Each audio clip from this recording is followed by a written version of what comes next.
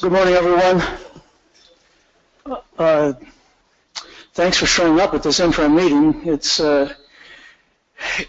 feels good to me that over the last several years, as we've tried to make the Halibut Commission line up a little bit more with the processes used by other management agencies and make things more public, it feels good to me that we have just guessing 50 people in the audience, and we may get some more. So I don't know how else to put it. It feels good to me that you're taking advantage of this, and we need the public input to make this work. So welcome. We did this last year. I think we had roughly this many people at the beginning, and I understand why, but after the first session when we look at stock assessments, people tend to thin out, but nonetheless, welcome. I'm glad you're here. We're going to continue to do this as long as it's successful. I think this is a nice venue. We have plenty of room here, so it works well. So we have basically the same agenda that we've had the last three interim meetings. Mostly the meeting is centered on the presentation of the new information we have. Again, principally the most interest is around the stock assessment, the harvest decision table. In particular, I think there is general interest in the research that's been done, what results we have, what pieces are being worked on when treating information is there. And I emphasize that this is not a decision-making meeting for the Commission, other than some directions that we may give staff in the financial section that's not open to public. There aren't decisions made here. It's informational, a summary of what happened in the last 9 months. Looking forward to the annual meeting in January. And I was thinking about this as the commissioners met for a few minutes at 8 o'clock, that I'm trying to remember why we thought it was a good idea to meet in June or in January when the last 2 weeks has been so bleak and gray. But nonetheless, we're looking forward to everyone being there third week of January. We do have a public comment session that will be at the end of each of the major segments. So this morning, we're getting through the stock assessments. At the end of that, there will be opportunities for the public to ask questions or comment. We would hope that even though we don't have a red, green, yellow light system, that speakers could limit themselves to 3 minutes. I'm not very good as a timer, but if it looks like you're going 5 or 6, I'll try to wave you down. But we're looking for self-enforcement of a fairly brief time. And of course, if you're a speaker, if you signed up to comment, that guy sounds weird. If you signed up to comment and the guy in front of you said what you intended to say, please still get up and say, yeah, what he said, but you don't need to fill out the whole 3 minutes, of course, and we look forward to hearing from all of that. We also have, this is being broadcast on webinar, and so there is an opportunity for participants on the webinar to type in questions. Mr. Keith is summarizing those, and so we will read those and respond to those too at the public comment period. So as we go through the session here, commissioners can feel free to ask questions at the proper time, but the public questions will come at the end. Do we have a break scheduled midway through this morning?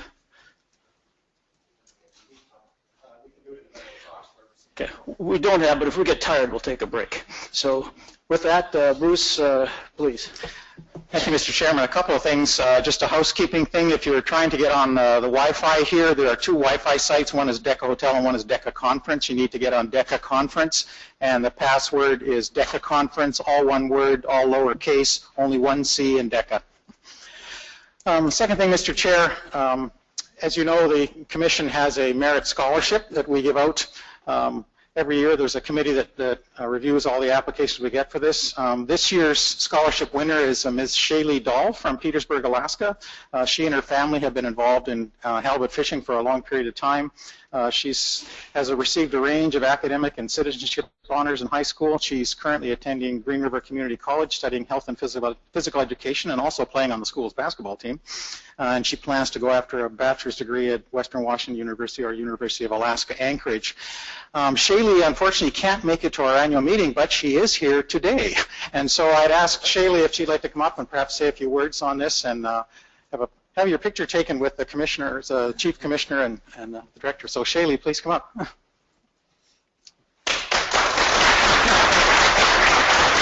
If you wanted to say a few words, yeah, you could just, I guess, if you wanted to say a few words at all in the microphone there.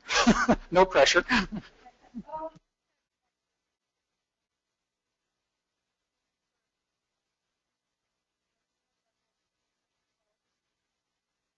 Oh,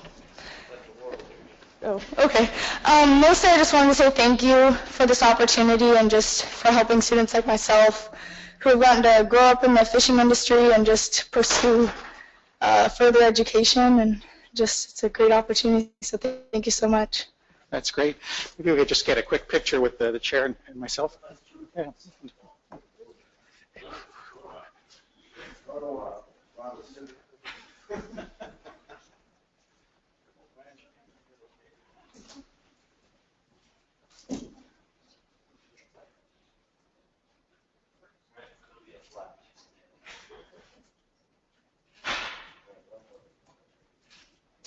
Thank you so much.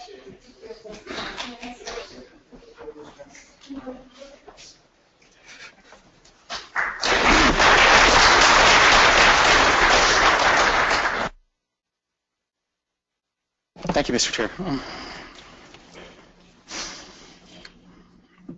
You want me to? With that, I would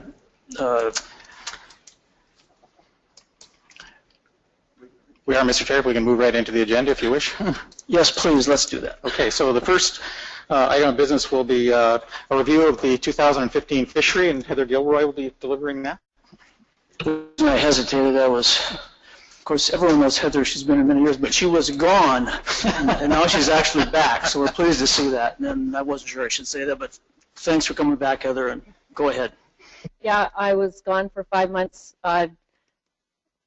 Somebody had just told me I should have put a slide in here of my summer of biking and house remodels, but I'm going to try to stick to the fishery, and I'm not sure I'll be able to answer all of the happening questions from the summer, but I'll do my best.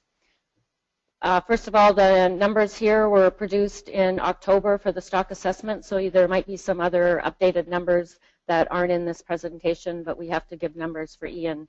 So they were updated, or we did them in October. And also all of the weights are net weight and they're preliminary.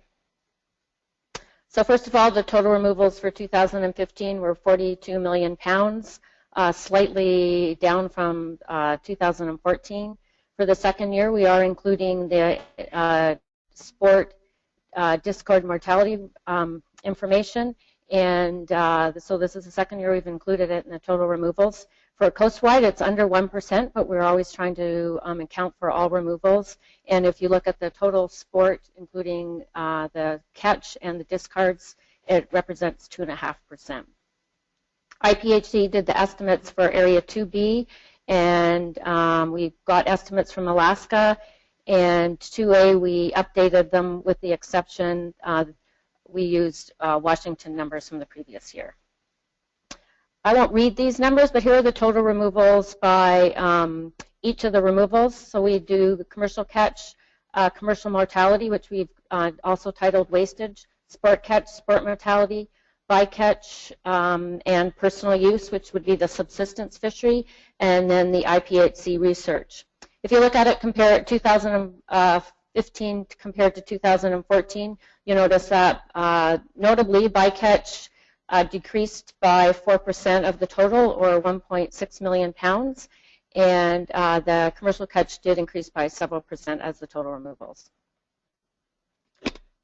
Next, I'll just talk about the areas where we have catch sharing plans. So the Commission sets a total catch limit for multiple user groups. The first one would be Washington, Oregon, and California, and the Commission sets a total catch limit for the sport Treaty Indian commercial users. The Pacific Management Council has a catch sharing plan which divides it between the different users, and I'll talk about those fisheries a little later. And the total catch was within 1% of the 0.79 million pound catch limit. It was under the catch limit. For Area 2B, or off the waters of British Columbia, the Commission sets a catch limit for the sport and commercial users, and Department of Fisheries and Oceans does the allocation, which gives 15% to sport and 85% to commercial fishers.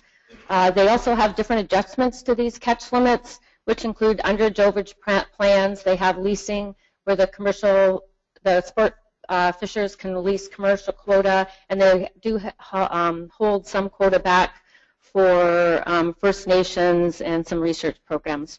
Overall, the catch was within 1%. The total catch limit was 7.038 million pounds, and the catch was 7.004 million pounds. The last allocation programs we'll talk about is for Alaska in areas 2C and 3A. And in this case, the Commission sets a catch limit for the sport and commercial, or the sport charter fisheries and the commercial fisheries.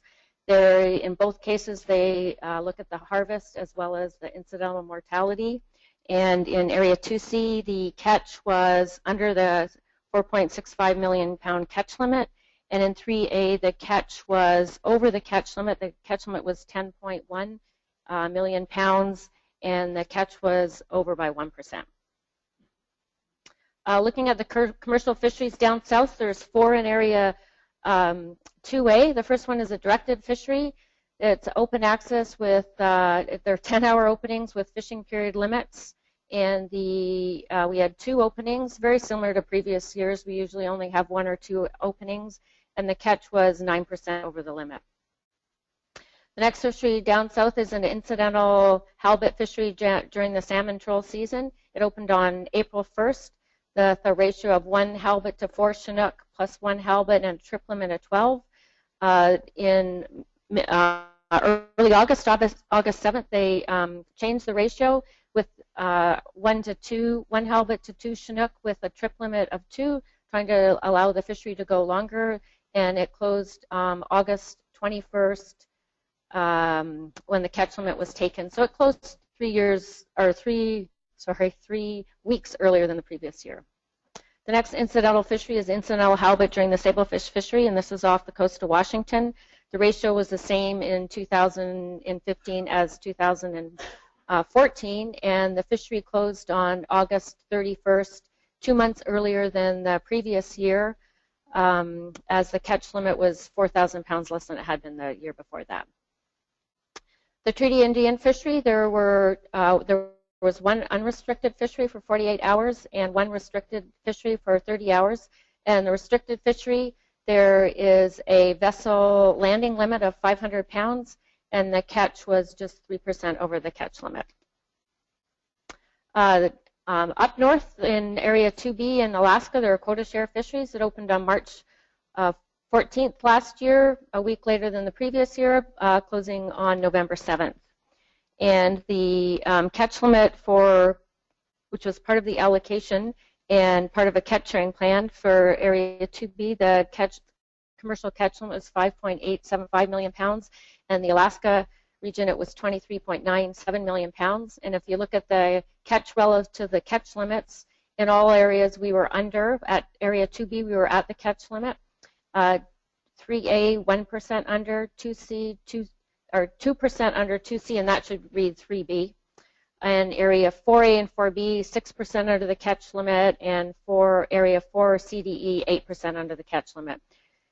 We were in the western areas, in the areas 4, we weren't quite as close as we were in 2014, but we have been quite a bit under in previous years.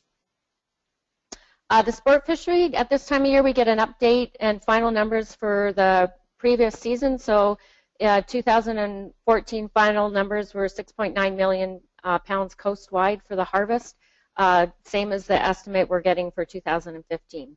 These levels are similar to they have been in the last couple of years, and in the mid-90s, obviously with allocation programs under the high levels of the 10 million pound range.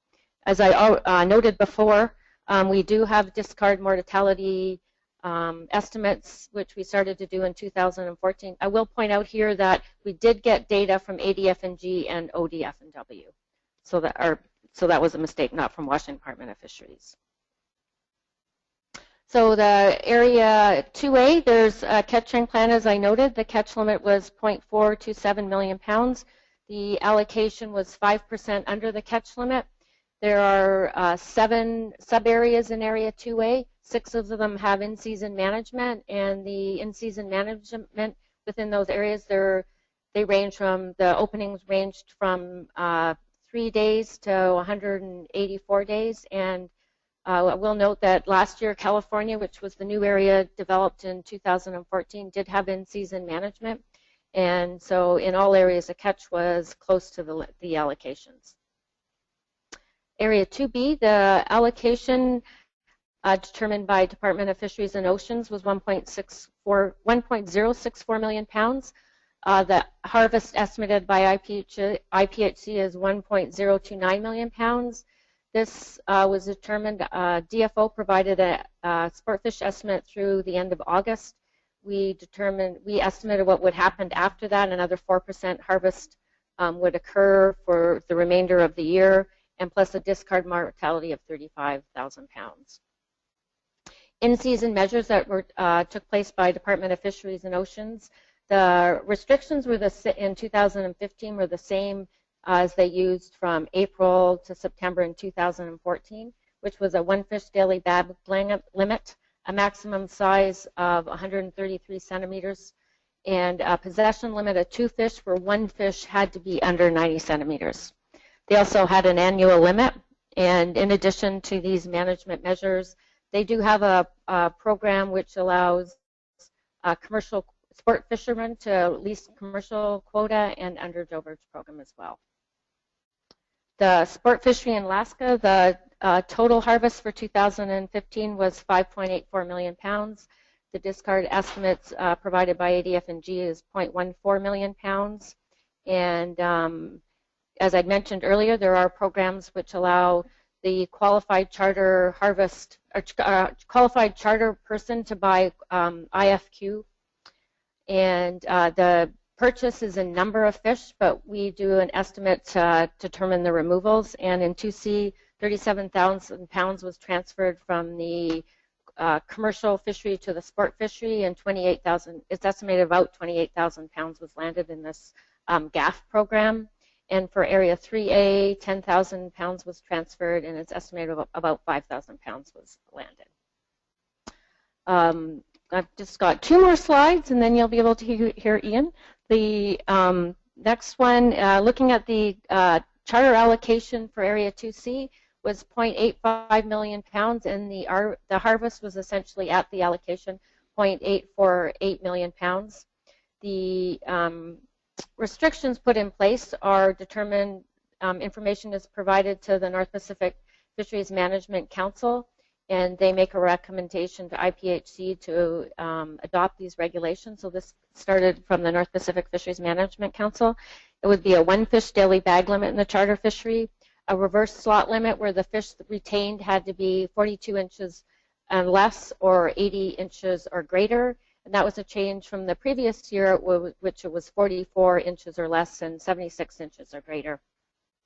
We found in 2015, 15% more fish by number were caught, and it was a slightly lower average weight.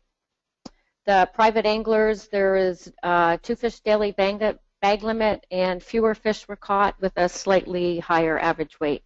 In both cases, the average weight was within a pound of the previous year.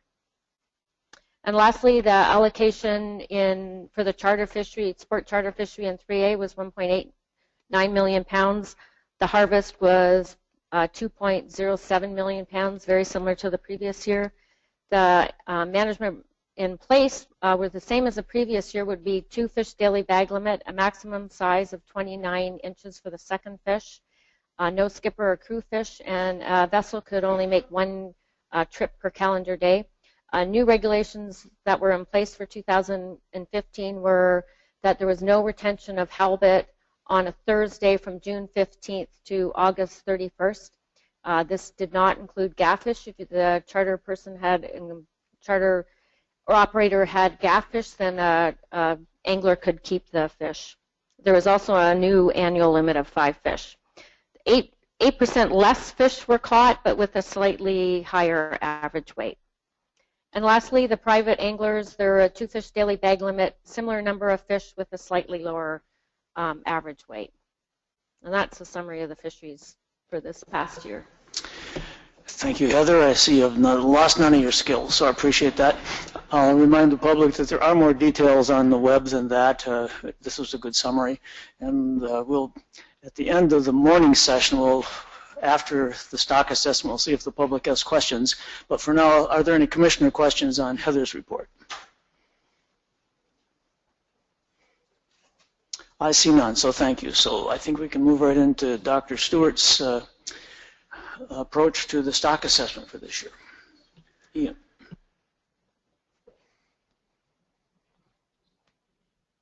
Okay, well, good morning. It's nice to be, nice to be back. I think this is my 4th process this year, so maybe for a change, I'm not the new guy.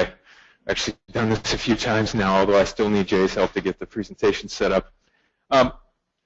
It's kind of exciting this time of year. I've been processing these data for the last few weeks, and now I get to finally tell all you guys what we've seen and learned over the season this year. But I'd like to start out by acknowledging the work of the IPHC staff. I get to present the assessment, but really it's the culmination of all the work from port sampling and at-sea sampling through all the data processing that goes on through the whole year. So in some ways, I get to take credit for a lot of the hard work that's gone in from all the staff. So thank you to them. And I'd also like to acknowledge Steve Martell and Ray Webster, who contribute extensively to the stock assessment every year, as well as Cole Monahan at the University of Washington, who's been helping me out. And finally, our scientific review board, who's given me a lot, like they do every year, given me a lot of good ideas and good things to work on. So with that, I'm going to launch right in, and I'm not going to keep you in suspense. I'm going to give you the summary right away. And the summary for this year is that both the data and the models that we've produced continue to suggest some stability in the stock. But inside this stability, as has been the case in previous years, there are some important area-specific patterns, and I'm going to spend quite a bit of time showing you how things look at the coastwide level and then trying to describe some of the details area to area of how things may differ among the regulatory areas. We generally have seen good correspondence between the survey and fishery trends. However, this year in some particular areas, we have seen some differences in what was observed by the commercial fishery and what we saw in our set line survey. And I'll try to point those out as we go along. Perhaps some more differences there than we've seen in previous years. The bottom line, after all the modeling and applying the harvest policy, is that the harvest policy and the decision table results generally look a little bit more optimistic than we've seen in recent assessments. Not for all areas, but across most areas. And I think in particular, one of the bright spots this year is that due to a combination of decreased bycatch and increased abundance estimates for area 4, C, D, and E, we see at the blue line a slightly larger or substantially larger fishery CEY for this year than we were projecting for last year. So I think that's some good news. So now I'll go through it and actually tell you how we got to this summary. The plan for this morning, I've probably got an hour or more of presentation. I'm going to start, as I usually do, with a summary of just the data. I think it's very important to spend some time looking at the data, and you can draw your own conclusions looking at the trends that we see in the data. I'll start with the removals, just a brief summary of some of the information that Heather gave you more detail on. Then I'll provide some information about trends and some of the biological characteristics that we saw during 2015 and compared to previous years. I'll then go through the stock assessment modeling, including the changes that were made for 2015, the results of this year's stock assessment modeling, and finally the decision table, which is really the bottom line from the stock assessment. Then at the discretion of the commissioners, I'll take a short pause, perhaps take questions or maybe just take a short break as they see fit, and then I'll continue on with the results of apportionment, and finally the harvest policy, and then probably the piece that you all want me to really just cut to, which is the catch tables, so you can see how it all breaks down to an area-specific level. So here we go. As I said, I'm not going to go into quite the level of detail that Heather did, but I want to just provide you a little bit of perspective about where we've been. And this is just a figure showing you the removals, or the total mortality from all sources from the halibut stock over the last roughly 50 years by source.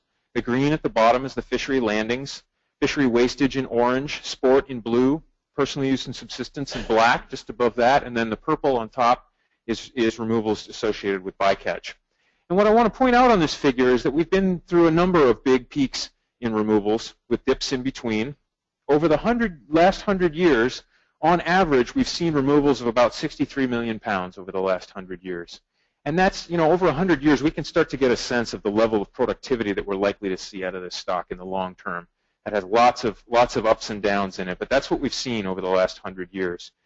In 2015, we were at roughly 42 million pounds. So we're at about 2/3 of the long-term sustainable yield that appears to be able to be extracted out of this stock.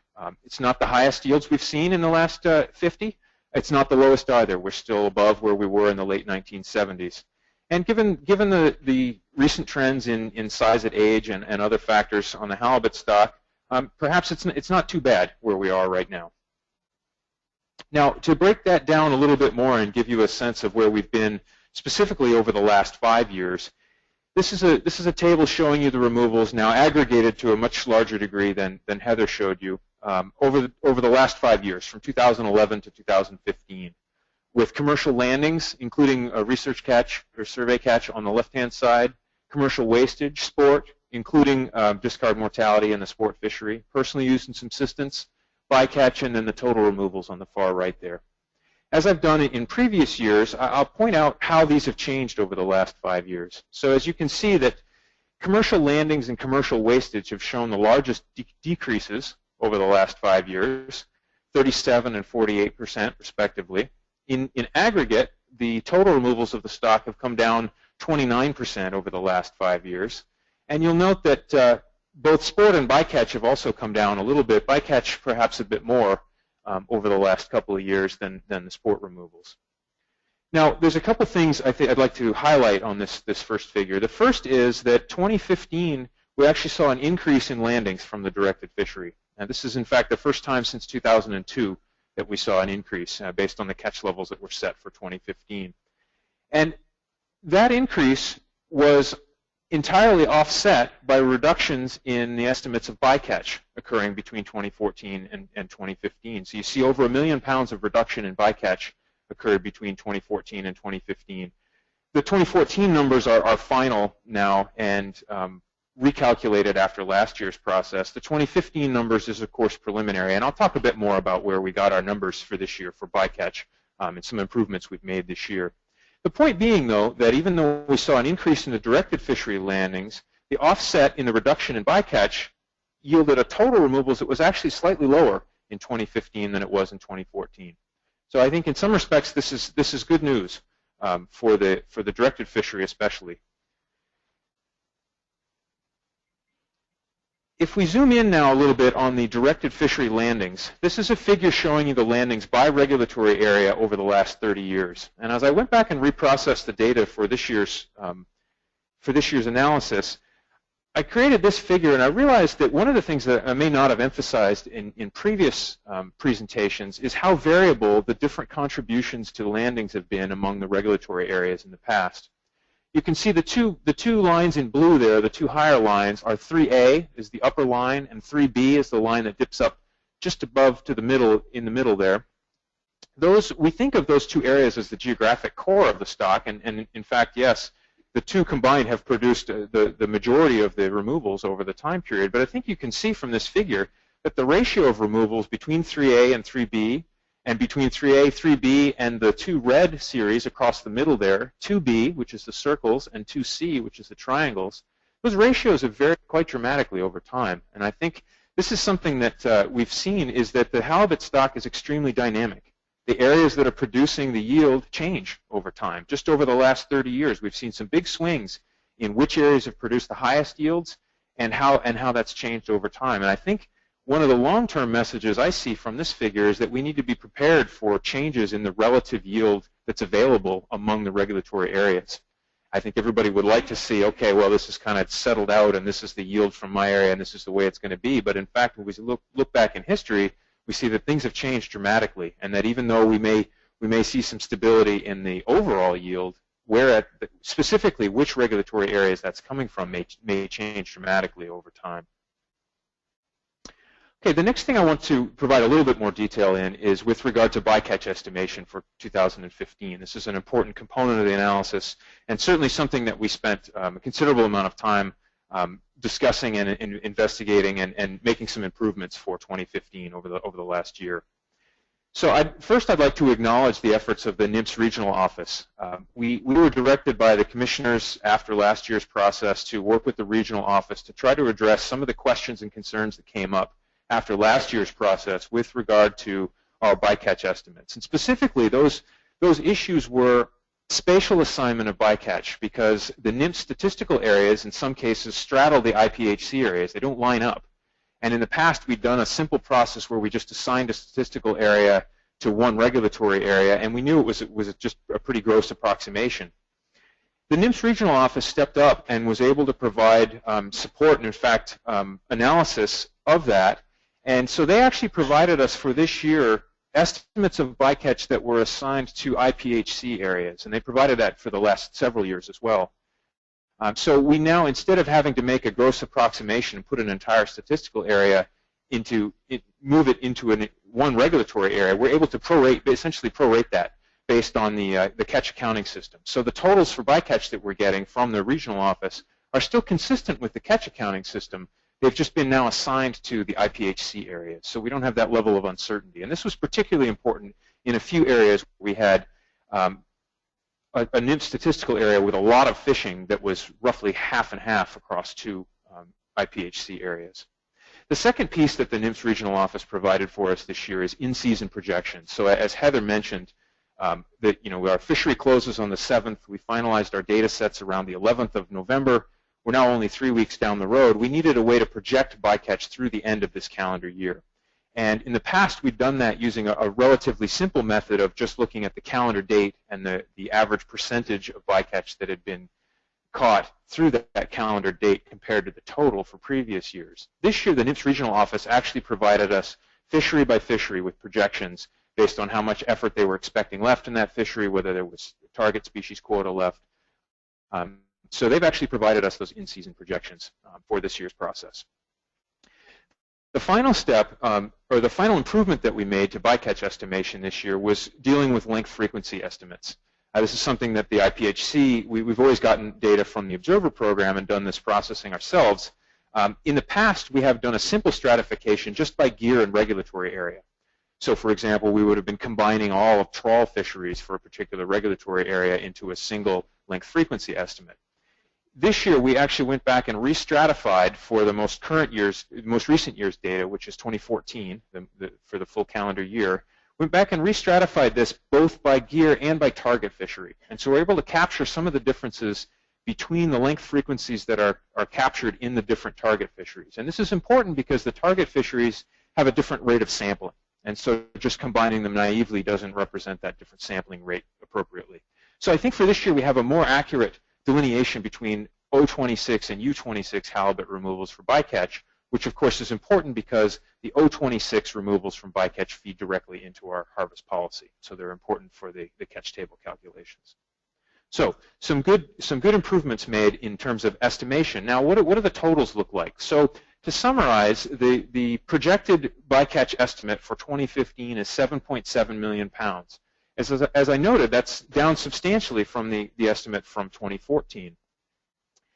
As you can see from this figure, this is the distribution of that 7.7 million pounds, and you can see that still about half of the coastwide bycatch occurs in Area 4, C, D, and E, or in the Eastern Bering Sea.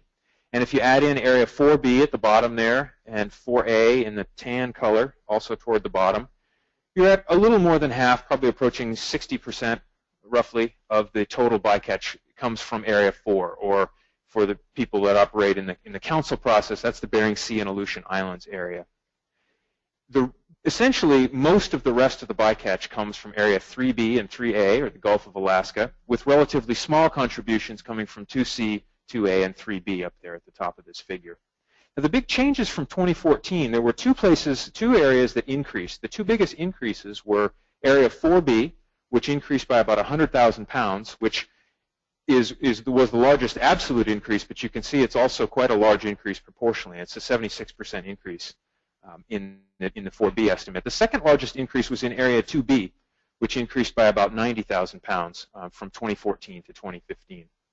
The two biggest decreases in the last year were primarily in Area 4C, D, and E, where we saw a decrease of just over 1 million pounds of bycatch between our 2014 estimate finalized at the end of the year, our projected estimate for 2015. The second largest decrease was in Area 3B with around 230,000 pounds. So all in all, quite good news here in terms of bycatch. We saw some very large reductions, and I think that the voluntary efforts that we heard a lot about at our annual meeting last year, particularly with regard to Area 4, C, D, and E, seem to have produced a substantial reduction in bycatch during 2015. I think this is quite positive information. Okay, now moving into the trend information that we have from 2015. So this is a figure showing you the total survey weight per unit effort. So this is all sizes of fish that were captured from the setline survey, aggregated across all areas, and showing you the time series from 1997 through 2015. And as you can see, as you've seen in previous years, we had a pretty strong and monotonic decline through somewhere around 2010. And since then, we've seen a relatively flat trajectory with some ups and downs, slightly up in 2015, but a much flatter trend over the last 5 years than we've seen in the decade leading up to that. If we zoom in a little bit farther and start to look at the distribution or which areas are contributing to this total, starting with Area 2 now at the bottom here, Area 2A in red at the very bottom, 2B and then 2C on top, you can see that the contribution of Area 2 has been quite consistent and in fact increasing slightly across the end of the time series. So what this means is that proportionally Area 2 has been contributing more and more as time goes on up through the most recent 5 years. We then switch to Area 3. Now across the middle here is Area 3A and 3B. You can see that the contribution of Area 3 to the coastwide total has decreased substantially from the early years. You see that band is much wider in the late 1990s and early 2000s than it has been in recent years. And the reductions have been occurring in both of those areas, although they're substantially more pronounced in Area 3B, which is contributing a relatively small fraction of the total at the end of the time series in recent years. Finally, if we look at the contribution of Area 4, you see a similar pattern of some decreases from the late 1990s and then a relatively constant contribution over the last roughly 5 years. So in a broad sense, this gives you a sense of how the regulatory areas are contributing to the coastwide total. Now I'm going to zoom in a little bit farther and give you some more specific information about survey trends in particular regulatory areas. I'll take a second just to orient you on this graph. This, again, is survey weight per unit effort. Each of these panels represents a regulatory area, and they are all plotted on the same axis. So you can compare the survey catch rates across all of these panels are all plotted on the same scale. There are two series plotted in each panel. The upper series in blue is the total survey weight per unit effort, including legal and sublegal halibut. And the lower series in black is the O32, or legal halibut weight per unit effort, including only those fish that were 82 centimeters and greater. I'll draw your eye for a second just to the bottom right-hand corner, which is the coastwide total. And that's, in fact, the total that I showed you on the previous graph. And you can see that the same pattern of decline through roughly 2010, and then some stability or relatively flat trend after that. The percentages below each of the area labels in this figure represent the percent change from 2014 to 2015. And although I think it's useful to see specifically what the percent change was over the most recent year, I think it's also helpful to look at the trends over the last 3 to 5 years, because in some cases we have a change in 1 year, but in fact overall it may be masking or it may not be consistent with the trend we've seen over the last 3 to 5 years. And I'll point out a few cases like that. However, again, drawing your eye to the bottom right-hand corner, in aggregate, both the total and the legal weight per unit effort was up about 5% from 2014 to 2015. Now I'm going to zoom in on a few of these areas, and I think that the important point here is that despite the fact that we've seen some stability at the coastwide level and a relatively flat trend, as you can see from these panels, we've got trends going in all different directions. We've got some areas that have been relatively flat. over the last 3 to 5 years, like Area 2B in this top center, and we've got other areas which have been increasing rapidly over the last 5 years, like Area 2C.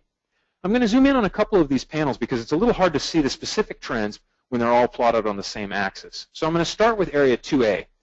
And now I've zoomed in and it's plotted on its own scale. And what you can see here, 2A actually had the largest percent increase from 2014 to 2015. You can see that at the end of that time series. You can also see that we have much more variability in the 2A index. And in fact, it's hard to say that we have much more than a relatively stable trend over the last, say, 3 to 5 years. We have some ups and downs. The intervals here represent the uncertainty in that point. So you can see we're much less certain about the trend in Area 2A than we are in some of the other areas I'm about to show you. Nonetheless, it was the largest one-year increase from 2014 to 2015. Zooming in now on Area 2C, plotted on its own scale, what we see in Area 2C was a roughly 11 or 12% increase from 2014 to 2015. But I think what you can also see here is one of the most consistent trends we've seen across the entire coast of increase over the last 5 to 6 years, consistently up in Area 2C. Now I want to move down to Area 4C, D, and E. And I make a couple comments here. Again, this is now plotted on its own scale so you can see the trend a little bit better. Note Area 4C, D, and E. This represents the combined index of our setline survey, which includes, for 2015, it includes our own survey of the Eastern Bering Sea. And you're going to hear more tomorrow, I think, from Ray Webster describing the calibration and the survey efforts that we made in the Eastern Bering Sea this year. But with that survey in 2014, we have improved information for Area 4C, D, and E. We use that survey then alongside the NMFS trawl survey, and again, Ray's going to describe this more tomorrow, to create a combined index, including our catch rates on the Bering Sea edge, the Area 4D edge, around the islands in Area 4C and in 4D, as well as combining that with the trawl results from the Eastern Bering Sea.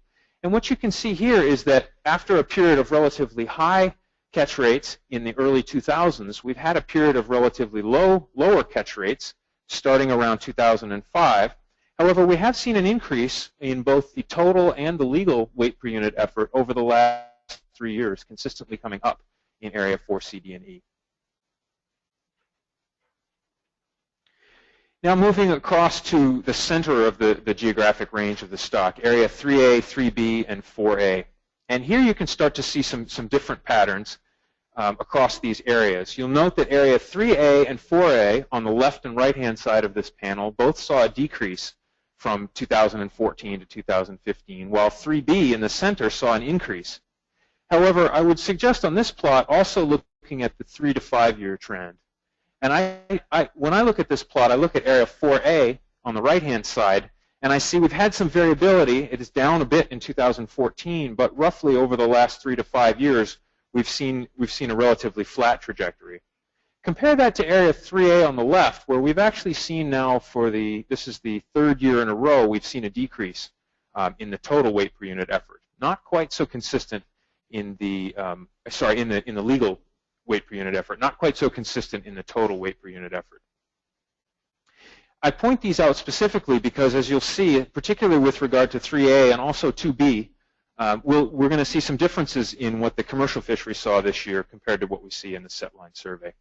I'm going to show you one more figure of survey results, and this is now the same plotting. However, what I'm showing you, instead of weight per unit effort, I'm showing you numbers per unit effort. So this is just a number of fish caught. And you'll see, in general, the trends are quite similar. Perhaps the difference between the blue series, which is the total numbers of fish caught, and the black series, which is the legal number of fish caught, is a bit more pronounced in this figure. I'll draw your eye to the center panel there, Area 3B, where you see there's the biggest gap between those two series. And what that means is that Area 3B is the place where we're seeing the highest catch rates of sublegal fish. And you can see Area 3A to its left is the second highest, and in fact Area 2C in the upper right is also showing a bigger margin between those two, suggesting a higher encounter rate of sublegal fish relative to legal fish in those areas. And importantly, that does vary substantially across the regulatory areas. But in general, you'll see that these trends, not the specific percentages, but in general, the trends are quite similar whether we're looking at numbers or weight. And the numbers, of course, doesn't include the trends we've seen over the last couple of decades in size at age and the size of the halibut in the stock. I'll point out here that in terms of numbers per unit effort, we saw declines in area 3A and 4A, but across the board and everywhere else we saw increases. Sometimes not large, but up across all the rest of the panels, which I think is somewhat good news. It's one of the more positive pictures we've seen in terms of one-year change, certainly in the last 4 years that I've been involved in this process. Okay, now I want to move into what the commercial fishery saw. And so we summarize, each year we summarize the commercial fishery logbooks, and noting that we need to finalize the data sets in early November, and the fishery closed this year on the 7th of November, so we don't have all the logs. And the first thing I want to say about the commercial fishery logbooks is that because of our annual process and trying to finish this assessment early in the fall and use the most complete information we can, the logs that we have in a particular year are never complete, and they're never all verified. So you should always take the most recent year with a grain of salt. We don't have all the records in yet. We're missing some of the logs from the end of the season, although we're missing some logs throughout the season. However, our staff, our data entry, and everybody makes a big push in the fall to get as many of these logs in as they can. And I think our representation this year is as good as it's been in past years. But just to note that these are always incomplete at the end of the year. Going into next year's process, of course, I'll update these figures to represent all the logs that we get for 2015 as they filter in over next spring for vessels that we didn't catch their logs at the end of the season. So for 2014 and earlier, this represents complete information now. But again, 2015 is still incomplete. So now, to show you the results. The black line down the center of this panel is the total commercial weight per unit effort, or the weighted average across all the regulatory areas. Noting that this series goes back a little farther. For the survey figures, I only went back to the late 1990s, which is when our survey starts. This one actually goes back to the mid-1980s. And what you can see from this figure is that from the late 1990s through somewhere around 2010, we saw the same kinds of declines in commercial catch rates that we saw from the set line survey. Perhaps even a little bit further declines into 2011 and 2012. However, in the last couple of years, we have seen some flattening out and actually an increase from 2014 to 2015. I'm going to go now through some of the specific regulatory area trends. So starting with Area 2, this is the time series for logbook catch rates from Area 2. And the red series on top there, this is Area 2A, 2B, and 2C. On top of this figure with the circles is Area 2B. And you can see for Area 2B, since about 2008, we've seen a steady increase in the commercial catch rates coming from Area 2B. Just below it and extending just above that black line with the triangles is Area 2C. And again, in 2C, not quite as pronounced as 2B, but in 2C we've also seen a pretty consistent increase in commercial catch rates, both of these areas now exceeding the coastwide average over the last few years. Area 2A at the bottom there, you can see over the last 5 years we've seen very consistent commercial catch rates. Noting that the fishery in Area 2A is quite different. As Heather noted, it's still a derby fishery, and even the tribal fishery was prosecuted this year, I think, in 2 days. So the total fishery in Area 2A was 4 days total. So it's quite a different fishery in Area 2A compared to 2B and 2C. Again, the trend in Area 2B, or the circles there, does differ substantially from what we've seen in the last couple of years in the set line survey, where we've actually seen a flattening off of the catch rate, even of legal fish in British Columbia. Moving now to Area 3, this is Area 3A is the upper series, and Area 3B is the lower series, which dips below the coastwide average at the end of the time series. You can see a similar trend of declines across from the late 1990s to very recently. However, those declines in Area 3 had continued through 2014. You can see both of those were trending down. However, in 2015, we saw an upswing in both of those indices of commercial catch rate from 2014 to 2015. Again, at Area 3A particularly, this is in some contrast to what we saw in the set line survey, where we've actually seen over the last 3 years in Area 3A, we've seen a decrease in the set line survey. We actually saw an increase in both of these areas in the commercial catch rates for 2015 relative to what we've seen in 2014 and earlier. Moving now into Area 4, I'll show you first the catch rates in Area 4B, which, like many of the other areas, came down from the late 90s through somewhere around 2010, perhaps a couple of years later. But in Area 4B, we've seen increases now, modest increases over the last couple of years. Moving now up to Area 4A, 4C, and 4D. Again, similar historical declines and some variability at the end of that time series. The lower series on this panel is Area 4C. I believe those are sort of diamond-shaped figures. It's the lowest green series you see on the far right there. Area 4C saw a fairly large increase after some flattening out in recent years.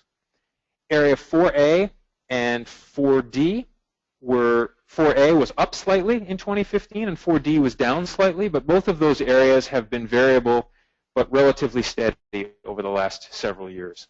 So again, some differences this year in terms of what we saw from the commercial fishery from what we saw in the setline survey. However, generally, we saw some good news between 2014 and 2015, some positive trends occurring across many of the regulatory areas for 2015. Now I want to move, I want to go into one more figure just to give you something that's directly comparable to the survey figure that I showed you recently. This is now the catch rates for each of those areas with the percentage change reported for area 20, with the percentage change from 2014 to 2015 reported for each area. And note that the shaded region on the left-hand side of that plot corresponds to an area that we don't have a survey index for. So these extend a little bit farther back in time. If the series look a little different, part of that is that they go all the way back into the 1980s. Again, you can see across particularly across the middle of this plot, Area 3A, 3B, and 4A were all up in between 2014 and 2015. 3A and 3B on the left and in the center of the middle there were both up pretty substantially from 14 to 15. In aggregate, the bottom right-hand panel here, in total, across the whole coast, the trend is actually quite similar to what we see in the setline survey. That historical decline, some flattening out in recent years, and where the survey was up roughly 5% for legal fish from 2014 to 2015, the commercial fishery catch rate was up roughly 11%. But in general, a pretty similar trend across this recent time period. Okay, now I want to drill down into the biology a little bit and give you a little more detail within this trend information, what's been happening with the biology of halibut. So this figure shows you the average weight of fish that have been landed in the commercial fishery by regulatory area since 1935. And you can't see all the detail here. The color schemes are similar to what I've shown you in the past, with the exception that Area 4 is aggregated on this plot because we don't have individual area resolution in some of the historical data. But what you'll see here is Area 2 in red, Area 3 in blue, Area 4 in green, and the black line down the middle represents the coastwide average weight of fish landed. You can see, as I've shown you in the past, that fish were relatively small back in the 1940s and 50s.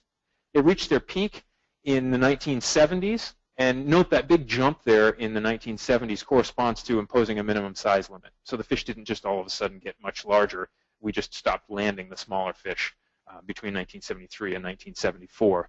Nonetheless, in the late 1970s was the peak of the average size fish. Somewhere pushing 40 pounds was the average fish landed across the whole coast. And what we've seen historically since that time period in the 1970s, we've seen some very large declines in the average weight of fish being landed.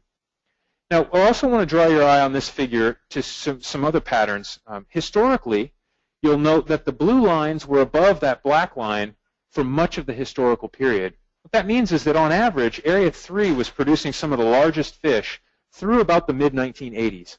And somewhere around 1990-ish, the Area 3, the average size fish dropped down to be pretty consistent with the coastwide average. And then in recent years, it's actually dropped below the coastwide average.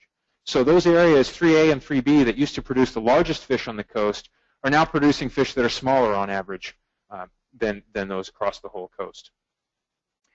Conversely, you can also see that the red series, which is Area 2, were around the coastwide average or slightly below historically, but a couple of those areas are now well above the coastwide average. I'm going to zoom in now to the most recent time period. So now this is just the last 25 years. so you can see some of these trends a little bit better. And you can see at the top of this figure, the red with the triangles is Area 2C. And you can see that for about the last 10 years or slightly more, Area 2C has been producing the largest fish on the coast. And although they declined, the average size fish declined slightly from 14 to 15, still over the last 4 years, we've seen the largest fish consistently coming out of Area 2C. Moving down on the right-hand side of this panel, you can see that the second largest fish that we saw in 2014, and in fact also, 2015 and also 14 and 13, came from Area 2B.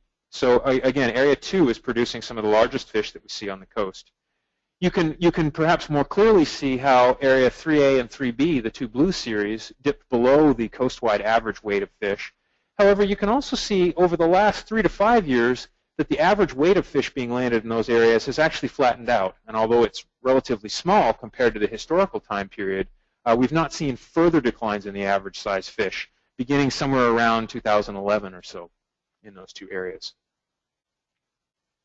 Now, the mean weight in the landings is a combination of two things. It includes both the size at age of fish as well as the age structure of the fish. And we have seen some changes in the age structure of the catch coming in. So I want to zoom in now using the survey and show you what the change in coastwide weight at age has been. And I'm going to use females to illustrate this because females provide the bulk of the commercial fishery catch. And as you saw in that previous graph, we've seen some big declines in the average fish size. And in fact, those declines have occurred in the average fish size at age as well as just the average size fish hitting the dock. So what this shows you, this is now weight on the y-axis and age of fish from 8 to 16, which is the range that contributes generally the most to the commercial fishery over time.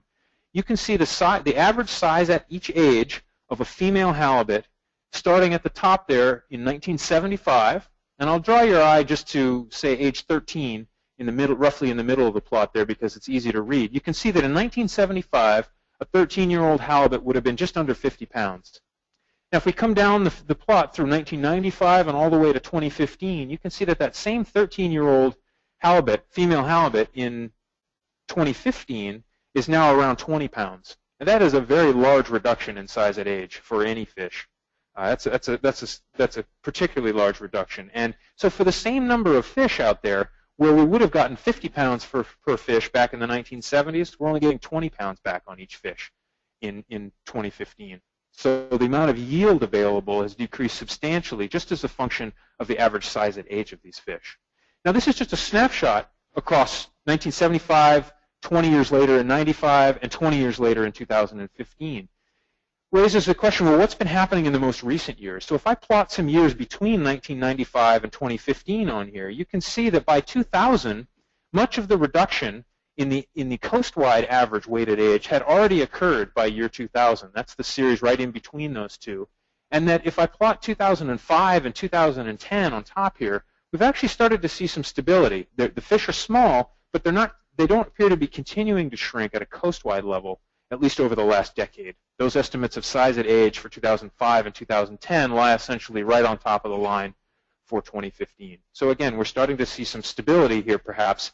The fish may not be as large as we'd like them to be, but at least they're not continuing to decline over the last decade or so. Now I want to move into the age structure of the population, which is the other moving piece here. This is a figure showing you the coastwide age distribution from the commercial fishery. The y-axis of this plot represents age from ages 5 through 25. And no, they don't all die off at 25. That's just, I've just aggregated them there. And in fact, I aggregate them at age 20 prior to 2002 because of our aging methods during that time period. So that's just 20 plus and 25 plus. Each column here represents a year. So starting on the left-hand side of that panel, that's 1996. And so the circles represent the proportion of the commercial catch in numbers of fish that came from each of those age classes. So each column of circles sums to 1. So that's basically just showing you how is the catch distributed across the various age classes in each year of this time series. And again, this is the commercial fishery catch in each year. And I'll draw your eye to a couple things. Because each column is a year and each row is an age, a diagonal line will indicate a particular cohort. And you can see here I've drawn just a line across the 1987 cohort where you can see particularly large contributions in each of those years, moving up through, and you can actually track that cohort all the way out to the first year that I worked on this assessment, which was 2012. And I think it's official now. 4 years later, that 1987 cohort is pretty much gone. We've pretty well caught them.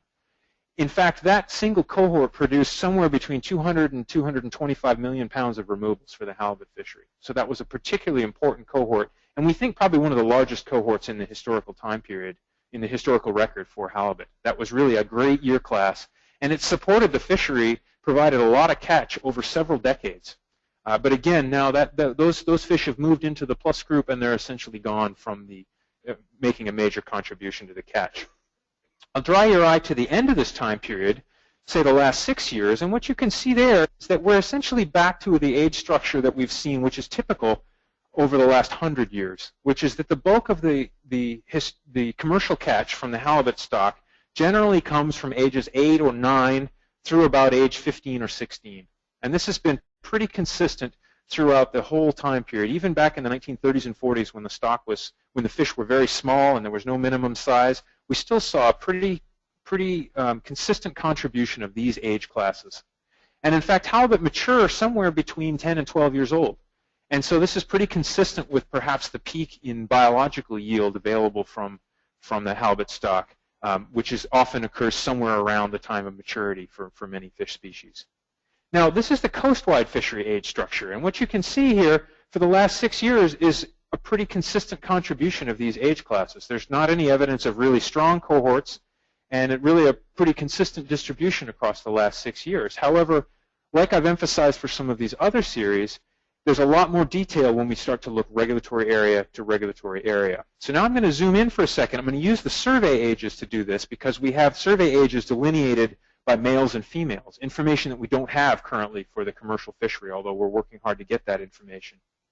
And I just pulled a couple of areas out here, area 2B, 4B, 3A, and 4C, D, and E. And I just pulled them out of the mix just to illustrate some of the differences that we see in age composition by regulatory area. So this figure's a little different now. This is just the 2015 ages, and this is now the proportion of fish on the y-axis and the age on the x-axis from age 5 through age 25. The red bars represent female halibut, and the blue bars represent males. So the way you would read this would be to say, in the top left there in area 2B, you can see there's quite a large spike at 9 years old, maybe just above 15%. So the way you would read that is roughly 15% of the catch in 2015 by number were female halibut age 9 in area 2B. And I throw this up here to show you some of the contrast between the regulatory areas, and this is actually quite important. You'll note that in area 2B, up there on the left, female much more common in the catch than males, and there are relatively few halibut beyond about age 15 represented in the catch. Moving over to the right, area 4B, the upper right-hand panel there, you see some pretty pronounced differences. One, you can see right away, there are a lot more males in the catch in area 4B. We see this, in fact, in the survey. This is the survey, but we've seen this, in fact, across more years than just 2015. Consistently in the survey, we see a high fraction of males out in area 4B. In addition, you also see quite a protracted right-hand tail on the graph there with quite a lot of males in excess of 15 years old, all the way out to a pretty large group of fish that are, males especially, that are age 25 and greater. In fact, every year we age males out to 40 or even 50 years old from area 4B. Now, I should note that these ages are from the survey, and these include all sizes of fish. So this is not just legal fish. So some of the younger fish you see here and some of the larger proportions of male halibut represented in the survey catch, we think you wouldn't see in the commercial fishery catch, although we don't know the sex distribution in the commercial catch specifically. So what I wanted to point out on this slide is just that there are important differences in the age structure among the regulatory areas. You can see those strong 9 and 10-year-olds in area 2B in the upper left-hand panel. Moving down to 3A, which is actually not that far away, you don't see that same strong contribution of 9 and 10-year-olds. In area 4, C, D, and E, you can see that 9, 10, and 11-year-olds are all making a relatively strong contribution to the catches, the survey catches in 2015. So again, even though I summarize all these trends at the coastwide level, I think it's very important to recognize that we do see some quite different trends within each regulatory area when compared to that coastwide total. Okay, last little bit of biological information here is the Pacific Decadal Oscillation. And the Pacific Decadal Oscillation, I've discussed this a bit in previous years' presentations. The Pacific Decadal Oscillation is really just a gross metric of productivity generally in the Gulf of Alaska. It integrates a bunch of things like temperature and current patterns, and it's just an index of the overall productivity of the northeastern Pacific Ocean. And what you can see is that we've been through periods of relatively positive or warm conditions historically through somewhere around the mid-1940s. And then from the 1940s through the late 1970s, we had a relatively poor period. And then from the late 1970s through 2006, we had another positive period. Now, what we've found, and actually Bill Clark, who's here today, first discovered this back, I guess, almost 20 years ago now, but there appears to be a relatively strong correlation between these phases of the Pacific Decadal Oscillation and the average number of recruits or juvenile halibut that are coming into the stock each year. It's not a perfect correlation, but in general, we see something like 1/3 more juvenile halibut coming into the stock when we're in a positive phase of the Pacific Decadal Oscillation than when we're in a negative phase. Now, this is just a correlation. We don't understand what the potential mechanisms are there, and it could well be that in fact this has nothing to do with recruitment, that it's related to something else which is related to recruitment. Or, in fact, this could be a spurious correlation. But historically, it has shown a high correlation to recruitment strength. And in fact, when I redid Bill's analysis just a couple of years ago, I found a similarly strong correlation that had stayed through another 10 or 15 years of data from the original analysis, suggesting that at least at the moment, we do still see this correlation. And what's important, I think, as we move forward is that for halibut, as I just showed you in that last graph, the bulk of the catch comes from fish that are 8 to 16 years old, which means we're waiting, basically we have to wait a decade after those fish have been born to see how they're going to produce in the commercial fishery. So really this is one of the only pieces of information I can point to and tell you, well, this is what might be coming down the road for halibut recruitment. Obviously, I don't know, and the weather conditions, the environmental conditions in the last couple of years have been quite atypical of previous periods of the Pacific Decadal Oscillation. So I don't even know if these 2 points at the end of the time series, 2014 and 15, they look to be highly positive, but I'm not sure what this means in the longer term. I'm really still waiting for the oceanographers to tell us, are we in another positive phase, or were these just different years for some reason? But also important for our near-term projections, or at least to think about what might be coming down the pike for halibut recruitment, is this period from 2007 through 2013, where we had relatively negative or cool conditions in the Gulf of Alaska. These are the fish that are going to be moving into the commercial fishery over the next 5 to 10 years. Again, I don't know whether these necessarily were or weren't good year classes coming in, but based on the historical correlation, it suggests that the conditions relative to when we've seen good recruitments in the past have not been all that great between 2007 through 2013. Okay, that brings me to the end of the summary of the data. Now I'm going to go into the modeling for 2015. So for 2015, we continue to use an ensemble of stock assessment models. Rather than just use a single model, we're trying to capture some of the uncertainty among different ways of modeling the halibut stock, because there is no perfect model. All of these models are abstractions or just approximations of reality. And we're using the same 4 models for 2015 that we used in 2014. And these represent a two-way cross, essentially, between 2 ways to treat the spatial information in our data sets and 2 ways to treat the historical data in our data sets. And I'll give you a little bit, maybe a little bit different way to think about that. In terms of the spatial data sets, I've shown you the coastwide aggregate time series. So if I say, well, the survey declined and then it's been relatively flat over the last 5 years, that's at the coastwide level. But then I also showed you that we've seen some areas going up and some areas going down over that time period. If we take the average of an area going up and an area going down, it's a flat trend. But somehow there's some additional information that's missing when we just look at the flat trend. So the areas as fleets models, of which we use 2 in this assessment, retain the data sets disaggregated by geographical region. So instead of aggregating the data all the way up to the coastwide level, we aggregate only Area 2 and only Area 3 and Area 4 and Area 4B treated separately.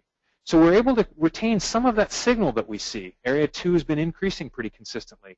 Area 3, not so much. We can actually retain some of that signal and actually pass that into the stock assessment model.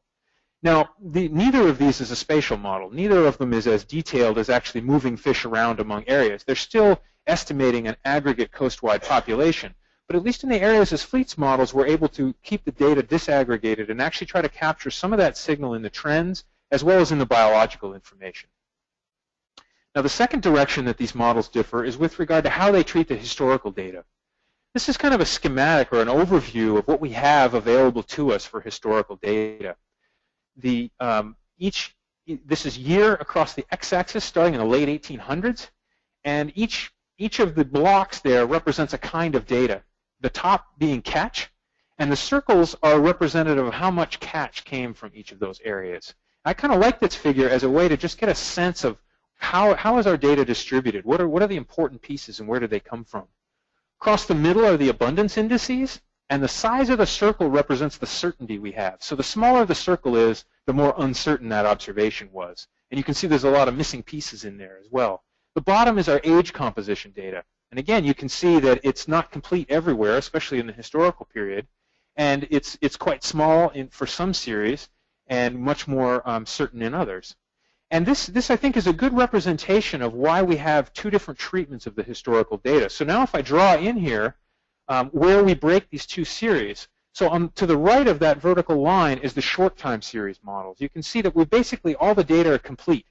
We've got information from all the different areas. You can see these are broken down by Area 2, 3, 4, and 4B into those geographic regions, both for the commercial fishery and the survey.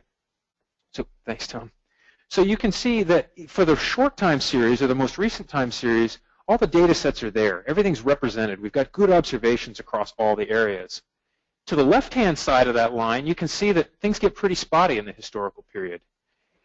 So it's a trade-off. Do we try to model that long time period with all of its missing pieces of data, and in some cases, some areas not very well represented? The farther back you go, the less information we have for Area 4. If you go back far enough, we don't have any information for Area 4.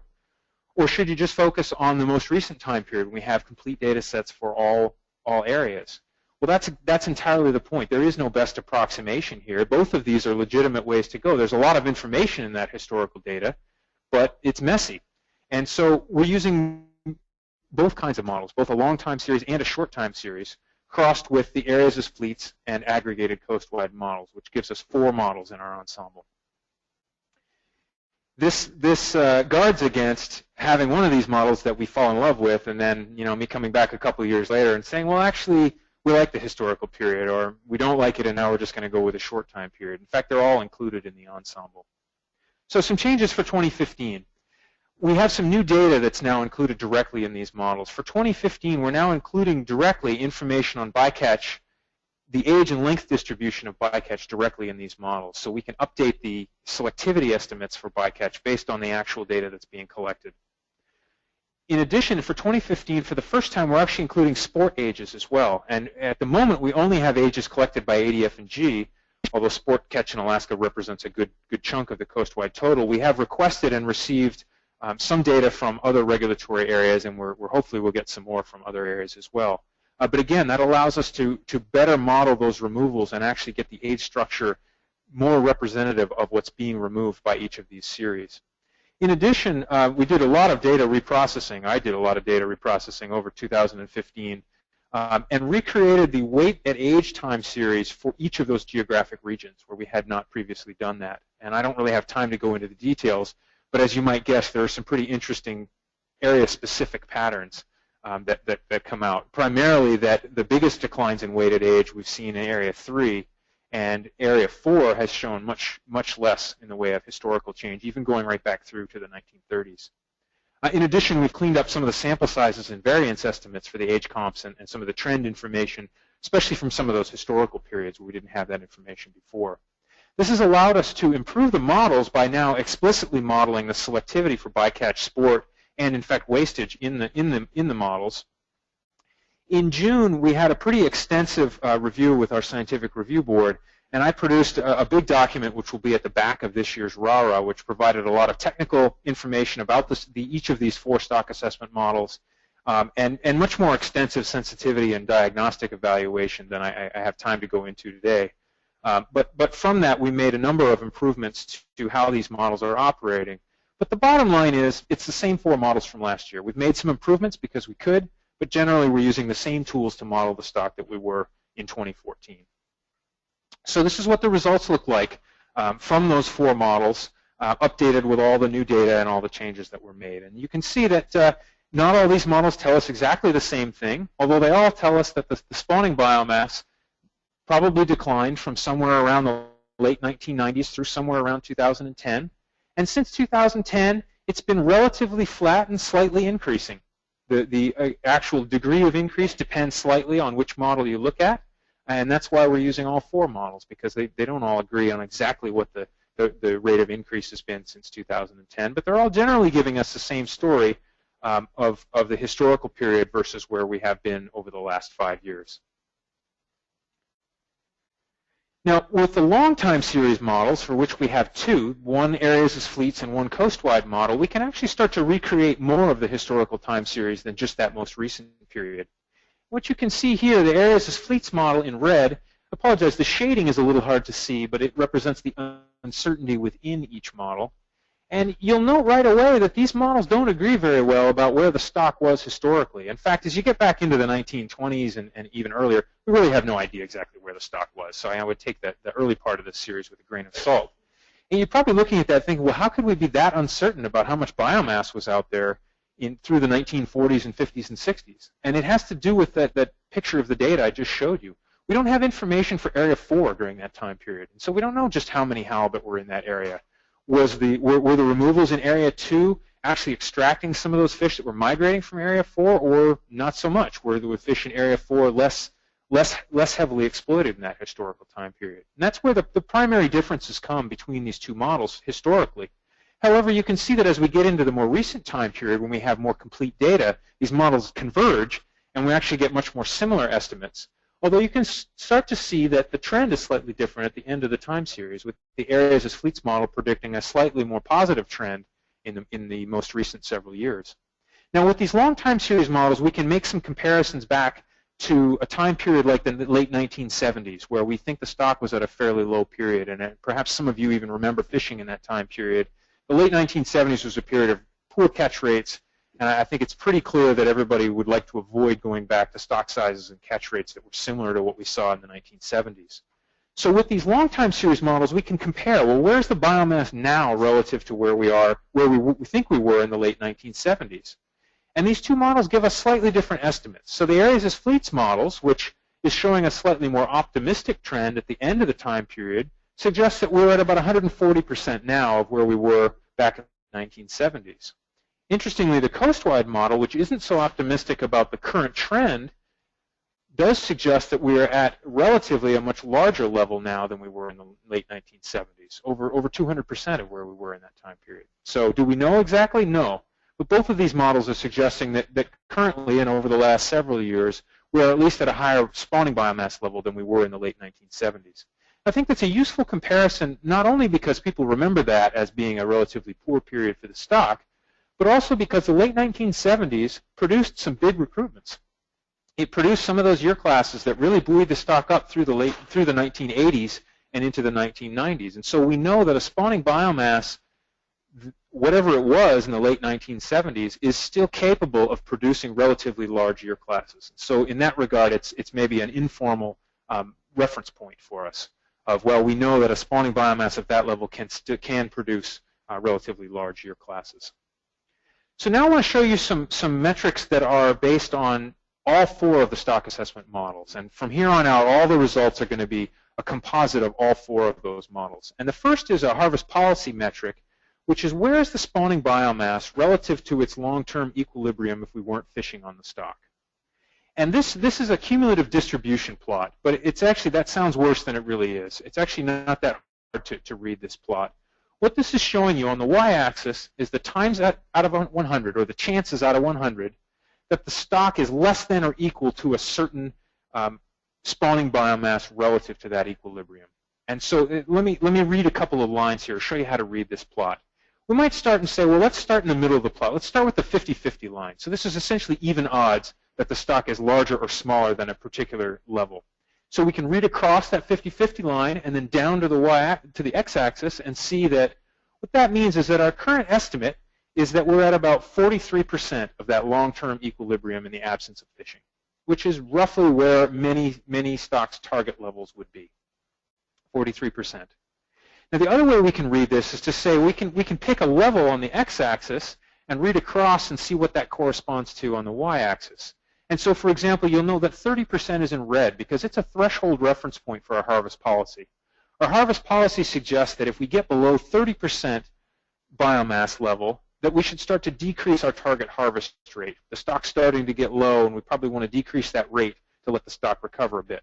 So we can start at 30%, and we can now read the other direction, and we can see that that actually gets us to a 3 out of 100 chance. So what that means is that there's a very small chance that the stock is currently at or below that 30% level. And this is, in fact, a little bit more optimistic than we've seen in previous years' assessment results. And you'll see that's going to be a bit of a theme through many of these reference points.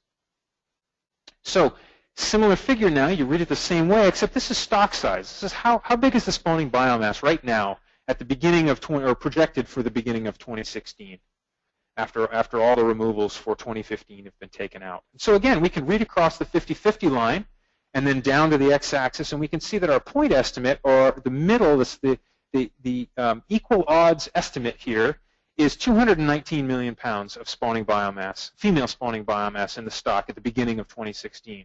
However, you can see that this curve is fairly flat. And so if we read across, say, from a small probability or a small chance out of 100, you can see that corresponds to just over 150 million pounds of spawning biomass. If we read across the top, that's almost 300 million pounds of spawning biomass. So that represents our uncertainty in that 219 million pounds. And you can see that's quite broad. You might be thinking, well, I've seen other stock assessments, and they're much less uncertain. I mean, they know exactly how much spawning biomass is out there. Well, in fact, you're probably not used to seeing assessments that are incorporating uncertainty in how to treat the historical time period and how to aggregate the data or not as areas as fleets or coastwide models. So we're including here not only the uncertainty within each of those stock assessment models, but also the uncertainty across those 4 different ways to model the stock. And the benefit of that is that we're reporting that it translates all the way through to the decision table.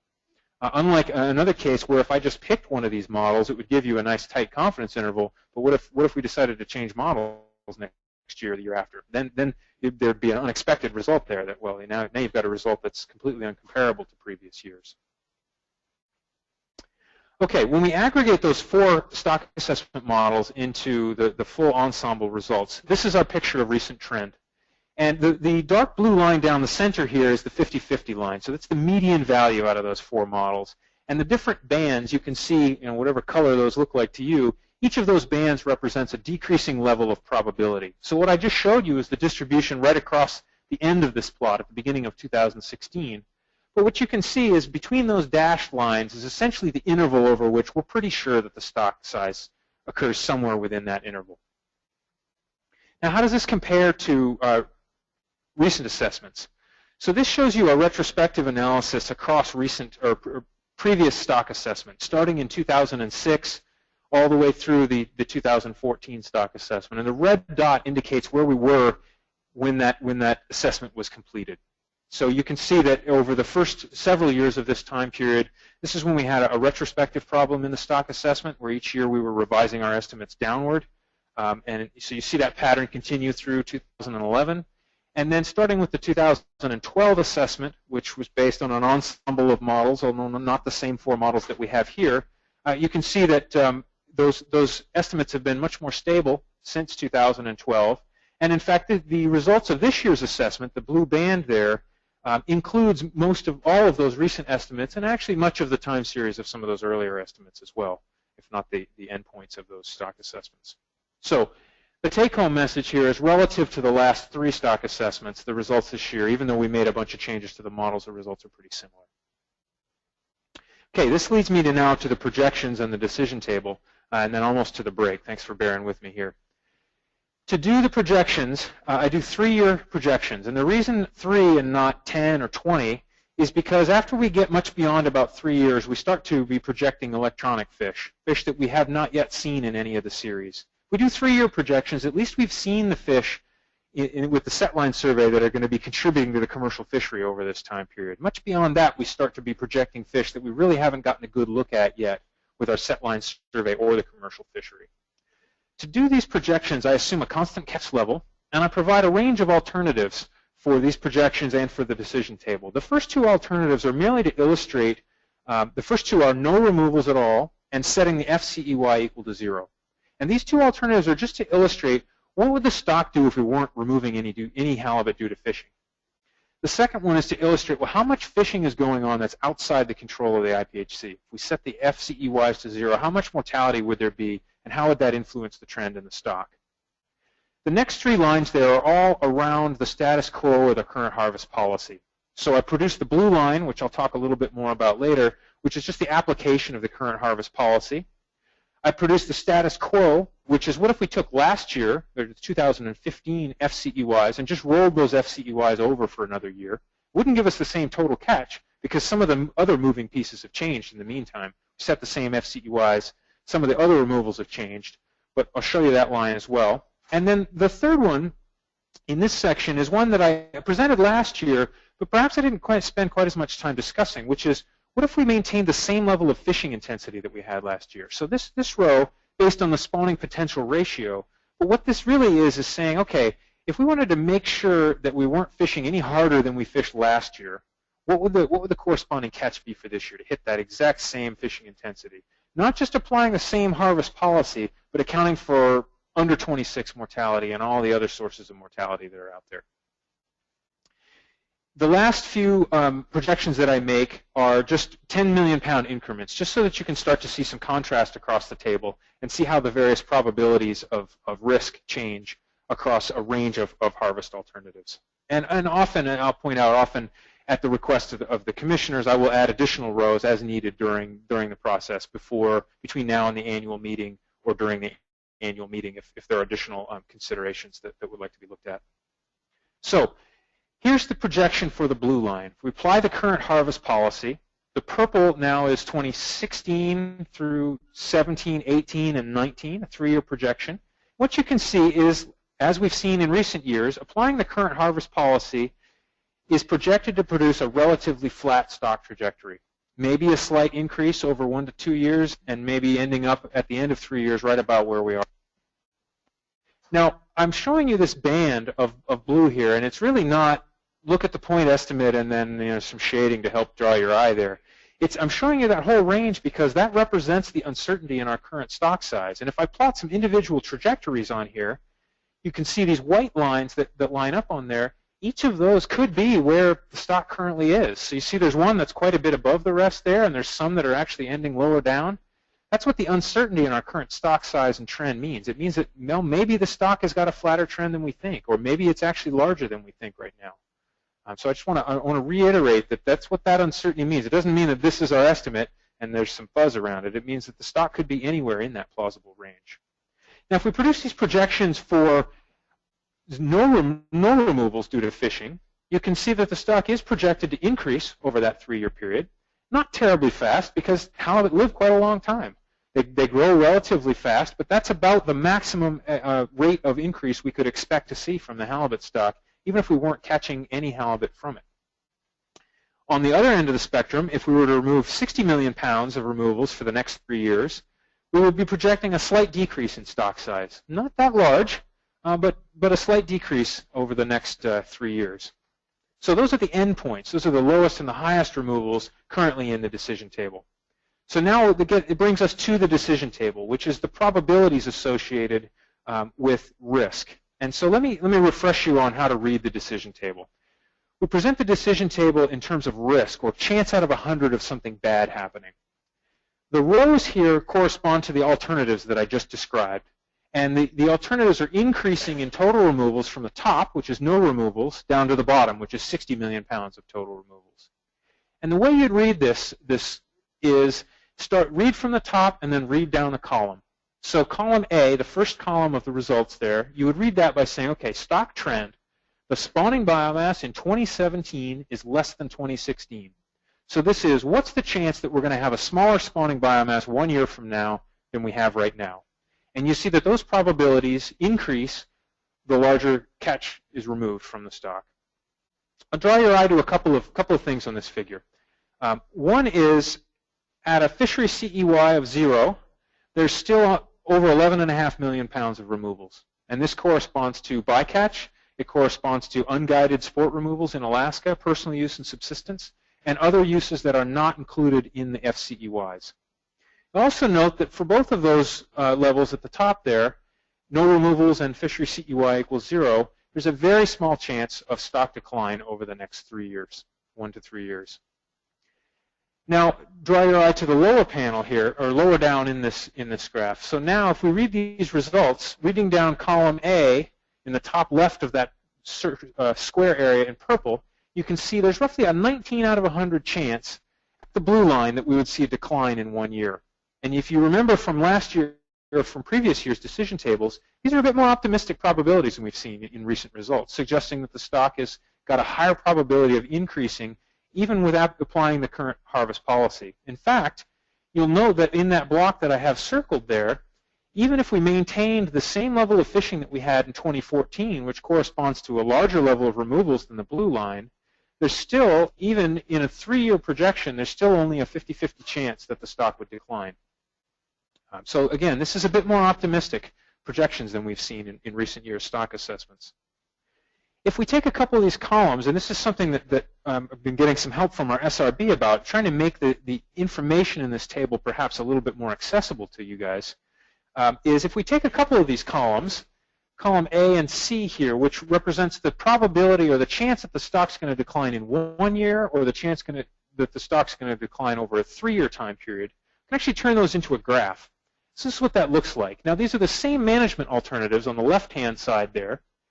And now across the x-axis is the chance out of 100 that I just showed you inside that table. And perhaps it's a little easier to see now the response of the increase in those chances as you increase the level of removals. And if I draw the 50-50 line in there, what you see is that the light green bars is the chance that the spawning biomass would decline in 1 year. And you see as the removals go up, that probability goes up, and it hits about the 50-50 line at about 60 million pounds. You can see at the blue line, which is roughly in the middle there, there's less than a 20 out of 100 chance that the stock's going to decline in 1 year. Moving now out to a 3-year projection, the probabilities are slightly higher. But again, even at the maintaining the 2015 SPR level, that roughly hits the 50-50 line for a chance of stock decline over a 3-year time period. Now, one of the things we did early on when we started calculating this decision table, it's a table of risk, and you might be saying, well, yeah, there's a risk if the stock declines, but it's not a risk if it declines by 0.5% or a tiny little bit. And so we also have added metrics for a stock decline of at least 5% or greater than 5%, meaning are we likely to see a meaningful decline in a 1 or a 3-year time period? And you can see these probabilities are actually lower than the ones. This is any kind of decline, and this is at least a 5% decline. And again, you can see here the light green bars suggest that even at 60 million pounds, there's a relatively low chance out of 100 of stock decline in a 1-year time period. Over a 3-year time period, that does go up, but even at the blue line, it's still roughly or less than a 40 out of 100 chance of stock decline, appreciable stock decline in 3 years. So again, just trying to make some ways to make the information in that decision table perhaps a little bit more accessible for decision making. Okay, there's a second side to the decision table, and then we're almost to the break here, and that's the harvest policy side. So the first piece that I showed you was stock trend. And the stock trend is independent of any harvest policy. It's just a question, the risk there is just, is the stock likely to go down? Now this piece of the decision table is got harvest policy embedded in it. So it is conditioned on the reference points from our current harvest policy. Are we at that 30% reference point? Are we at the 20% reference point?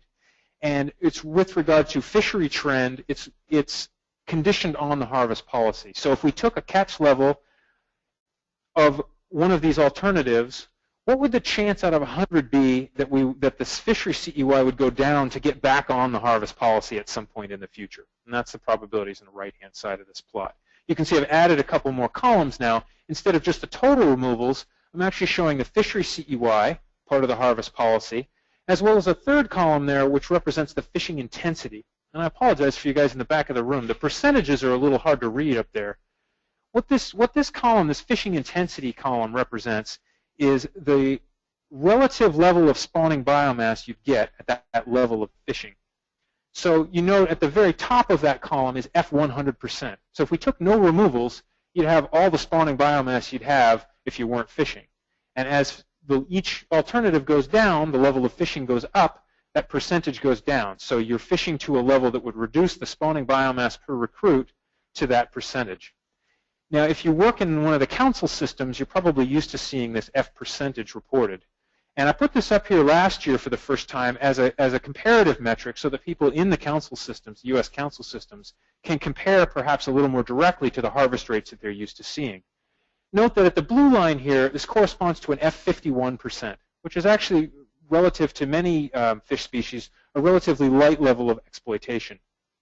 Below that F51%, you'll see a range there, which is in fact 33 to 61%. And that represents the uncertainty in that estimate. As I showed you with spawning biomass, our estimate of how big the stock is highly uncertain, and in fact that translates into exactly what the harvest rate would be. So there's a considerable amount of uncertainty around that F51%. By way of comparison, in the North Pacific, their overfishing level for many of their stocks, the stock would be considered overfishing would be occurring if they were harvesting at an F35% level. So they were fishing hard enough to reduce the spawning biomass per recruit to only 35%. So what this means is that our current harvest policy at the IPHC is suggesting a lower harvest level or harvest rate than would be considered overfishing in the council process. Now, I think it's probably worth pointing out that the IPHC's harvest policy is designed that way. It's actually designed not to produce replacement yield at any particular stock size and not to produce maximum sustainable yield, but to buffer against swings in size at age and recruitment events, and to try and buffer those large swings in removals over the long time period, to produce a good amount of the yield most of the time without driving the stock down to those low reference points too often. One more comment on this side of the, or this piece of the decision table, which is that you can see when we get below the blue line, or to harvest levels corresponding to larger removals than the blue line, the probability of the fishery CEY having to decrease in one of the forecast years starts to go up fairly substantially. Again, what this means is if we took a catch level in excess of the blue line and we wanted to get back on it next year or the year after, it would probably correspond to a reduction in the FCEY with those chances out of 100, increasing fairly rapidly as we get up to higher removals. Okay, summarize this and then I'll pause for a second. As I showed you, the ensemble explicitly captures uncertainty in the spatial dynamics, the historical data, the model structure, perhaps some components that you may not be used to seeing in other stock assessments. But that's important to produce risk analysis that actually includes those probabilities explicitly in the decision table. As you saw for yourself, both the data and the models indicate that the stock is relatively stable. We're seeing some positive trends in some of the catch rate information, but the biology may be just some stability over the last 5 years. Generally, what we've seen, though, is that over the last roughly 5 years, the yields that we've been taking out of the stock, even though the commercial fishery extracted a bit more this year, the total yield was down slightly. Those yields that we've seen over roughly the last 5 years appear to be pretty consistent with the amount of production available from the stock. We're getting a flat trend, so what we're taking out must not be too far in excess of what's available to be taken out and maintain roughly the same biomass level. So with that, I'll pause for a second and see whether the commissioners would like to take questions now or later on. Thank you, Ian. That's a good summary. And for the audience, we're not trying to postpone the blue line table for the sake of drama. But we're not doing that, but I think it's sensible to kind of go through the background and the setup for this. So I'm going to suggest it's 10:45. Let's take a break right until 11. When we come back, the commissioners can think of whether they have any questions that they would like to ask of this. Once we finish that session, we will have Ian finish his presentation, which will include the blue line table by area, and then we'll take questions, comments from the audience and from the webinar. So let's stand down for 15 minutes exactly. Thanks.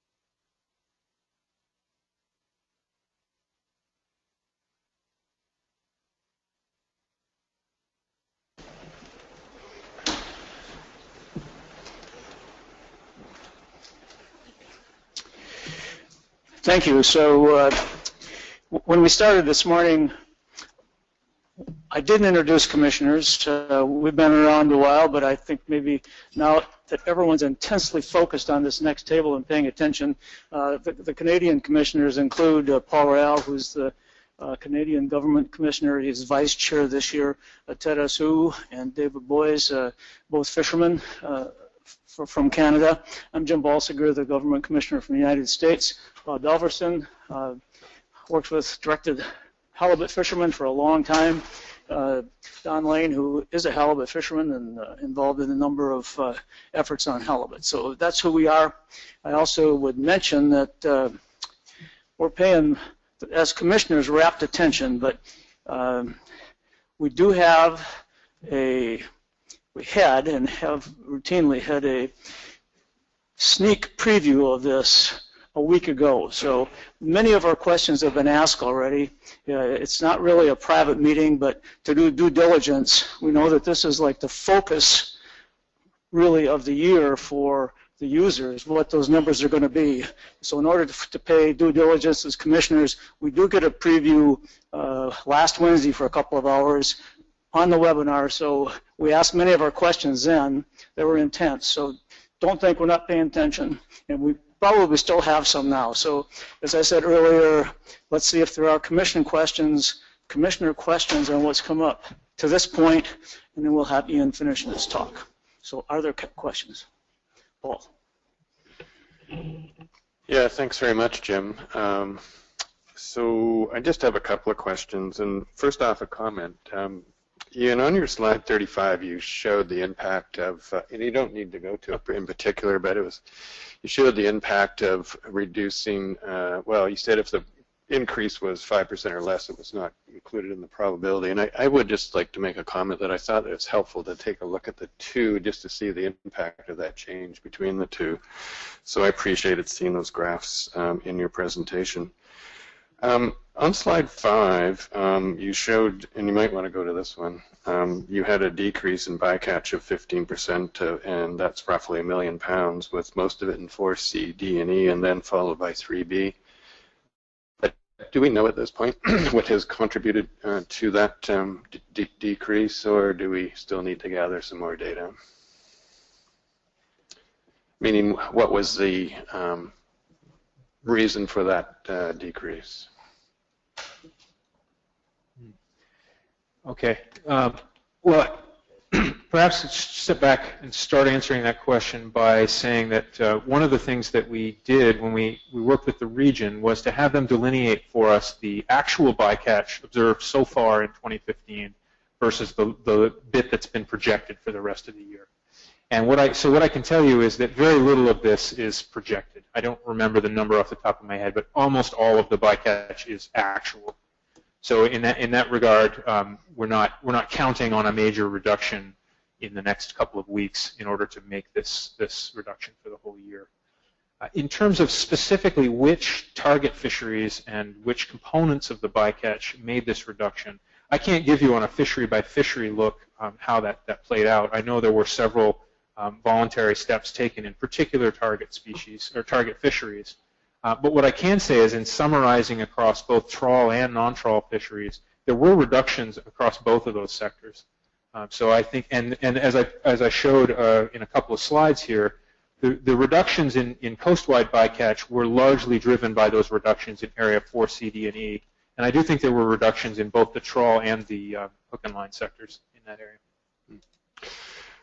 Okay, thanks, Ian. I guess maybe going to get into that sometime later, but what I was hearing in your answer as well is that there was a change in process this year about how the collection of the data was put together and communicated to the IPHC, and it sounds like to me that that process was really helpful in getting the numbers together, and so that's great. Really glad to hear that process has been modified to take that into account. I want just I guess a general question on slide 12 and 14, and so just focusing on 2B for a minute.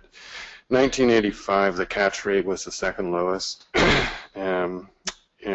was what it showed on slide 12, and then now it's the highest according to the commercial logbooks. And I'm just wondering what your views are on what's transpiring in Area 2, and I guess maybe it's not just 2B, but there's also some changes happening in 2C as well. So I wonder if you have any comments on what you think might be going on there to show that kind of change overall over the the last few decades.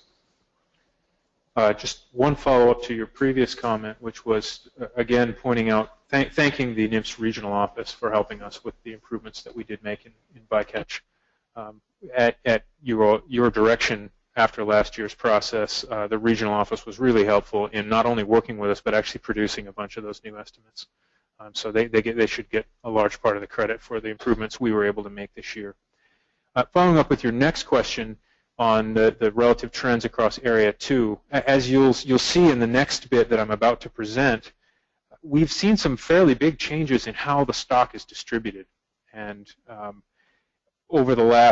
certainly over the last 16 years, we've seen a very large change in that distribution from being heavily weighted toward much of the stock being in the western areas to much of the stock occurring in the eastern areas, Area 2 particularly.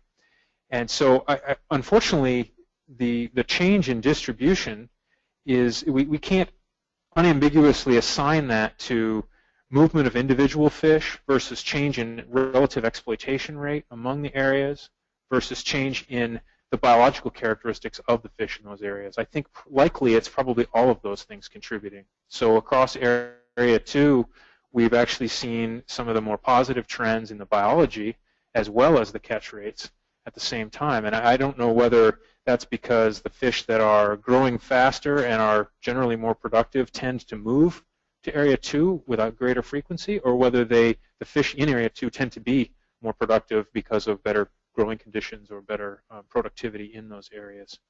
Those are fairly confounded in our current understanding of the stock. All right, thanks very much, Ian. That's all the questions I had, Jim. Mr. Elvis. Ian, this last year, the Commission had a very extensive survey that we replicated from 2006. A proofing survey is what I call it. Could you explain that a little bit? And did that drive the new results of that? Did that drive any of the better numbers we're seeing in 4C D&E? Thanks for that question. There'll be a considerable amount of more information on this in Ray Webster's presentation, which I believe is tomorrow. But I can give you a little foreshadowing of that, which is that, yes, we repeated our Bering Sea survey that we had not completed since 2006. So in 2006, we had paired stations in the Bering Sea that we occupied with our setline survey across a 20-mile grid because it's such a large area. And so we actually, in 2006, we sampled the eastern Bering Sea directly with our setline survey. We then used that point to calibrate against the trawl survey. And so in the intervening years, we've been using the results of the NMFS trawl survey for comparable size fish to adjust our estimate of abundance to account for the fact that we weren't sampling on an annual basis in that area. In 2015, this past summer, we actually redid that survey. And so our estimate of biomass for Area 4C D&E and in the Bering Sea is based directly on the survey that we conducted this year. However, we also use the trawl survey is still used to piece in the intervening years. So to get to the last bit of your question, which I think is the most important, is that in fact the increase that we see in abundance in the eastern Bering Sea is due to the survey that we did this year, but it was also quite evident in the trawl survey itself. And so even if we had not repeated that calibration, we would still be projecting a pretty large increase in biomass in the eastern Bering Sea. And I think Dr. Ray Webster is going to emphasize that and give you a little more detail on that front as well. But I think the benefit of having done the survey ourselves, A, it allows us to redo the calibration and scaling exercise, and B, it provides us with direct information to corroborate that. So we have two sources of information showing that the catch rates were, in fact, improved in the eastern Bering Sea for this year. One last question, Ian.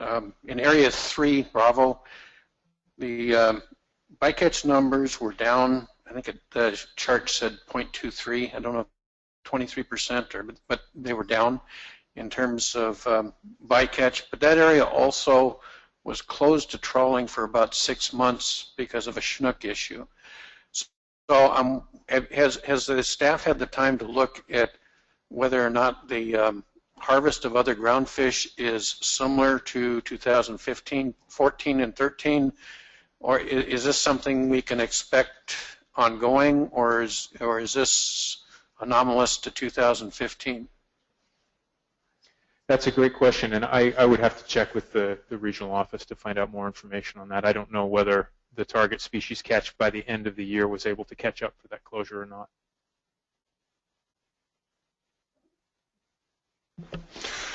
Yeah, thank you, Mr. Chairman.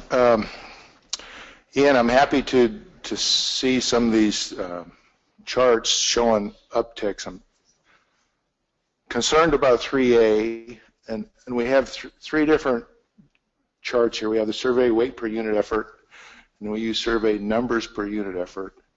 Both of those show an either steady or significant declining, but then the commercial logbook weight per unit effort shows a very visible uptick.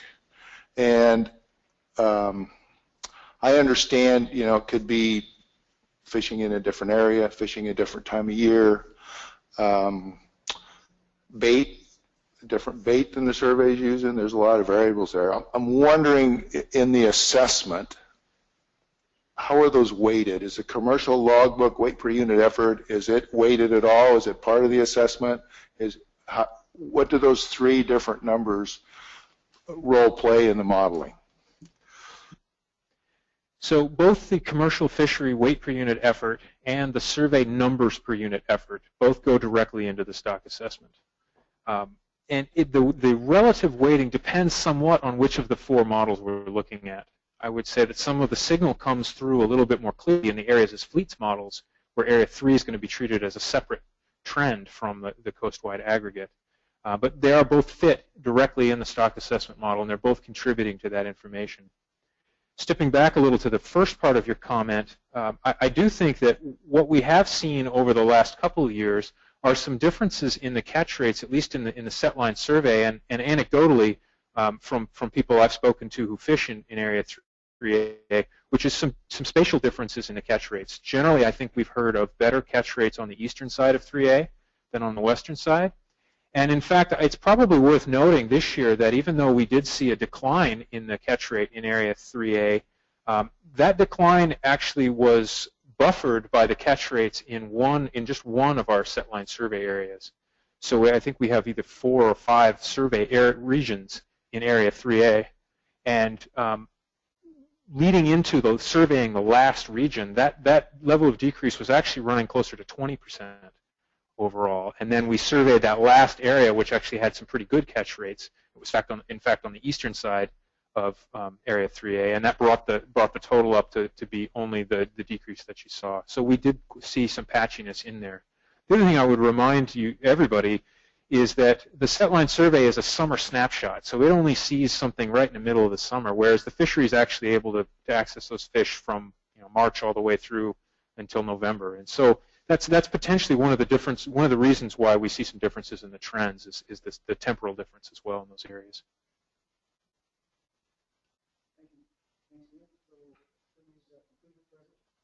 Please complete the presentation, and then we will find questions all over the place. Thanks.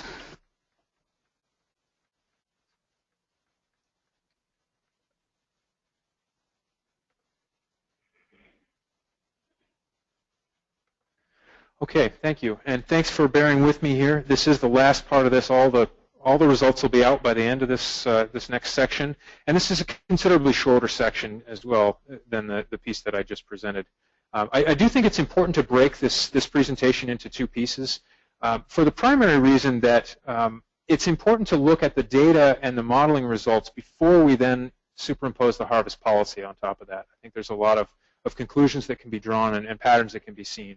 The next part of the presentation really does have to do specifically with the IPHC's harvest policy, starting with apportionment, which is just a matter of how we see the biomass currently distributed, then applying the harvest policy, and finally breaking that down all the way down to catch tables that show projected removals by regulatory area. So I'm going to step through that now.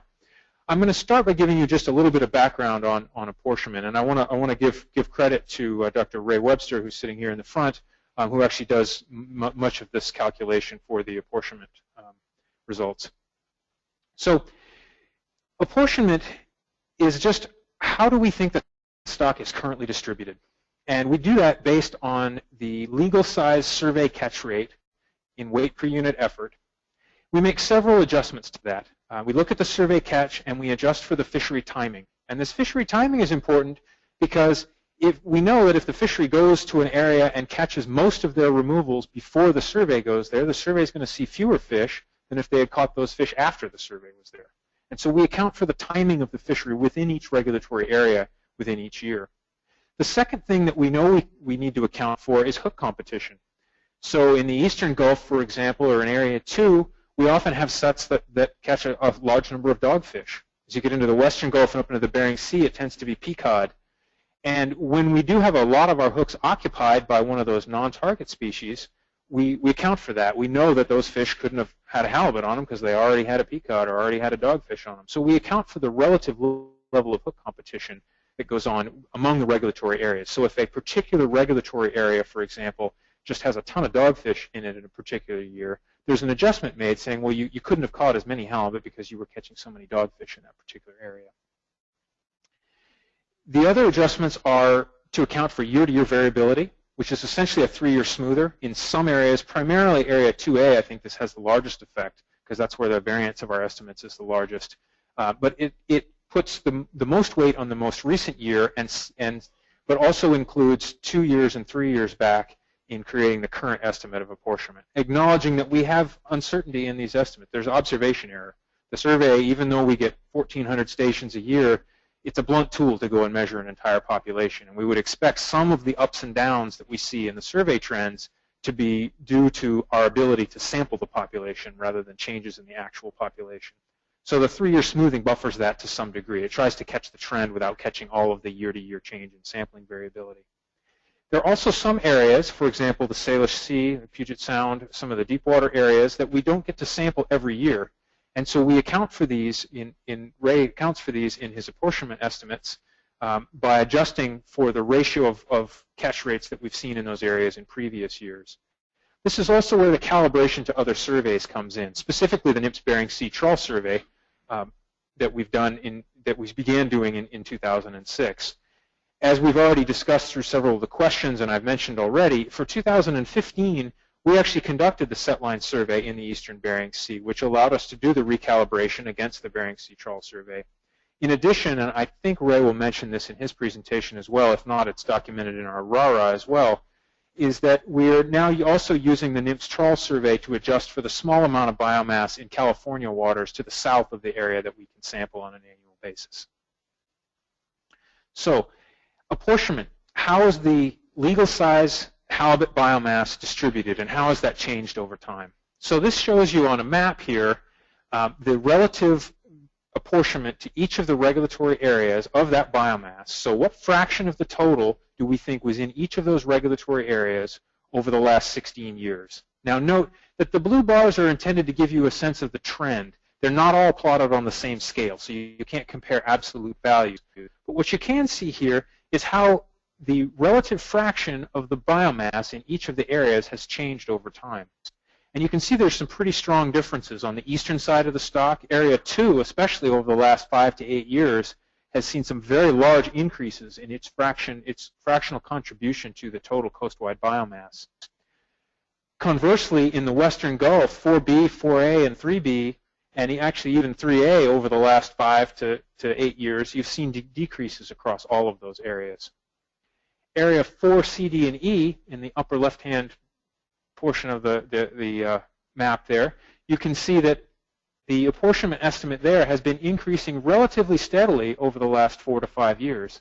And again, following up on the question earlier, this is in response to increased catch rates of legal size halibut in the NIMS Bering Sea Trawl Survey, as well as the catch rates that we observe directly from our setline survey around the islands and around the Bering Sea edge that we sample on an annual basis. So the combination of those two feeds this estimate. If I zoom in now on the two areas that have been showing increases, now they are plotted on the same scale. You can see that that we estimate in 2000, roughly 10% of the coastwide stock was estimated to occur in Area 4, C, D, and E, and that's actually increased to 13.6% for 2016, and has been increasing over the last 5 years pretty steadily.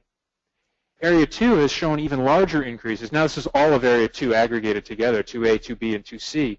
You can see that we've gone from just over 12% of the stock in Area 2 to more than a third of the stock in Area 2 over the last 16 years. This is a pretty major change in how the stock is distributed. Is it typical to what we might have seen historically? Well, we don't know, because we only have one historical experiment. We fished the stock down with a specific pattern of depletion. Essentially, the fishery started in Area 2 and worked its way north and west, and we've never gotten to see how the stock would be distributed with roughly equivalent amounts of fishing across a lot of different areas at different levels of removal. So we really don't know what those distributions would look like.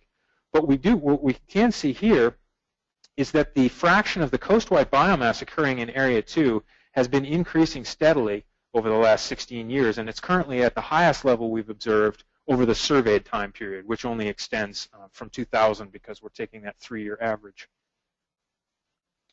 So now, with the results of apportionment, we can start to apply the harvest policy. And the harvest policy provides us 2 targets. The first one is how to distribute the TCEY, or how to distribute the catch. And that comes from the apportionment results, which I just showed you, and the target harvest rates we have for each regulatory area. So if we know how the biomass is distributed and we know what the target harvest rates are, we can get the catch distribution from that. The second target is the scale of the TCEY, and that comes from the historical simulation analysis looking at what's a harvest rate, in fact done by Bill Clark, who's here today. That historical analysis was looking for a harvest rate that would provide some buffer against the long-term changes in the stock, that would allow a constant harvest rate across large and small stock sizes without driving the stock to very low levels too frequently, but without foregoing too much yield when the stock was large. So this is how that works out. So this is the results of the apportionment calculations in 2016. It's the end point of those bars that I just showed you. And as I showed you just a second ago, the Area 2 and Area 4 CD and E are the increases from recent years. Now, if we superimpose on this the target harvest rates in pink below these levels, you can see that the target harvest rates are higher on the eastern side of the stock than they are on the western side of the stock. It's 21.5% in Area 3A and Area 2, and 16.125 on the western side of the stock. The combination of these two then yields the distribution in catch. And I'll draw your eye for a second just to Area 3A, noting that we estimate there's 31.2% of the biomass there. When we convert that to catch, and now this is the catch distribution, note that that's jumped to 34%. So the eastern side of the stock with the higher exploitation rates ends up with a slightly larger fraction of the catch because we're taking a higher rate in those areas. Otherwise, it's just a combination of those two percentages. If we compare 2016 to 2015, you can start to see where the changes have occurred. So now this is the distribution in catch, or the distribution in TCEY. And you can see it mimics quite closely what we saw in the apportionment estimates. Area 4, C, D, and E has increased in its target distribution of catch from under 10% to over 11%. And across Area 2, we've seen increases in 2A, 2B, and 2C of slightly less than a percentage. Which is certainly for an area like 2A, the change from 2.4 to 3.1 is proportionally a greater change in apportionment. Okay, now with the target catch levels, we can now apply the blue line and start to calculate the catch tables. So how does this work? Well, first we apply the harvest policy, both the distribution across the regulatory areas and the scale. And the stock size comes from the stock assessment results. Noting here, as I showed you in the previous figures, that the stock size is a point estimate, but we have a lot of uncertainty. And currently we don't have an easy way to translate that uncertainty into the catch table results. But noting that there is a considerable amount of uncertainty in our current estimate of stock size. So this is a comparison of the TCEY at the blue line, or the total catch level, including all O26 catch at the blue line over the last 3 years. I'll break this down and tell you how we get these various pieces. So the first part, the total, comes from the stock size estimate, comes from applying those harvest rates to the total estimate coming out of the biomass, or sorry, out of the stock assessment. And so what you can see here is that over the last 3 assessments, 14, 15, and 16, there's been a slight increase in the amount of biomass that's available for harvest. Breaking that out across the regulatory areas comes from the other thing that I just showed you, which is the apportionment and TCEY distribution. So the distribution of that total across the regulatory areas just comes from our understanding of how is the biomass distributed based on the setline survey and the target harvest rates that then get applied to that biomass. And so that's how this breakout from the 36.31 gets to individual area-specific TCEY catches. Now I'll point out one thing here with regard to Area 4, C, D, and E. You can see that although it's been increasing over the last 3 years, there's a jump of a little over 500,000 pounds from 2015 to 2016. And that reflects 2 processes. One is that the total went up a little bit, so we're projecting a slightly larger biomass in the stock assessment from previous years. But the second piece that I showed you with regard to apportionment is that we're also estimating that a larger fraction of that biomass is occurring in Area 4, C, D, and E. So the combination of those 2 factors, slightly bigger estimate and slightly bigger percentage of that estimate, has led to about a 500,000 pound increase in the TCEY, or the total removals of O26 halibut from all sources. And now I'm going to go a little bit beyond the TCEY and show you how this breaks down into all the removals. Okay. To create the blue line catch tables, I have to project the removals. And so we project the wastage rates that we've observed in the most recent year, meaning that a commercial fishery is encountering a certain amount of sublegals. We don't know exactly what rate they'll encounter those fish next year, but we project the current year's encounter rate forward to the projection year. We also assume that the most recent year's estimates for bycatch, unguided sport, and personal use subsistence harvest are a reasonable proxy for what may happen in the future. So those are projected forward into the next year. And then we solve for the fishery CEY, taking those removals into account. That gives us the TCEY that I just showed you. So we know what the TCEY should be. We have to figure out what the fishery catches would be that gets us back to that TCEY. So let me break that down now for you. And this is here it comes. This is the 2016 blue line broken out by area. So the first pieces here are the O26 pieces that are not part of the fishery CEYs. The non-FCEY components basically come off the top of the yield. You've got the TCEY, and these come right off the top because they're not under the control of the IPHC. The largest sources of these removals, these O26 removals, are bycatch and unguided sport removals, primarily in Area 2C and 3A, which are not part of the catch sharing plans in those areas. You can see, looking across at the total, that the total amount of O26 bycatch projected, and this is the 2015 value projected forward into 2016, is almost 5.5 million pounds. The total amount of non-FCEY sport is a little more than 2.5 million pounds. Now, I want to draw your attention here for a second to the projected bycatch for Area 4, C, D, and E. If you remember back to last year's table, and I know some of you do, for 2015, so when I was making this presentation last year, or actually slightly later in the process, at the annual meeting when we had the updated bycatch estimates, we were projecting almost 3 million pounds, 2.91 million pounds of O26 bycatch coming into 2015. Based on the reductions that we saw in 2015, note that here we're now projecting less than 2.5 million pounds. So almost another 500,000 pounds of reduction in bycatch that's not coming off the top of that FCEY in area 4 CD and E.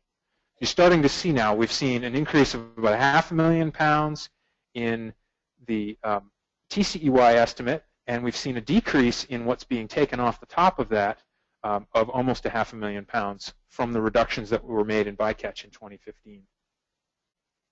Okay, the next piece of this are the components that are included in the FCEY. So this is now the O26 halibut removals included in the FCEY. These include commercial landings and other sources that depend on the catch sharing plan. So as you probably remember, in 2014 for the first time, Area 2C and 3A moved several of these components, including the charter sport removals as well as commercial wastage, into the FCEY for those areas. So as of 2 years ago, the FCEY in 2C and 3A no longer just includes the directed fishery landings, but also includes charter landings as well as wastage in both of those components. Excuse me. So this is now all the components, and again, it varies in Area 2A and 2B as well, exactly which components are included in the catch sharing plan and which are not. But this is now all of the O26 components totaling up to the FCEY as well as the non-FCEY components. But there's more to the picture than that, and we started 2 years ago, we began reporting, great, I've got an update. 2 years ago, we began reporting all the removals, not just the O26 removals, which are part of the harvest policy, but the U26 removals as well, because these are not factored into the calculations on an annual basis, but nonetheless they comprise an important part of the total removals. And I'll draw your attention to the bottom right, one row up there. Now I got to get back into my presentation. We project that for 2016, at the blue line, there would still be an additional 2.39 million pounds of removals of U26 halibut that would occur, in addition to the O26 halibut that are included in the TCEY. And so even though the fishery CEYs that you see across the middle here total up to a little less than 27 million pounds, after you add in the non-fishery CEY components and the U26, we would project a total mortality level of just under 39 million pounds associated with those fishery CEYs. So again, it makes for a pretty complicated table, but I think as we did last year, it's important for everybody to be able to see all the various components that we would be projecting for any particular level of removals. And so this is all the pieces to our best of ability to estimate and project those removals into the future. Now, I want to draw your attention again to the fishery CEY across the middle there in purple, and now I'll show you a comparison of how that compares to where we've been for previous years. So this is now the blue line projected for 2016 compared to the blue line from last year and the year before's process as well. And I'll draw your eye to a couple of things. The first is we are seeing across 6 of the 8 regulatory areas an increase at the blue line this year in the yield available to the fishery CEY relative to where we were for the 2015 blue line. The exceptions are Area 3A and 4A, both places where we saw a decrease in the set line survey from 2014 and 2015. Note that the total FCY has also gone up, and I think probably one of the biggest proportional increases you see is in Area 4, C, D, and E, where last year at the blue line we were projecting 0.52 million pounds, and this year it's projected at 1.44. And again, just to recap the two pieces that I told you already about explaining that level of increase, the first piece is from apportionment and the stock size estimates. So we estimate that the proportional change in biomass has been going up in the Bering Sea for the last several years, and that accounts for about half of that increase you see from the blue line in 2015 to the blue line in 2016. The other half of that corresponds to the other removals coming off the top. And again, that's the reduction in bycatch that we saw in 2015, accounting for almost half of this difference between the 0.52 and the 1.44. So good news on two fronts in Area 4, C, D, and E. The biomass estimate went up, and the other removals that are not part of the fishery CEY went down, resulting in a fairly large change to the fishery CEY. Now, one of the largest absolute reductions you see is in Area 3A. And again, that's where we've now seen several years of reduction in the survey estimate. And I note that the estimate at the blue line for 2016 for Area 3A is slightly less, but fairly similar to the estimate from the blue line in 3A for 2014. The last comparison I'd like to make, and I think I'm done, is to compare these numbers to the adopted catch limits for 2015. So these are the values that were set at last year's annual meeting. So this is essentially the status quo. How do these values compare to the status quo? And I'll note here that there are 3 regulatory areas that would be projected to have an increase in the FCEY relative to the status quo. And those areas are 2A, 3B, and 4C, D, and E, relative to the catch limits that were adopted for 2015. And I think with that, I will take questions. Thank you. Thank you, Ian. So, as we said, let's see if there are commissioner questions first.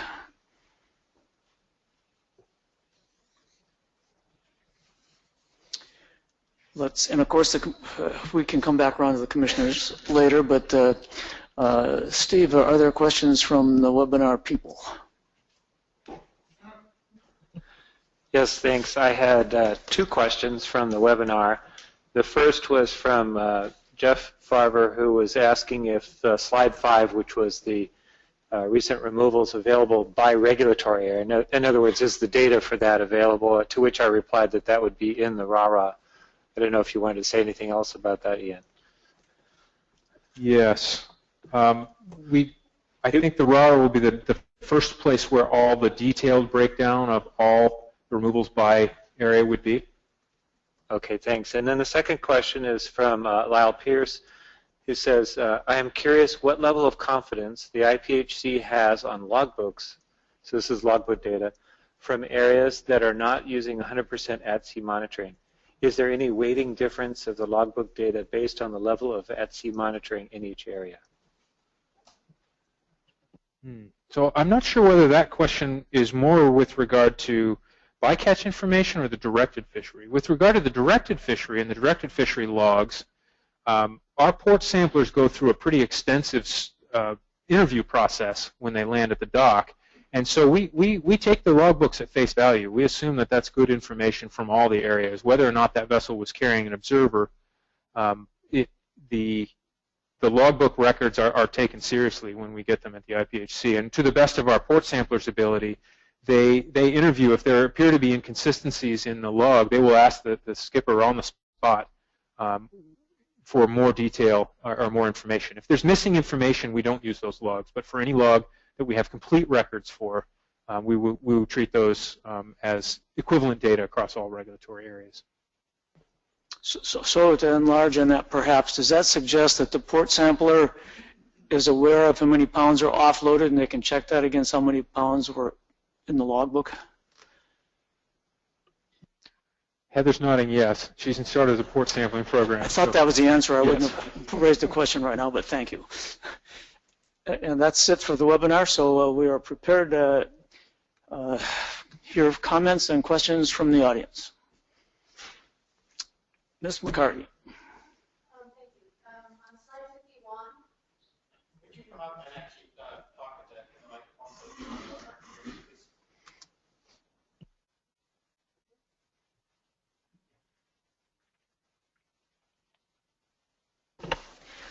Thank you. On slide 51, you talk about the under 26 commercial wastage and then bycatch towards the bottom.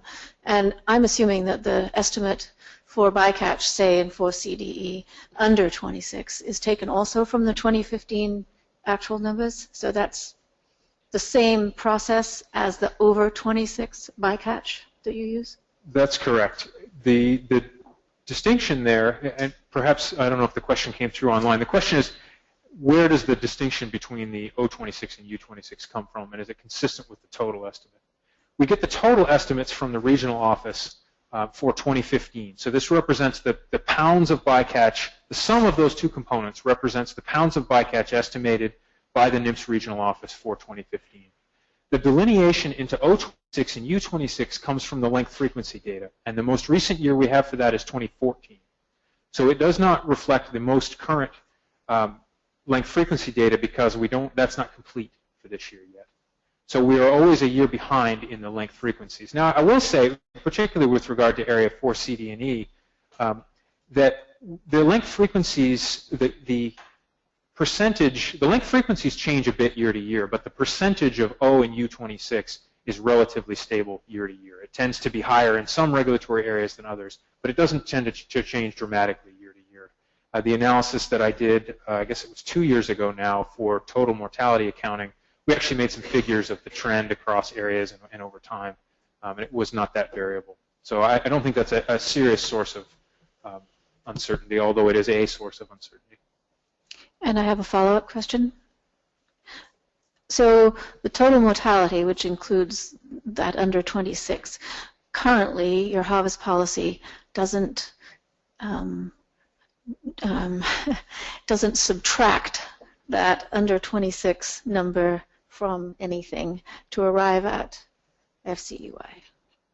That's correct, and it's an important point to make, which is that if I made this table and instead of summing to 2.39, it summed to 4.39 million pounds of U26, the rest of the table would look the same, except for the total in the bottom. The harvest policy doesn't respond on an annual basis to changes in the U26 bycatch mortality. And that's, in addition, that's why I've included that additional column in the decision table, which is the F%, or the fishing intensity. Because that fishing intensity calculation comes from the assessment where we are modeling all sources and sizes of mortality. So that F51% at the blue line, which includes the 2.39 projected here, includes all sizes and sources.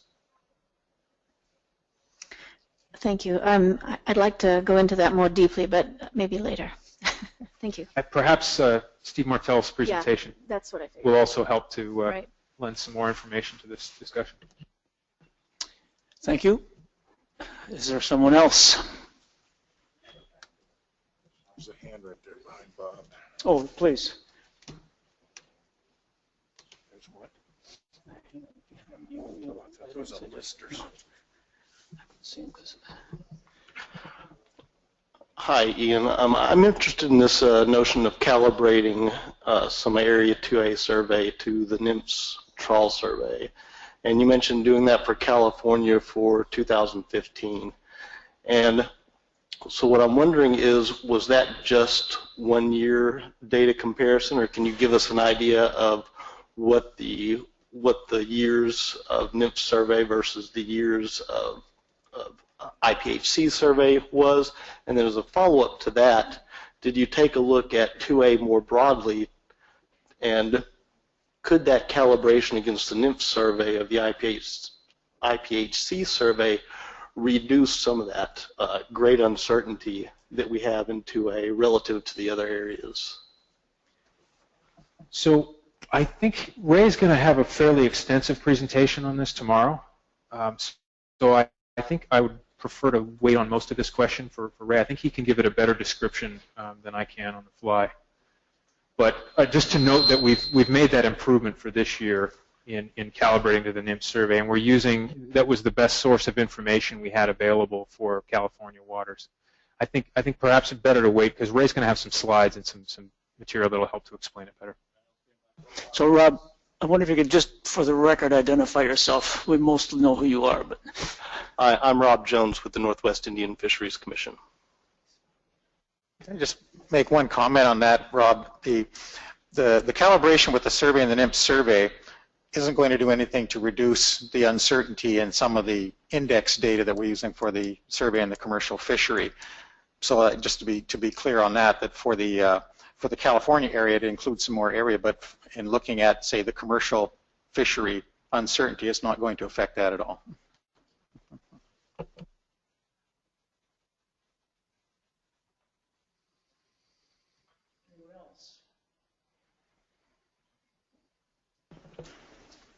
Anyone else online, Steve?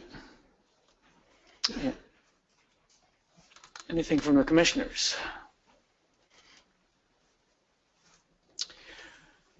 Well, Ian, that was dramatic information, but very good information, well presented. I appreciate that.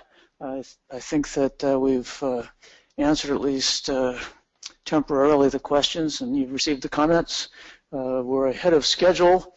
I don't think we can start before 1:30 because that's when the webinar is advertised to start. So that would give us an hour and hour and a half, hour and 40 minutes for lunch. So let's try to be back at 1:30. Thank you very much. Thanks everyone for being very polite and attentive. Appreciate it.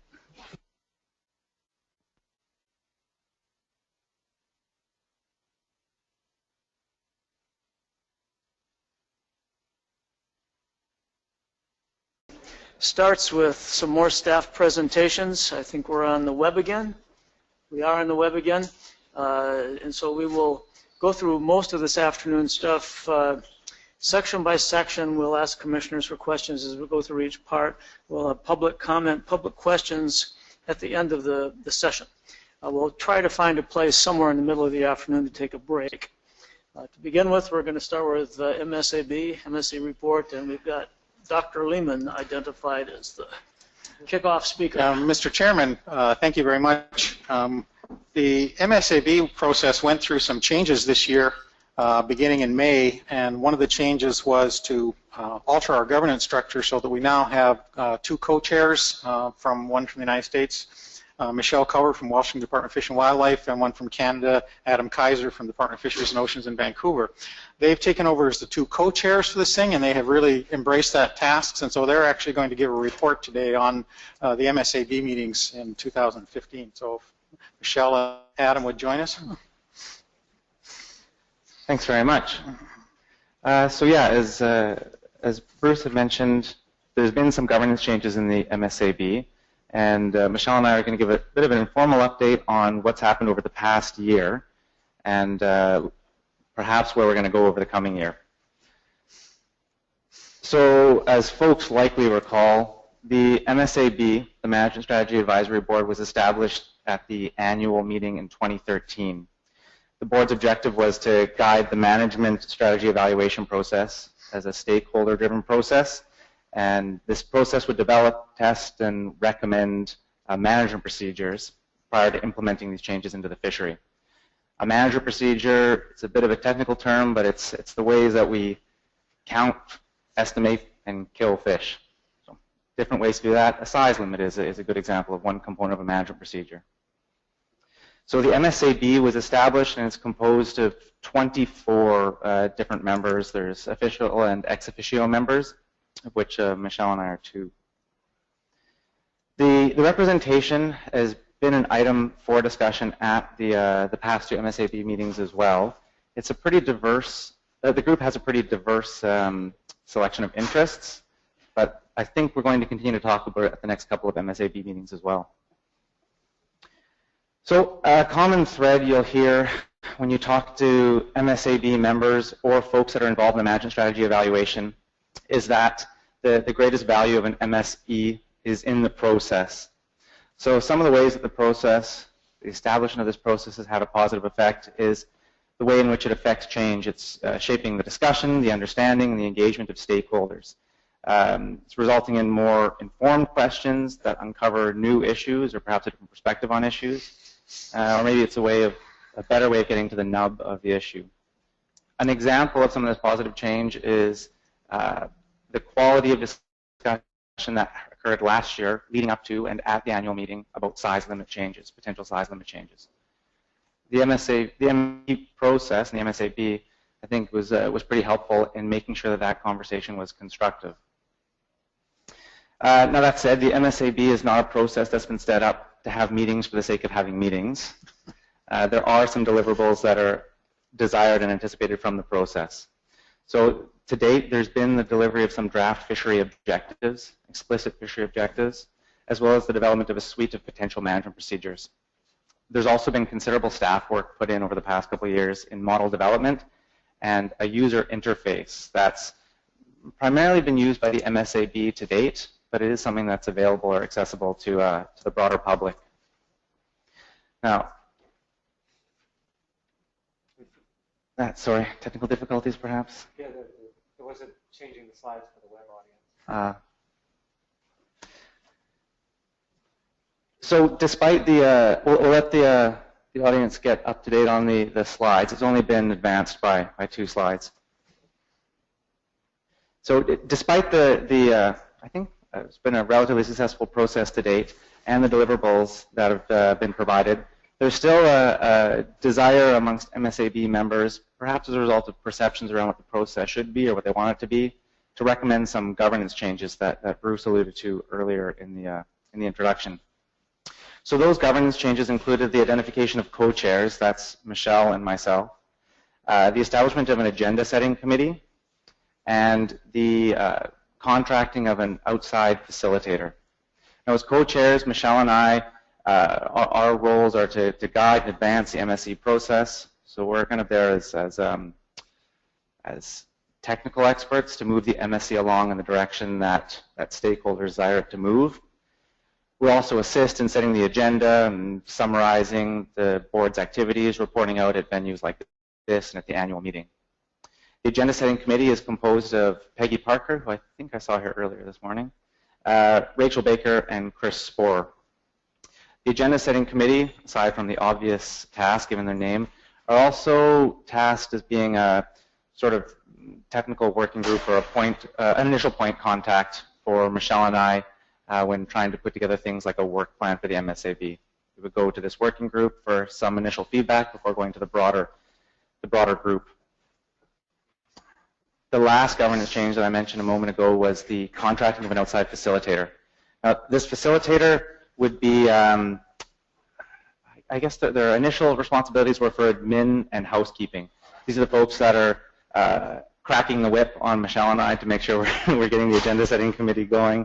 They're the ones who are providing the minutes and really to manage the process in terms of keeping it consistent with the terms of reference, making sure the meetings are on topic and focused, that all participants have a chance to speak and have their thoughts heard. And also, they were tasked with developing an outreach plan. Now, this draft outreach plan is actually available on the Commission's website. And the reason this outreach plan was identified as a deliverable, and I think it's something that's been very helpful for the MSAB, is this is providing recommendations on how the group should be reaching out to all stakeholders. So this is not just identifying who appropriate stakeholders are, but it's also suggesting what might be the most effective means of reaching out. We also had some discussion around developing tools that MSAB members could use to take to their stakeholders or their constituents. So maybe a one-page summary from the last meeting that the MSAB member could take to folks down at the dock and say, this is what we've been doing over the past year. So those are the proposed governance changes. I'm going to pass it off to Michelle to say how these governance changes played out. Yeah, thanks, Adam. So the only other thing that I would mention is prior to having those governance changes, Dr. Martell essentially functioned as the facilitator for the group, which kind of limited his ability to engage in the discussions. And then we were also relying on commission staff to record the minutes, at the same time also trying to facilitate the discussion. And we often also have folks participating in the MSAB discussion who aren't physically present in the room, and so commission staff also assist with MSAB members who may have questions or comments that may be participating by conference call. So this is a flow chart of the MSAB's role within the broader IPHC process, and so this is a graphic that shows, number one, that the MSAB is advisory to the Commission and develops its recommendations independently, and is also a liaison, communication liaison to the Conference Board and the Processor Advisory Group. And so you'll see the Conference Board, Processor Advisory Group, and the Scientific Review Board also have their independent abilities to develop and present recommendations to the Commission. Andrew? Yes. So this point came up at the last MSAB meeting. It was a bit of a surprise to me, but I think it was quite a constructive conversation at the MSAB meeting. We've heard that amongst some stakeholders, there's concern that the MSAB is going to usurp the existing processes, that it's going to take over Conference Board or PAG. And that's not the intent or the desire or their capacity in the MSAB to do that. So one of the MSAB members actually proposed that the MSAB be considered more like a technical working group of these other processes, that the MSAB has the time set aside and some of the resources set aside to really drill into issues. The Conference Board and PAG still maintain their roles. They still rely on information from the MSAB. Ultimately, the MSAB reports to the Commission itself, but there's no turf war breaking out. So this is a brief summary of the meeting that we just had in October, and just a listing of the key discussions and outcomes. And so this was our first facilitated meeting, and we went around the room amongst the MSAB members and had self-reports on what they thought the roles and responsibilities are or should be of the members, the staff, and the stakeholders. We spent a fair bit of time discussing the need to engage with other stakeholders that are currently not participating on the MSAB, and then specifically we noted that representatives from the non-directed fisheries were not on the MSAB. We reviewed what our progress had been. We had a meeting in May and then provided recommendations to staff about alternative modeling approaches, and spent quite a bit of time discussing the Coastwide operating model, which is currently what we are using. As Adam explained, we were examining, for example, the changes in the size limit and how that affects the spawning biomass. And there are some questions or recommendations that the MSAB would like to delve into further, but we recognize in order to do so, we would need a spatial operating model. We had a breakout session using the MSE tool, which is the Coastwide operating model, and made sure that MSAB members were familiar with the tool. And we had an exercise where we divided up into groups and just made sure that folks were familiar with how the tool works and were coming up with expected results from using the tool. Dr. Martel also introduced the concept of a fishery footprint, and I'm not sure to what extent he's going to talk about that here at this meeting, but definitely I expect that there'll be more to report out at the annual meeting. And we talked a bit about the MSAB outreach activities and the concept of a proposed outreach plan. As Adam mentioned, that draft outreach plan is out on the IPHC website. As part of that outreach discussion, I would say that, and it combined with the discussion on the MSAB members' roles and responsibilities, there was some discussion about how we should be soliciting input from stakeholders and then reporting out to those stakeholders. And so part of that outreach plan also includes some communication tools to help us with that, facilitate that communication. So Adam and I, these are the follow-up action items that we had from our MSAB meeting. We are to present at the annual meeting and engage with the conference board and processor advisory group.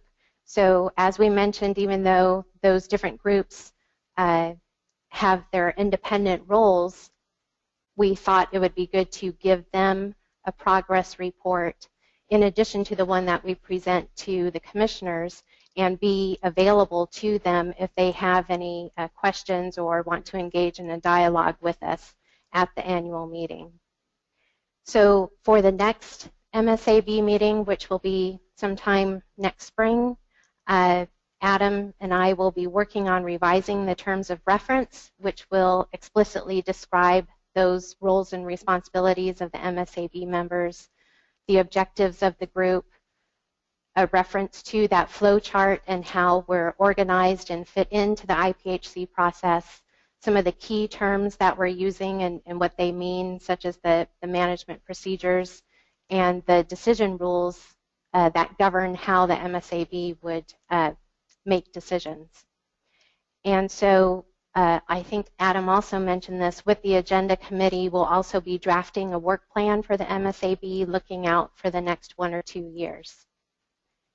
And IPHC staff, our understanding as a follow-up from the last MSAB meeting, that they will be comparing 2 modeling options, the Coastwide and Spatial Operating Model, and they'll present their findings to the MSAB, including the costs and the different types of information or the usefulness of each of those different modeling approaches, given the management procedures and the objectives that we want to achieve through this process. Staff will also secure additional resources, hopefully, for technical staff to support the MSAB process and provide assistance on the action items that we've listed here. So with that, we wanted to ask commissioners if you had any guidance or advice that you wanted to offer us. We went over the governance changes that the MSAB is recommending and has implemented. Specifically on the second bullet, are there any things, specific discussion points that you would like us to highlight or mention in our presentation to the Commission and or the Conference Board and PEG? And if you had any guidance or input you'd like to provide to us at this point on the development of the work plan and the outreach components. And then would note that we did have the facilitator for our meeting in October, but did not secure the contract with that consultant to facilitate future meetings. And so the question of whether future MSAB meetings would be facilitated and by whom is still hanging out there. So maybe a quick recap, because that's something that's missing from our slides, is the MSAB has met, I think, about 6 times over the past few years. So although it has been on for a couple of years, we haven't really been together for that long. Given the number of meetings that we've had, I think there's been some pretty notable accomplishments by the group. There really isn't a whole lot of precedent for implementing a management strategy evaluation for a fishery on this scale.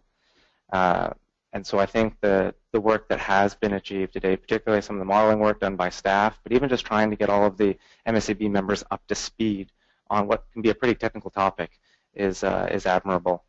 The technical work is advancing. I think these governance changes are a result of the MSAB coming into its own. The past few meetings have been a chance for folks to feel each other out, to get an idea of what management strategy evaluation means, and then figure out how we're going to work together. So I think the changes have been very positive, and it demonstrates the evolution of MSAB over time. We have lots of work ahead of us, particularly with the development of a revised work plan and implementation of the outreach strategy. So I think things look positive, but we're going to be busy. Thank you very much. That's a good brief report. So I think we will have some questions. Bob. Adam or Michelle, I'm looking at the Management Strategy Advisory Board summary of meetings October 1st to the 2nd. And the second bullet down says representatives of all non-directed fisheries with halibut, bycatch, trawl, longline need to be engaged. So I don't know what will come out of the annual meeting, your presentations there, and what the agenda may be for your spring meeting. But should it engage in some level of bycatch in the Gulf or the the Bering Sea. Should we as commissioners and our executive director be looking for the talent that will be needed from these respective fleets to participate in the MSAB? Is that what's being, that you may be suggesting at the annual meeting? We had thanks for the question. We had a fair bit of discussion at the last MSAB meeting around what the appropriate level of engagement is. I think the two camps were that one, let's bring everybody into the tent. Let's have all folks who impact halibut sitting at the MSAB table so that they can share their perspectives on what's a feasible management procedure, what's something that's just a non-starter because it's not implementable. That was one camp. The other camp was, look, it's already taken us 2 years to get here. It's going to be a very steep learning curve for anybody new to come in. Let's get our own house in order before we start reaching out to others. I think we fell more into the second camp where we said, let's actually have something to bring to folks before we really start engaging in any sort of decision making. At the annual meeting, and I might be speaking a bit of a turn here, I suspect that we'll be looking for this sort of feedback from the conference board, from the PAG, and from the commissioners. Is there a desire for us to bring in other folks to the process, given what the cost might be, that it might slow the process down further, there's going to be a bit of a learning curve, but in the end you might get a longer lasting solution.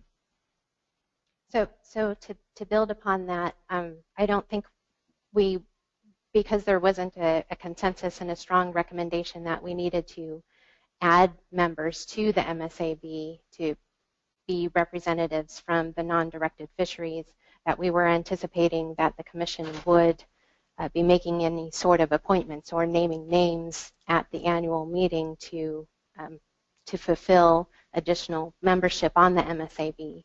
I think where the MSAB landed was, if in the future we do have discussions that we would benefit from having input from non-directed fisheries, or there would be some proposed recommendation that we would want to develop that would have any kind of effect on a non-directed fishery, that we would want to broaden the participation, and so not necessarily make formal appointments to the MSAB, but make sure that it's widely advertised, this is what we'll be talking about on the agenda, and representatives from non-directed fisheries would have the opportunity to come and participate. There was also quite a bit of discussion amongst the MSAB that a lot of what is on our agenda is not particularly, would be of particular interest to the non-directed fishery, so the size limit being an example. So there's a lot of the items that we would be discussing that if there were change in the official membership, that either wouldn't affect or wouldn't pose any interest to non-directed fishery representatives. Sir.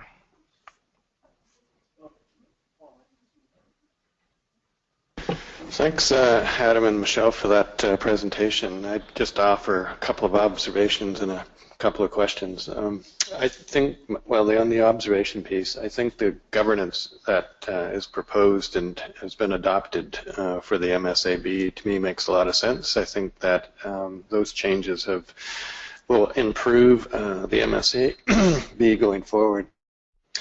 One question that I do have, though, if you go back to your schematic, you had the different commission and conference board person. You have the MSAB there, and you have a dotted line from the commission to the scientific review board, and so I wasn't sure whether I heard what you said that the dotted line implied, but I assume that implies some guidance back to the scientific review board and then advice coming from the scientific review board. But I would think that there should be a consideration as well for that type of line from the commission to the MSAB as well.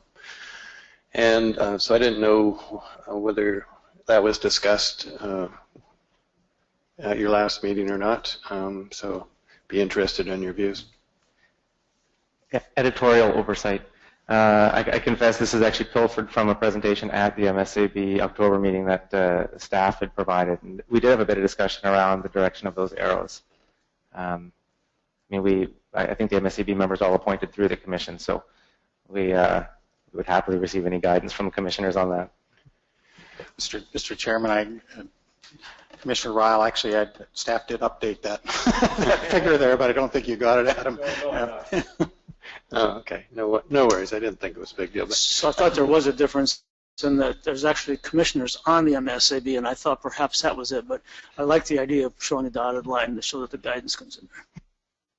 One other question that I had, you mentioned in your report is having a dialogue with the conference board and the processor advisory, and that was going to happen at the annual meeting.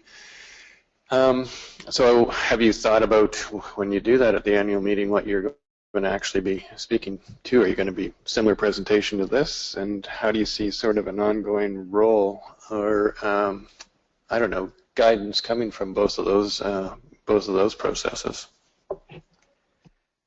Yeah, it's a good question. We're breaking new ground trying to decide what we're going to do. This is all pretty new to us. So when Michelle and I had talked informally, I guess a couple of weeks ago, part of the presentation to Conference Board and to PAG would be an update on how things have changed, so similar to this presentation.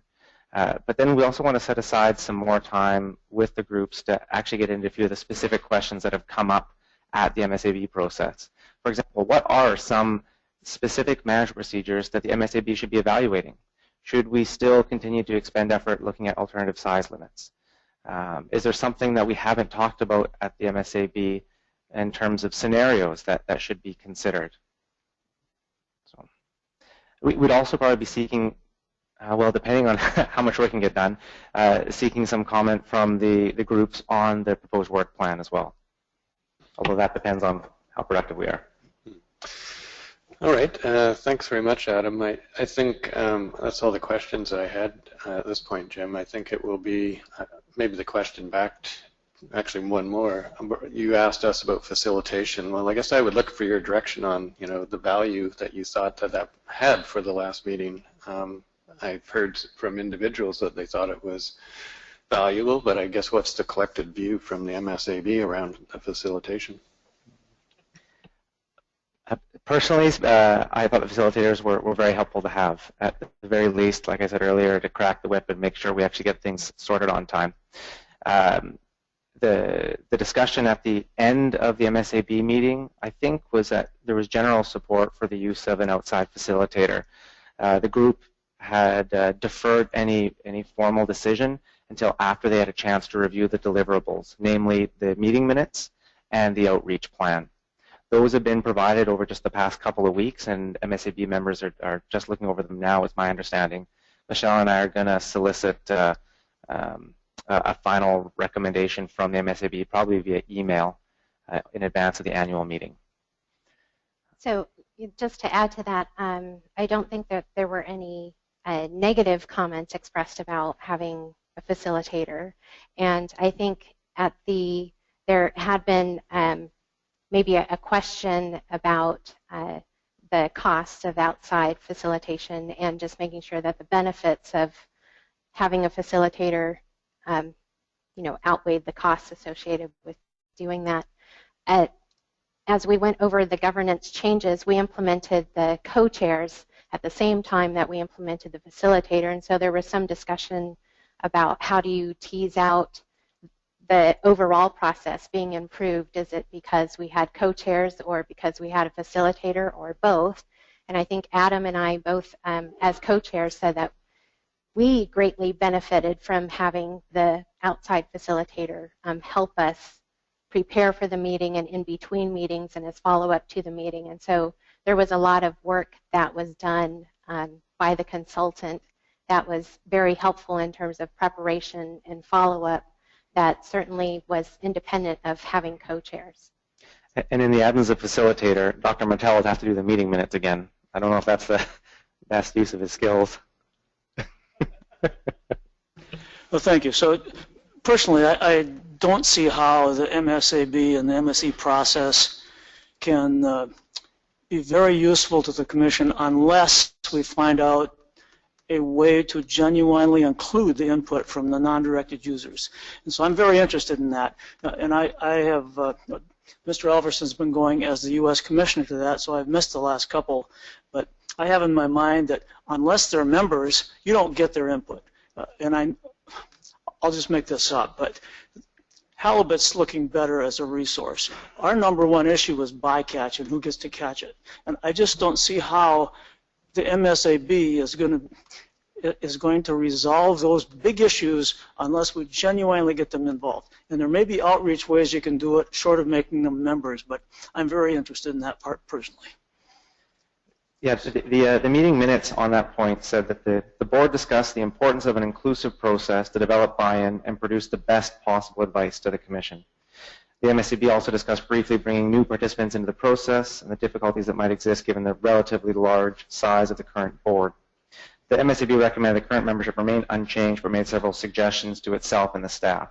In particular, that groups could be brought in as observers to still provide comment and maybe brought in at a time that's most appropriate, best for their best use of their time. Thank you. I should have started by saying your report is actually more detailed than you gave here, what's written down, and I think that's good. I wanted to put that out there as my personal view, just to support those kinds of statements. So thank you very much. Well, other commissioners? Bruce, did you have something? Yeah, Paul asked the question I was going to ask about the board's view on facilitation. I would make the comment about the facilitator, about maintaining a contract with the facilitator, is that it is a fairly technical process, and having someone with repetitive exposure to it increases their value to the process as well, because they can get involved with some of the procedures that we have, you know, that take some knowledge to do, and as they become more experienced, it becomes a more useful process, I think. Yeah, I agree. Thank you. And I think relative to other users, we do have, not next, but next on the agenda, the management framework that comes from the council that has some 4 dozen recommendations that are not entirely separate from this kind of stuff. So we have an afternoon full of stuff. So thank you very much. Nice report. Thank you. Next, we do have Dr. Iannelli with the Scientific Review Board report.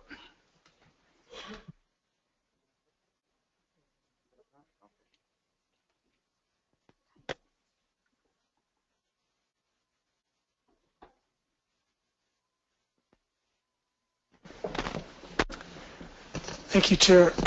Commissioners, I don't have any PowerPoint or presentation, but I believe the SRB reports are available online, and folks will have those. I'm tasked to present our reports from mid-June this last year, and we met again in mid-October as a follow-up, a briefer meeting. I'll just hit the highlights of both of those. For the June meeting, we had 4 main things to review and look at that was provided by Commission staff. They included the typical data analyses that are going into the 2015 assessment and what to look forward to into the future.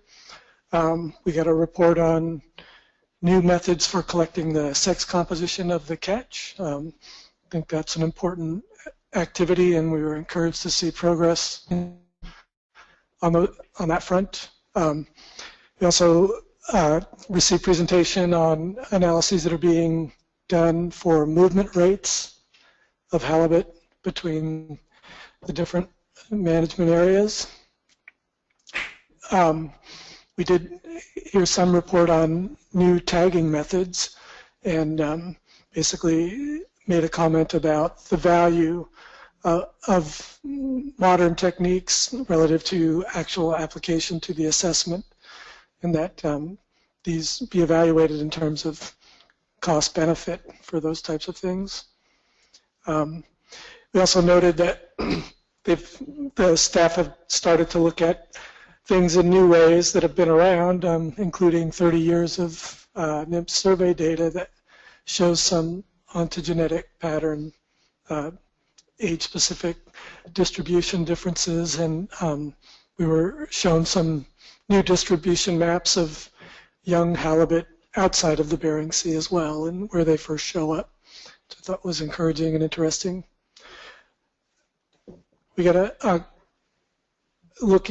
in June, we're looking forward to the update of the trawl calibration experiments for Area 4C D&E in particular, and we received that in the October presentation, and agree with the Commission staff that the 2006 and 2015 should be combined, and you'll hear more about that, I understand, tomorrow from Dr. Webster. In terms of model development, one of the main comments we had was that a realistic workflow plan be developed so that expectations can be managed and people will know what to expect in the next several years. At the June meeting, for the first time, we were able to access the input files that are being used in the assessment, and we found that very useful and a good open way of being able to evaluate. Sometimes PowerPoint is difficult to get at some details that can't otherwise be seen. I guess the other comment on going forward with the model related to discard mortality rates, and while we didn't think there would there are assumptions about discard mortality rates, and we felt that having them inside the model in the future, not super urgent, but that would help provide some ability to evaluate the sensitivity of discard mortality rates, because presently they're just calculated outside. Also, if there's, you could treat the uncertainty of the discard mortality rates as well. In June, we discussed some Bayesian stock assessment methods. I won't talk about that too much, and I think the staff are making progress on that, and we came up with some alternative ways of weighting the different models that go into the ensemble approach, noting that those weights constitute a model as well. So different ways of doing that, and felt satisfied that the staff are making progress on that. We also thought that in June that there's issues on movement rates that could be compiled, and wish to have a look at that in the more recent period, just to get a better feel for how to go forward specifically with the management strategy evaluation modeling. We had a long discussion in June about issues related to the management strategy evaluation approach. We were very encouraged by the advisory board's work and the work that's been done by Steve Martell on making things accessible and communicating those things. And there's still a lot of scope, we feel, in improving management and alternative procedures, especially, and we recommended going forward with a coastwide operating model, at least for an initial starting point. Another thing we're really encouraged by is the bridge between the historical management approach that the Commission has had for several decades into what we call the SPR-based management framework. You'll see you're all familiar now with that new sub-column in the decision table that describes where the rates are relative to kind of the productivity estimates or spawner per recruit type estimates. And we think that's an encouraging thing, and that the representation of that is a good way forward to bridge the gap between what we think will be already an important issue for all aspects of halibut management. For the October meeting, we went over the data analysis that should be prioritized for the current year. Obviously, that was the set line calibration, and we wanted to emphasize that the staff take particular care in explaining how the set line calibration experiment affects apportionment calculations to stakeholders.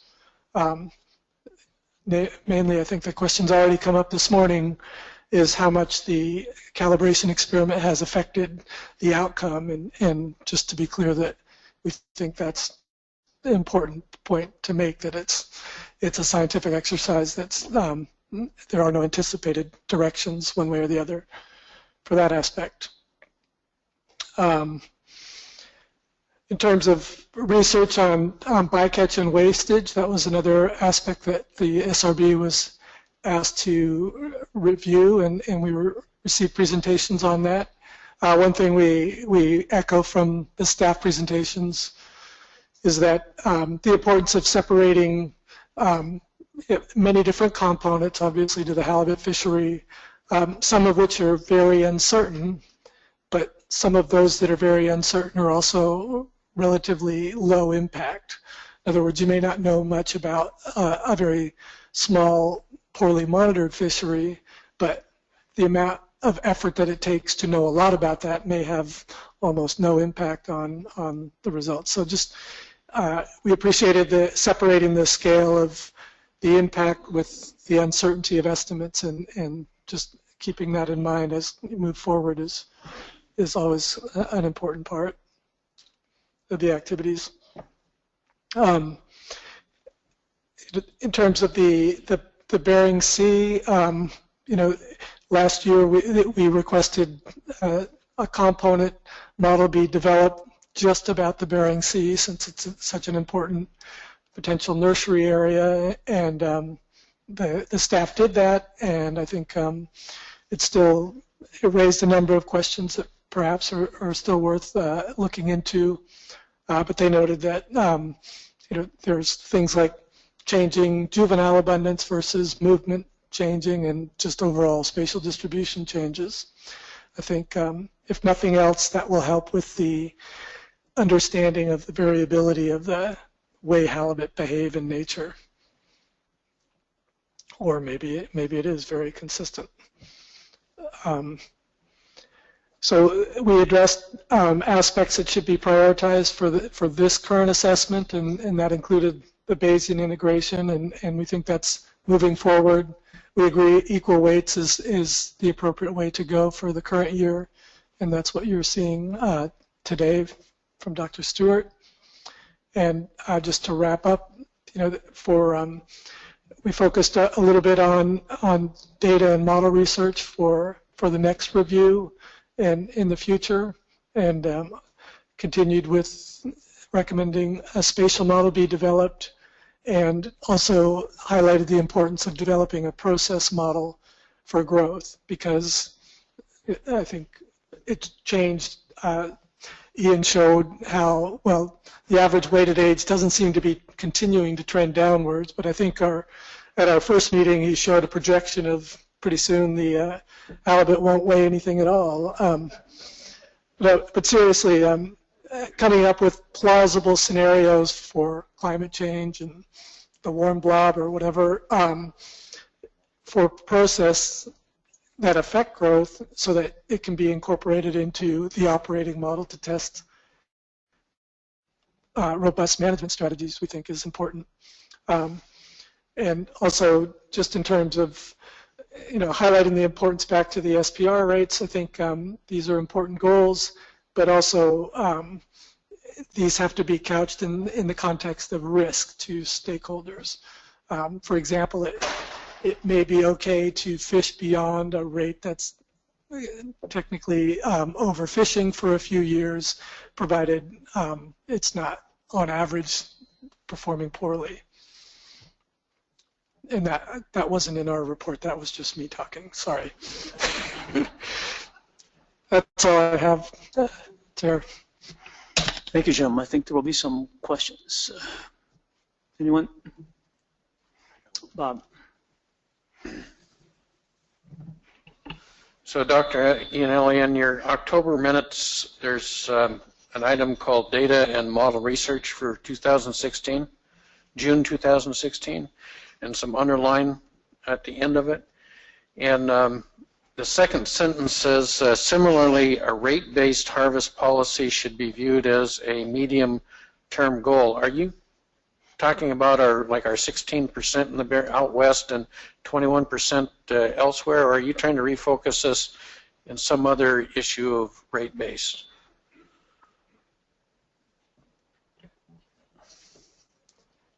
And I'll look to staff to correct me if I misinterpret this, but I think even talking about SPR rates, I mean they're both rate-based, but in the context of the bigger picture, it may not be something that has to be adhered to strictly by any legal definition, I guess. Thank you. So on that, I had a similar question, and I was paying attention, but you talked about bridging the gap. So I think it is at the very least important for us to recognize what the spawning potential ratios are, what those reference parameters are in the other vernacular such as the council used. But I wasn't clear whether you thought that we should reevaluate our harvest policies and have all of our reference parameters based on stuff like SPR, as opposed to, as I guess Dr. Stewart described it this morning, a general method where we try to balance the ups and downs, which frankly is a little hard to justify, I think, from a completely science standpoint anymore. So I was wondering whether the SBR is recommending we go away from our current strategy and it would be more specifically use the identity of SBR reference points such as the council does. I'm not sure if I made that clear, but I'm looking for what direction you meant there. Again, I'll stand to be corrected, but I think the latter is the case, that the traditional rate-based that are set in the blue line policy, as I understand it, is something that is not tied to the biological reference points that are commonly used in most places these days. Thank you. That's exactly what I was wondering, but I didn't get the hint from the Halibut Commission staff that we had as an objective to get to those. And so this is kind of a bigger step than I thought we'd seen by the single column, and I appreciate it. So we have that to talk about amongst ourselves. I agree. Anything else? Don. Thank you, Mr. Chairman. So one's just, why is June a good month and not May to have the first meeting of the year? Is that, I'm just kind of getting a sense of workload or season cycles or something like that. That's my first question, and I have another one following that. For the SRB meeting? Yes. I'd invite Ian to talk about this, but basically it's sort of as it gives him enough time to make structural changes, if there are any requested by the SRB, prior to actually starting going through the implementation for the upcoming cycle. So he needs to be doing something. That kind of development needs to happen in the early summer in order for him to actually be able to go through those things and test them out and have them work for the following cycle. As to whether it could be done in May, we have an MSAB meeting in May is probably one of the main reasons why we're sort of doing it in June. But they're not set in stone. All right. Okay, I appreciate that, because as I was trying to remember, it's because the set line survey is usually gets going in June. So there's a lot going on at the commission staff in April and May to get prepared for the summer, and the recommendations from the SRB don't directly affect the survey, any of the protocols of the survey. Is that correct? Mr. Chairman, Commissioner Lane, that's correct. Certainly within the year of operation, that's the case. The SRB is giving direction for the upcoming cycle at that time. the following year. And then Mr. Iannelli, I'm in the June meeting, in the June minutes, spatial scales of MSE modeling, there's a highlighted statement that I'm just going to read it. We believe that there's a considerable scope for improving understanding of halibut management and alternative management procedures given the current coastwide operating model. And at first blush to me, that I'm not sure that I'm getting a sense of a lot of confidence in the coastwide operating model. Is that incorrect? Can you expand on that statement for me a little bit about improving the understanding and given the coastwide operating model? Thank you, Chair. Commissioner Lane. So this is in reference to comments on the spatial scales for the MSE modeling. So by there, we're referencing the operating model. So that involves basically creating plausible hypotheses about what's going on with halibut. And the issue is whether we have to scrap completely the coastwide model and begin anew with movement and variability in movement and hypotheses about that and start over, or can we make progress just with the current coastwide model as it presently in its present state? And from what we've seen from the SRB side is that it seems like the communication and the ability to look at things like change in size limits and alternative management strategies that are within the current realm of management are effective, and they can be used to evaluate the current management practices.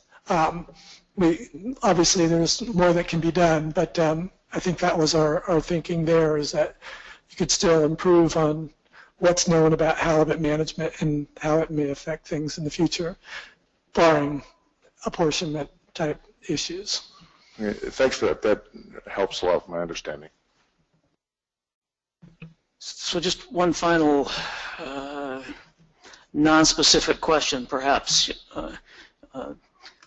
I kind of grew up in the council system that has an SSC with somewhere between 18 and 20 members, and they meet for 4 or 5 days, 5 times a year in order to give their scientific input on various stuff. You guys are 3 of you, and you meet for like 2 days, twice a year.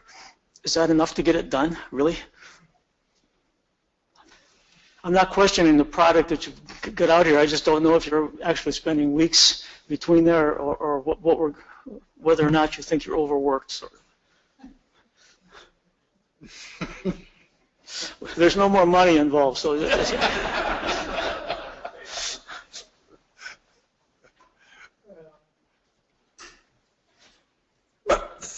I mean, I think there's a lot of places that we could expand on and do more. I understand there's been some discussion about someone with more of an economic or sociology background being on the SRB, and you could see the benefit of that. The fact that we meet for relatively short periods partly reflects the skill of the staff. I mean, they're there, and it's a bit more focused, and I understand. I'm pretty familiar with the council as well, and they do cover quite a few more issues. So our task so far has been nicely defined by objectives that the commission has specified and come to us through the staff. So it's, so long as we keep it focused like that, I think it's manageable. But I think if we're given the broad scope of a broad number of laws, I think then it would become more difficult to cover. Thank you. I appreciate that. Last chance for commissioners. Thank you very much, Joe. Appreciate it. So that would bring us to a broad category of bycatch and mortality discussions, within which there are 5 items. I think we should start through some of them before we contemplate taking a break. The first of which is assigned to Dr. Lehman, letters and meetings with the council. Excuse me. Thank you, Mr. Chair. This is primarily an informational and review item for you. There was a set of communications that happened earlier this year concerning bycatch between both the National Marine Fisheries Service headquarters leadership as well as the council, and this was kicked off by a letter from Deputy Administrator Sobek, which recommended some courses of action to you, which you considered at your annual meeting.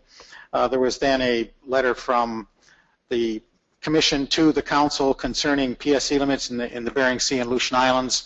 We then had some exchanges prior to the June meeting about PSC limits that were proposed for the Council. I attended the meeting in June in Sitka. We presented some of our concerns to the Council at the time. The Council, since that time, adopted new PSC limits for the areas. And then there was some exchange between yourselves and Deputy Administrator Sobek concerning the likelihood of achieving some of those goals in there. So this is primarily just a review item for you, Mr. Chair.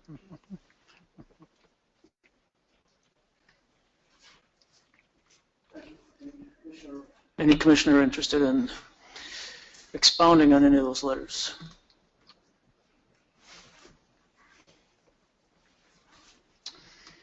So, seeing no takers on that, I think I would summarize and characterize, grossly summarizing it as saying that in general, the Halibut commissioners didn't think that the council had gone far enough in its actions to reduce bycatch. That was probably our opinion as we drafted the letter back to Assistant Administrator Sobek. But of course, like all things, the proof is in what actually happens in the water.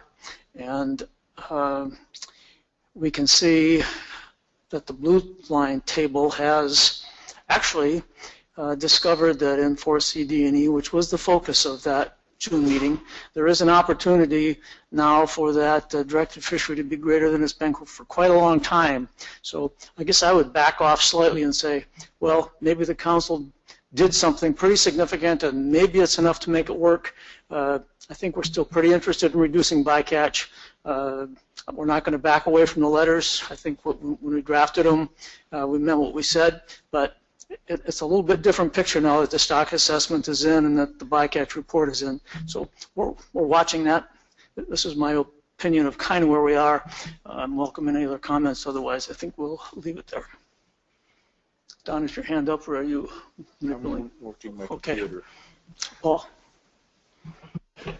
Yeah, thanks for that summary, Jim. I generally agree with what you said. I would just given my questions earlier, I was asking about what we knew about what actually transpired in 2015 and why the reductions. And so it's good to see that the reductions in bycatch occurred. I guess I would like the Commission to better understand, and maybe we'll get some of that this afternoon actually, but to better understand what led to those reductions and then see where that takes us as far as further actions. Well said, thank you. So perhaps we can move to Mr. Oliver's report on the NIMS, the Council's draft halibut management framework.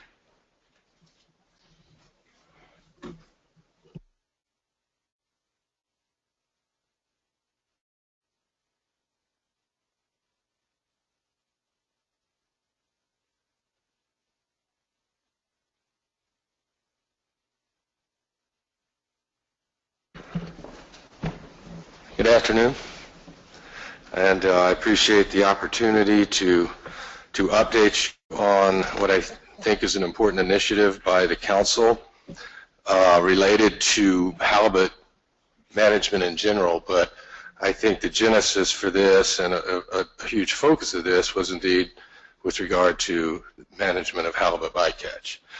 And I don't have a PowerPoint, I'm just going to walk through this draft paper. It's titled the Halibut Management Framework, November 16th, 2015 draft. And this goes back to our June 2015 meeting in Sitka where the Council did take their action to reduce the halibut PSC limits in the Bering Sea groundfish fisheries. At that time, they discussed several aspects of halibut management and committed to developing a more explicit framework for considering halibut management overall, including coordination, improved coordination with this Commission process. And I will read from our newsletter following that June meeting, which was based on the council's discussions and some general direction that they gave us as staff to move forward. And it says the chair and executive director will evaluate ways to integrate the variety of halibut management and research activities currently underway and develop a framework for improving coordination between the council and the IPHC. I won't read all of this. The intention is to outline a process to ensure progress continues on issues both that were raised at this meeting, the council's June meeting, and were outcomes of the joint council IPHC meeting in February of 2015. These include, among others, a discussion of the council's management objectives with respect to the tension between the needs of the directed halibut fishery and the halibut bycatch needs in the groundfish fisheries, the role of stakeholder groups to develop more surgical resolution to halibut use conflicts, and a common understanding of available data and the science of various halibut stock and life history issues such as growth and migration. This is very much a work in progress, but the overall goal, as identified thus far by the council, is to identify, define, and track the most important issues, topics, questions necessary to guide the council's decisions about halibut management and to inform the council's interactions with the commission, with the IPHC. A general intent of this framework is for the council to become more proactive and directly engaged in its management and authority and responsibilities for halibut for the benefit of all users. And I would say, as opposed to perhaps what could be termed a more ad hoc approach where we deal with issues as they come, this was seen as a way to more proactively provide a broader context to inform overall decision-making related to halibut. There are a number of assumptions for the framework, one of which is that the council and this commission would continue to operate under their respective authorities. There's not an intent to create a joint decision-making process per se, but certainly this would hopefully inform the development of recommendations from one body to the other. Again, to reiterate a little bit, some of the purposes we see in this are to catalog the current work and research activities that are underway or that have been identified but not started so that priorities and timelines can be set. Secondly, to identify gaps in our understanding of halibut and the deficiencies and shortcomings in the way halibut research and management has been addressed. Obviously, there are potentially new areas of work for the council as well as relevant to the commission as well as the National Marine Fisheries Service and their research activities. And thirdly, to identify ways to improve research and management coordination and communication between the council, the National Marine Fisheries Service, this commission, and halibut stakeholders. I'll stress this again, and I'll stress it repeatedly. This is a work in progress. The council asked us to come back with a rough draft in June, which Chairman Hall and I worked on, and we got some initial feedback from the council in October and some additional direction from the council in October. And we just recently came out with this updated version with some help from some of our council staff as well as input from commission staff on some of this stuff. And I'm going to skip down to the third section, which has to do with defining objectives, and that's mentioned in the council's opening sort of statement of their purpose for the framework. And much of the discussion has been in the context of the council's management objectives with regard to halibut. And again, while the immediate genesis was in the context of halibut bycatch, I think the council has articulated an intent for this document to serve a broader purpose. And so I think it's going to be, in order for this document to evolve into a form that's going to be useful to the council and informative hopefully as well to the IPHC, it's a very important step in this is this December council meeting. We have not had a chance to solicit feedback from the public on this. You're seeing this before the council has seen it and before the council has discussed it. And so we are expecting, our intent was to get stakeholder input at our, we've set aside a considerable block of time on our December agenda, and hopefully we'll get some input from stakeholders and some direction from our council with regard to this issue of objectives, we have a number of very broad objectives that are articulated in our Bering Sea and Gulf of Alaska groundfish FMPs, many of them directly or indirectly related to halibut and halibut bycatch. But in order for this to be a most useful process, a most useful document in the way that we envision it, we would like to see the council articulate some more specific objectives. One of the key pieces of this that I mentioned earlier is simply cataloging and tracking the various research activities that are underway with regard to halibut management. And when we met with the Commission back in February, we identified a number of those, and those are included in attachment 2 to this document, and we've tried to update that as best we can with input from the agency as well as from Bruce and his staff. And skipping on to section 4.1, what we tried to do here is there are many interesting scientific questions to ask about life history and biology of halibut. As stated earlier, though, I think a key element of this is going to be to identify those activities, research questions, research projects that are most critical for management decisions. And so we provided a list of candidate issues that were based upon our initial discussions with the Commission back in February, as well as subsequent discussions by the Council.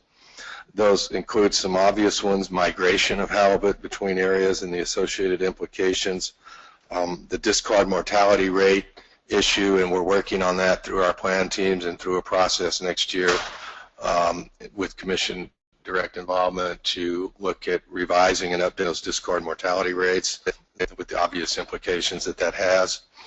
I won't go through all of these. I think some of these are self-evident. The last one we list is development of abundance-based approaches to management, in particular Dr. Martell's NPR approach and the implications of that for both Council and IPHC decision-making. And this was specifically identified by the Council to add to the list. It was originally an issue that was on our list from last February, our joint list, and I don't know if it's correctly been or characterized as an outstanding research issue. It really is a broad management policy and management initiative, but I think it's one that's of keen interest to both the Council and the Commission. So without getting hung up on where it belongs in here, we simply note the importance of it. This is an area where I think the Council would benefit greatly from further input from both the stakeholders as well as the Commission. The status and priority of these research management issues affect many of the decisions the Council might be making in the future, and certainly those that the Commission might be making. So this, when I talk about this being an evolving document and getting Council stakeholder input at our December Council meeting and Council discussion and further direction, I think a critical part of that is any input that this Commission might have for the Council, both going into our December meeting, and then when we come out of that December meeting, we'll have another iteration, another draft of this. It's a living document, and we'll be, my intent would be to present the next iteration to you at your annual meeting and get further feedback from the Commission at that point. I'll skip to the section 5, which is indeed coordination and communication with the IPHC. And this really, this was a discussion topic that we had in February, the question of whether a more formal or regular joint meeting process or perhaps some type of joint protocol committee that similar to that the Council has with the Board of Fish.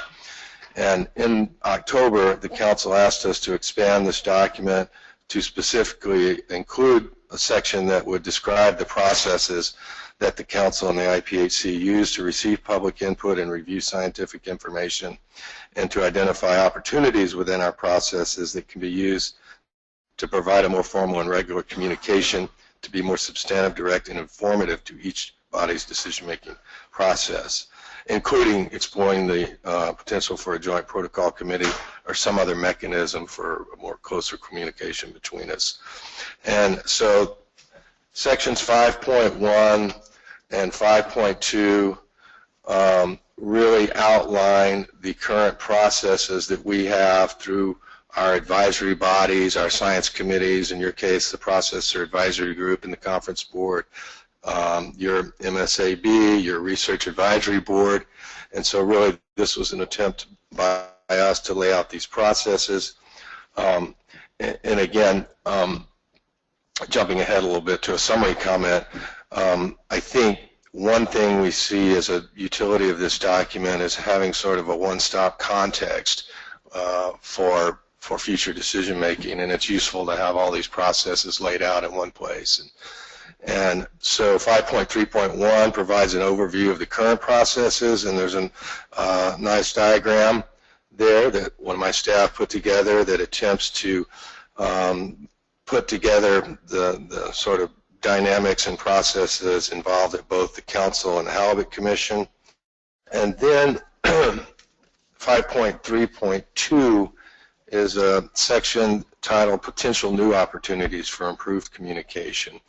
And first we talk about regular information updates, and at every council meeting staff presents a report on protected species, for example. We had talked about coming back to the council on a regular basis, perhaps not at every council meeting, but certainly on some type of regular basis with a similar report, basically a framework update to inform the council where we are with various research initiatives, what the timelines are, when we can expect informative answers to some of those important questions. And depending on what particular actions might be on the table, and I can't predict what those might be at this point, but there may be future proposed management actions on the table at future council meetings where obviously this will become very important. We typically, the IPHC normally through Dr. Lehman provides a agency report certainly at each February council meeting and intermittently when issues warrant. And I don't know more frequent formal reports at that level, similar to, council staff providing reports when appropriate at the commission meetings. In terms of formal participation at meetings, there's not, as I mentioned before, we didn't envision this as creating a formal joint decision-making process. There's no existing formal mechanism for that. We do, of course, have Dr. Balsiger for many years now has served as both a voting council member as well as a commissioner here on the commission. And I think that dual participation does serve as an obvious nexus of communication between the two bodies. I think direct participation by a council member or commissioner at each other's meeting is not authorized by statute, though other informal mechanisms could be considered. The council's October motion included the phrase explore methods by which the council can more formally and regularly communicate with U.S. commissioners. And again, while there's no formal mechanism for that, there may be informal approaches to enhancing those type of communications. I know that recently U.S. commissioners have been in attendance at most of our council meetings where halibut issues have been on the agenda, and conversely, council members have increasingly attended IPHC annual meetings. I know several of them did this year, and I expect a number of them will in next month in January. And the last comment on that is, and I'll get to this in a later section, more formal communication between the council and U.S. commissioners might be considered within the context of potential stakeholder work groups. And I'll talk a little bit more about that in a moment. The last thing is a joint or dedicated staff member. Both the council and the IPHC had designated staff persons for all halibut issues. Many of you know Jane Cosimo was ours. Since she's moved on, we haven't designated a person on staff to be our all halibut expert, and so we've been piecemealing that out. I've been carrying the ball primarily here at your meetings, and so there may be some staff level ways to enhance this coordination by designating, and Bruce has carried the ball obviously as well as other IPHC staff at council meetings. So there may be some opportunities to enhance that, is all I'm saying. Excuse me. The council motion specifically mentioned the possibility of establishing a joint committee. And back in 1996, when we had a number of joint jurisdictional issues going on between the council and the State of Alaska Board of Fisheries, we established a joint protocol committee, which was basically, again, not a joint decision-making body, but a mechanism outside the formal big council meeting process and the Board of Fish meeting process, where we could have a smaller group of people, in this case it was 3 board members and 3 council members, to meet periodically, not a formal meeting schedule, but basically meet when they felt that it was necessary to meet, when there were issues either on the board's agenda or on the council's agenda that warranted information exchange, and would provide a forum for that information exchange that would then allow each of the members of those committees to go back to their body, back to the board, back to the council, and be able to be better informed to make recommendations to their respective bodies on subsequent decisions that were on the table for the Board of Fish or for the council. And that joint protocol committee, again, it doesn't meet every year. I'd say on average it meets once every 2 years, and it's probably getting about that time again where we're going to be having that joint meeting. And then in cases where we felt it was warranted, and we've done this a couple of times over the past 5 or 6 years, we've had full meetings of the full council and the full board joint meetings, similar to what we did with the commission back in February. And so obviously, if the council is interested in pursuing this is not something we could pursue in a vacuum. We would obviously need the concurrence of the commission to do so. So we're certainly keenly interested in your thoughts on that, and whether that's a useful mechanism, or alternately whether it's simply more useful to meet as a full body when we feel warranted. And that could either be on an as-needed basis or on a regular basis. So this is an issue that I know the council is very interested in getting your thoughts on. And I won't go into the details of how it would be structured or how many members. That's something I think is what's more important, is to consider what would be the function of this body, and whether what type of mandate you would see or role you would describe for that body in terms of how they report back to their respective bodies and that sort of thing. Section 6 outlines a number of other ongoing activities by the council related to halibut management, and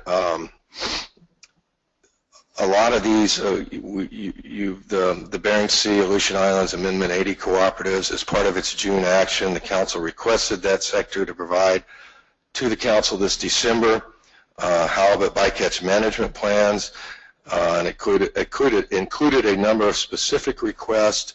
And the idea with that is basically tell us how you intend to live within the new reduced caps that we've established, or hopefully how you're going to even go beyond that and come in under those caps. And so that's an ongoing process, and we're going to get a report from those folks at our December meeting. We have an IFQ committee that hasn't been real active lately, but their primary goal was not primarily bycatch. It was related more to various adjustments and amendments to the Sablefish Halibut IFQ program. We have a charter halibut management committee, and as you know, you'll be dealing with that issue soon. We have a rural outreach committee, which could have relevance in the context of community and subsistence related concerns. And let's see, other activities within the council process. We initiated a discussion paper to allow in June, as pursuant to this whole discussion of the bycatch caps versus directed fishery versus the 4CDE situation, and we initiated a discussion paper to allow CDQ entities to lease halibut IFQ in areas 4B and 4CDE in years with low directed harvest quotas. We do have, as mandated by statute, a upcoming program review of our halibut and sablefish IFQ program. We're scheduled to look at an outline for that at our December 15 meeting. We have a number of exempted fishing permits, as you've heard about, from industry representatives regarding halibut deck sorting initiatives. We're certainly continued in the process of development and implementation of electronic monitoring technologies for the small boat longline fleet initially to meet fishery monitoring objectives. And of course, you've received information on the 2015 ground fisheries halibut bycatch performance. One of the things the council asked us to do in this paper was explore potential for a broad stakeholder work group or a region-specific work group composed of U.S. stakeholders that would explore solutions to problems identified by the council that are consistent with short-term and or long-term management objectives, including voluntary or regulatory objectives. As is outlined in Section 5, we have a very broad stakeholder work group already in existence with our industry advisory panel. But we discussed the potential for a more halibut-centric, halibut-specific work group. And I guess the comments that we're looking for feedback from the public and discussion by the council. In order for such a committee to be successful, the council would need to take several steps. Initially, they would need to clearly define the situation, an issue, or problem that the committees are expected to address. In other words, is there a specific management proposal on the table that we're asking this stakeholder group to tackle, or is there a very specific management objective that we want to achieve and we're asking that stakeholder group to tackle it and tell us how best to achieve it, rather than go in a room and talk about halibut. I don't think any of us think that's going to be a useful mandate. So we need to clearly identify and articulate the questions that such a committee or committees would be convened to address. We spend a tremendous amount of our time, the council does, on issues related to halibut, and particularly recently. And we don't want this to become an all-consuming document or process without having a good objective or a good, useful outcome for it, a productive outcome for it. So I don't want to give the impression that we're just creating a vortex for a bunch of additional work or a bunch of new committees without an explicit purpose. I think we all need input from you, from stakeholders, and discussion by the council to help focus this in a way that it will be productive, and that's our intent, and that's our goal. Section 7 really talks about packaging, and I won't spend any time on that really, other than to note we're also in the process of developing a fishery ecosystem plan for the Bering Sea. And I included some excerpts from that describe the sort of structure of that document and how it is more of an action-informing rather than an action-forcing document. And a number of folks pointed out that particular structure that we're proposing for the Bering Sea FEP might be a very valid structure for this document as well. And so I did have a little discussion in there about that, and we've got a ways to go in terms of packaging this into a useful document. In summary, the framework attempts to identify the major research activities underway, highlight the critical information gaps, outline the primary management activities affecting halibut decision-making, and identify the need to improve coordination communication with the Commission. One benefit that certainly I see right away is maybe to more explicitly and proactively guide the various research elements underway, and obviously the Council can't do that in a vacuum because many of those are in your purview. But I see that as an important benefit of this framework document. I use the word framework, that's what we've titled it for the moment. And I think it's a strategic planning document. We don't intend this as a final product. I think it's going to be evolving. I think because, in essence, it forces the process to more explicitly and proactively address the various science and management issues, it will likely provide to both, certainly to the council and perhaps to the commission as well, a more informed platform for improved coordination in general.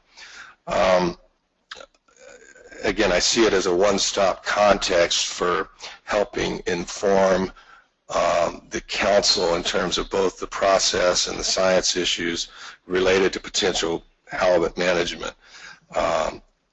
If you will, consolidating.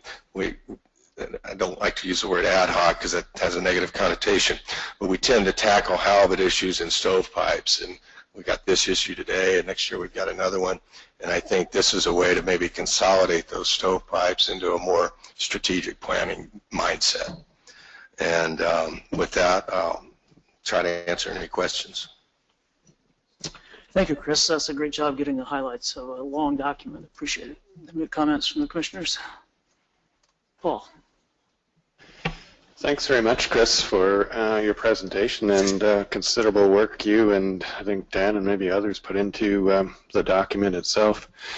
There's a lot to chew on in here, and so I don't have a particular too many questions at this point, as there's still a lot to reflect upon on here, but I maybe offer a couple of observations. One is that you raised a lot of questions in the document itself that need addressing, and it sounds like some of them will be discussed at your upcoming council meeting in December and maybe lead to some further focusing of the questions.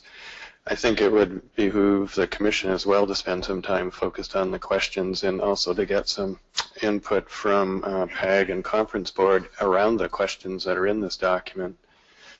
I guess just a personal observation, I do think some sort of formalized relationship between the council and the commission would help move things forward for halibut management overall, without any, foreshadowing whatever that outcome may be. I just think having some sort, there's clearly overlapping interest. You mentioned a few in your presentation here this afternoon.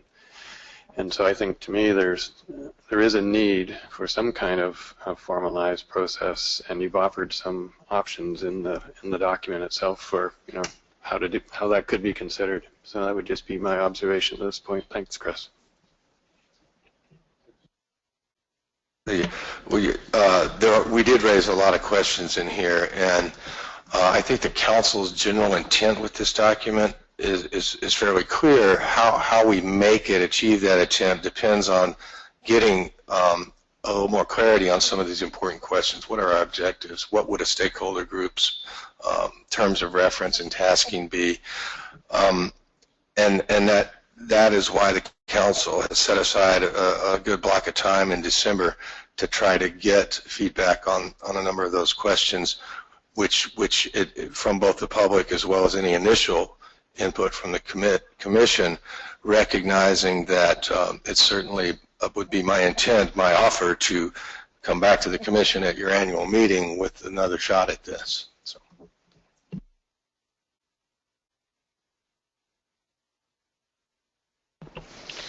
Chris, this is a document that's quite extensive, and it catalogs all the activities that I know of that are going on with the different agencies that are involved. But there's some, I'm just going to pick out one area, and it's on page 4. It's on the migration of halibut between areas and associated implications.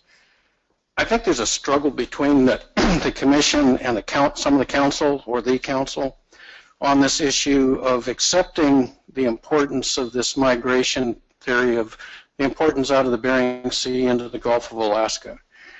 And being able to prove something absolutely quantitative has many ranges to it.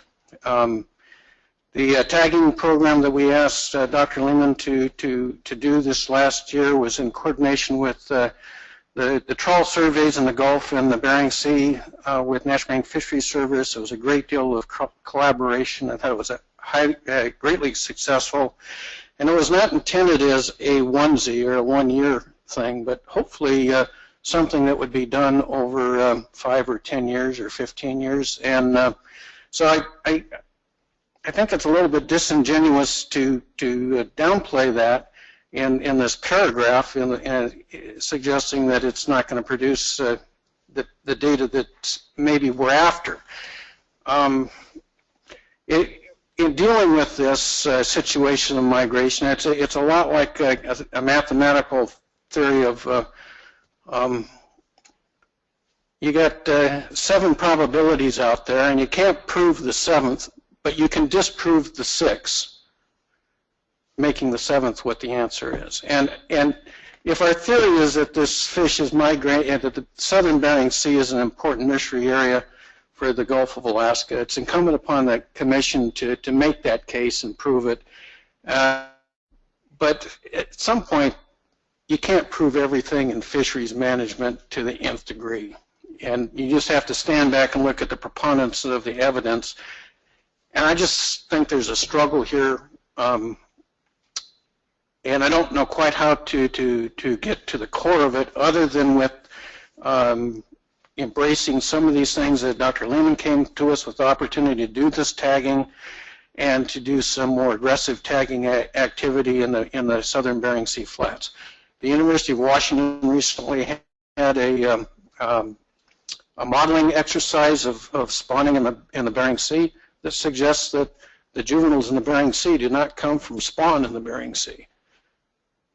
That is an important, I don't know what that means. Does it mean they come from the Gulf of Alaska?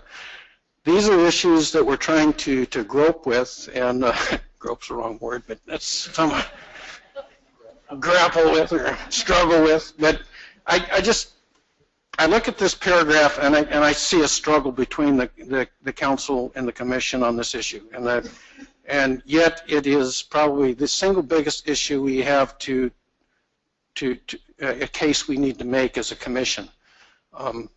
So I just leave it at that. If I could respond.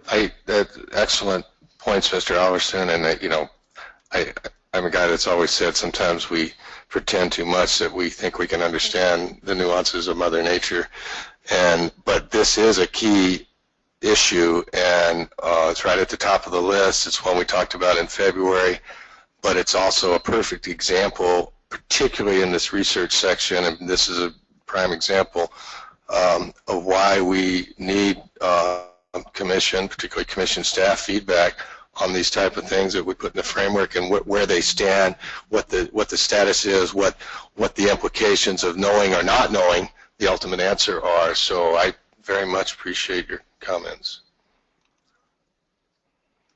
Anything else?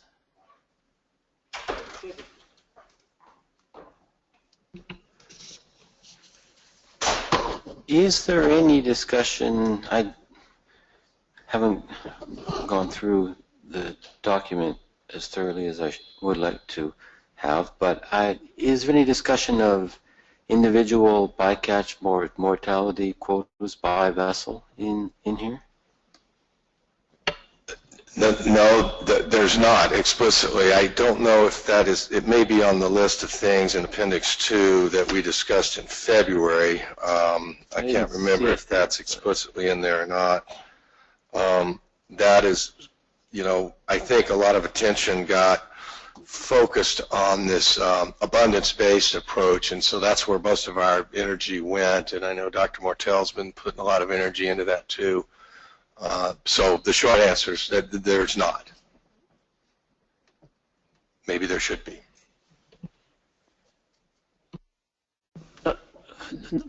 Not to help you answer, but of course the Gulf trawl bycatch management thing, not the Bering Sea, but the Gulf, they're considering individual bycatch quotas as that package goes forward right now. So it's not off the mindset of the council. This is a sort of real ignorant, I don't know question, Chris. In the Northern Pacific Halibut Act specifies that one of the IPHC commissioners shall be a voting member of the North Pacific Council. So there's a linkage between the two bodies in that form. But you mentioned in the document that there is a statutory exclusion from having participation by that. So I was curious as to what that was. In terms of commission participation in the council, yes. Oh, excuse me. Yeah, the membership of each of the regional councils, including the North Pacific, is very explicitly identified in the Magnuson-Stevens Act.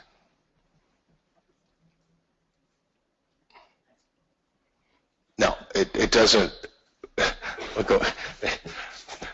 Where's John Pollard?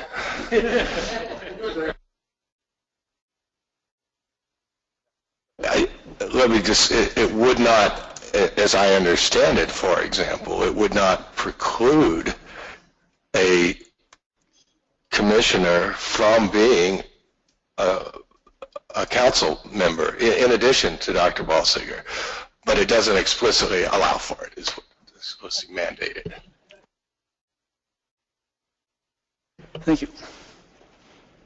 Thank you, Chris. I appreciate it. That was, as I said, a good summary. That was good. And we look forward to seeing you at the annual meeting, at which time it'll be fleshed a little bit more. Maybe we'll have some answers on what we think about joint protocols and all that kind of stuff.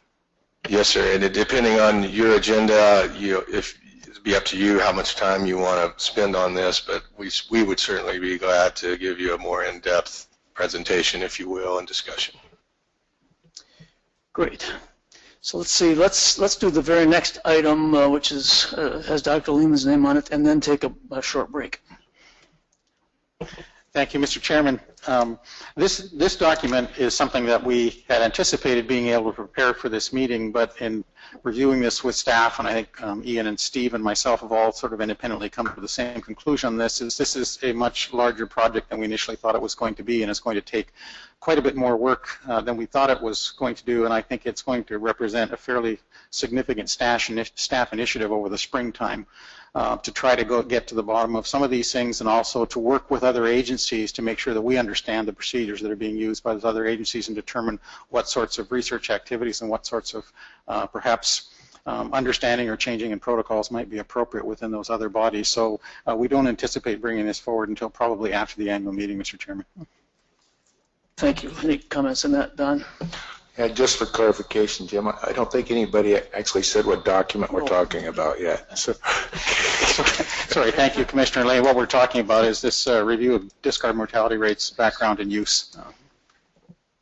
I knew it was short, so I was in a hurry to get it done before the break, but good point. So let's break for 15 minutes. That'd be 3:25. We have a fairly significant next item to go through, so we want to not spend more time on that. So see you at 3:25. Thanks.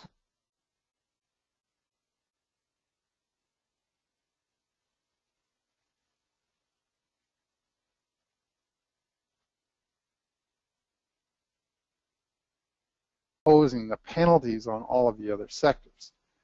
So what we're trying to do here is essentially change the landscape or the incentive landscape such that you're not penalized for doing good things. I don't think anyone would disagree. If you can develop an excluder and get rid of halibut, that's probably a good thing for everyone. But when you have a harvest policy, or you're trying to develop a harvest policy that says, okay, you're going to develop an excluder, but you get to have the same PSC limit, now you're going to fill that bag up with, rather than 100, 10-pound halibut, you're now going to fill it up with 205-pound halibut. You're effectively killing more fish that we would eventually catch in the future. So moving or adopting an abundance-based PSC limits where the allocations are based on the spawning capital really changes the incentives.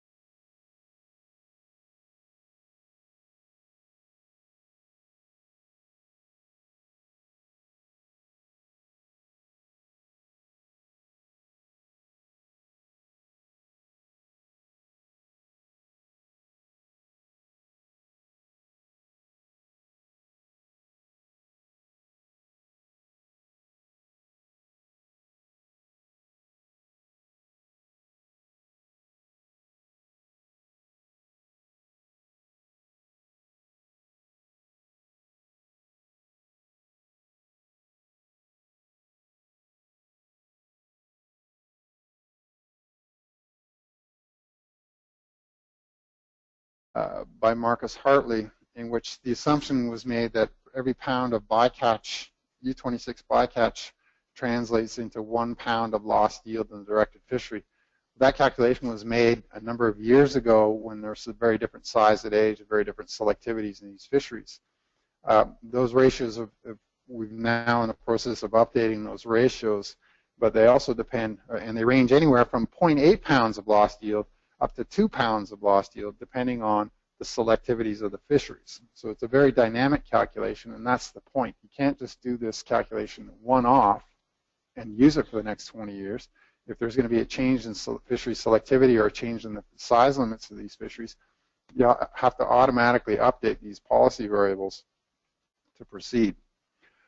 Some of the key assumptions, 2 of them I'll give you a gift for free. Anyone who wants to shoot this one down.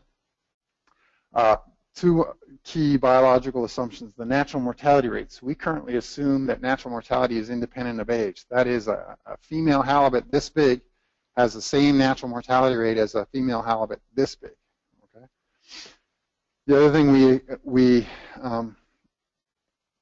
don't assume is, or when the harvest policy was originally developed, we assumed that growth was density dependent.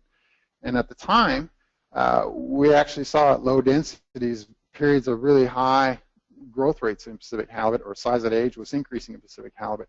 We're now at a time where we have low densities and we see very low size at age in Pacific halibut. Maybe that'll turn the corner.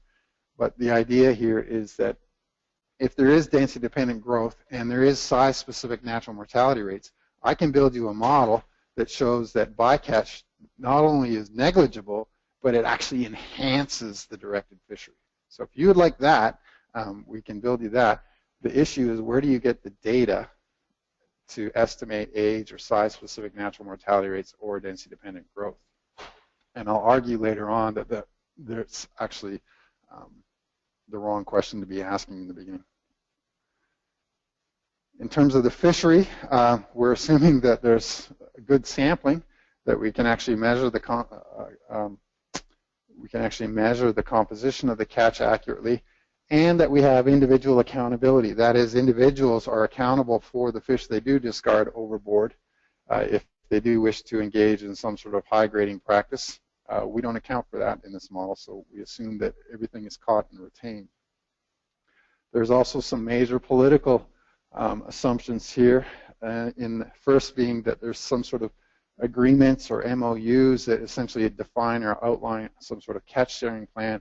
But I think I hope the take-home message you got from anything out of this presentation today is that if you don't have some sort of catch sharing plan in place, it's really difficult to develop any sort of harvest policy around that.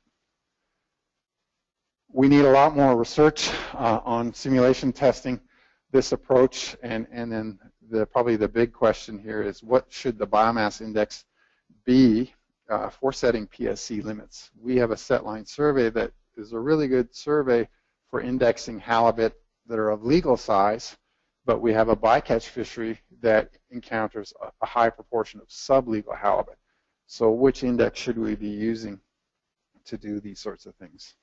So in conclusion, basically the currency we use for these allocation decisions and our catch decisions, whether they're pounds, numbers, or spawning capital, is really important for understanding the incentive landscape and how fisheries will behave. If we allocate things based on spawning capital, my argument is that each fishery will do what they can to try and maximize the yield per recruit and minimize the number of fish they kill to do so. All fisheries would do that. If you could figure out a way at a trawl fishery to get rid of small halibut, your PSC limits would increase. Okay.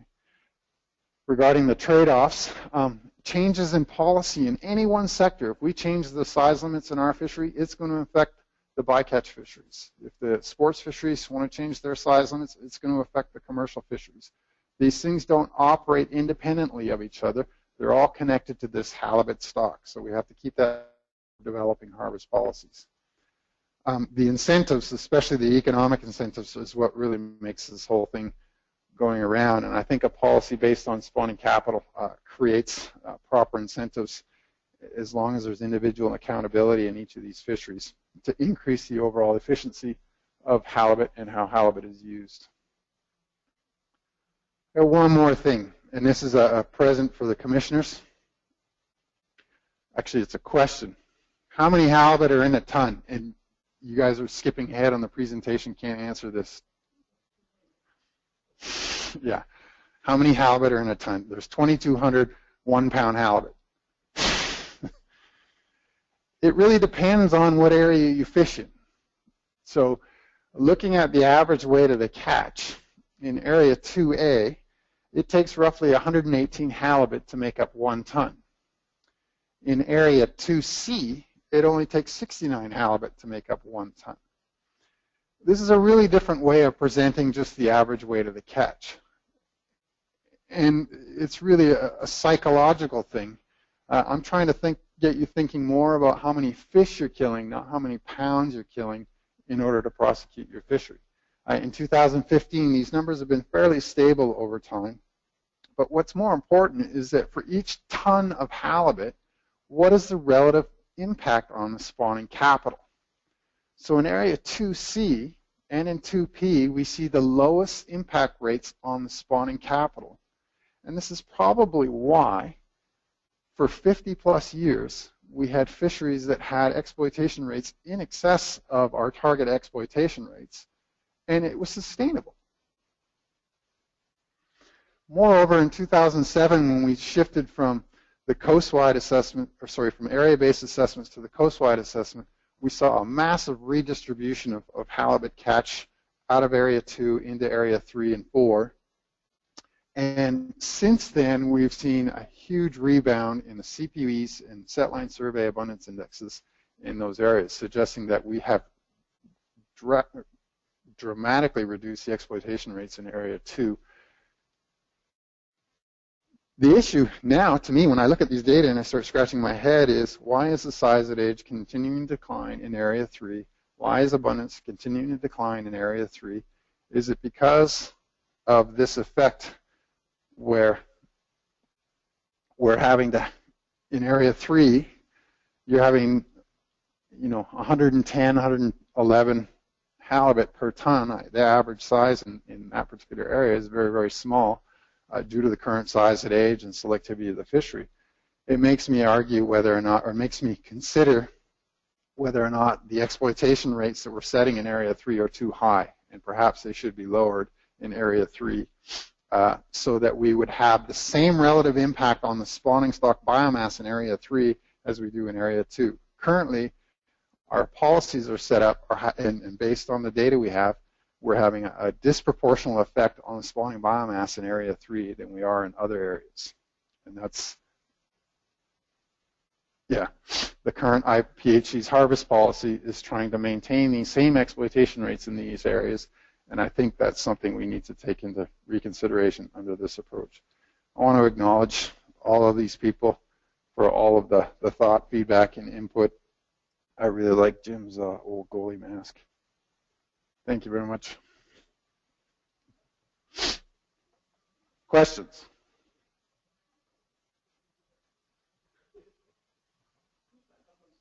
Sir.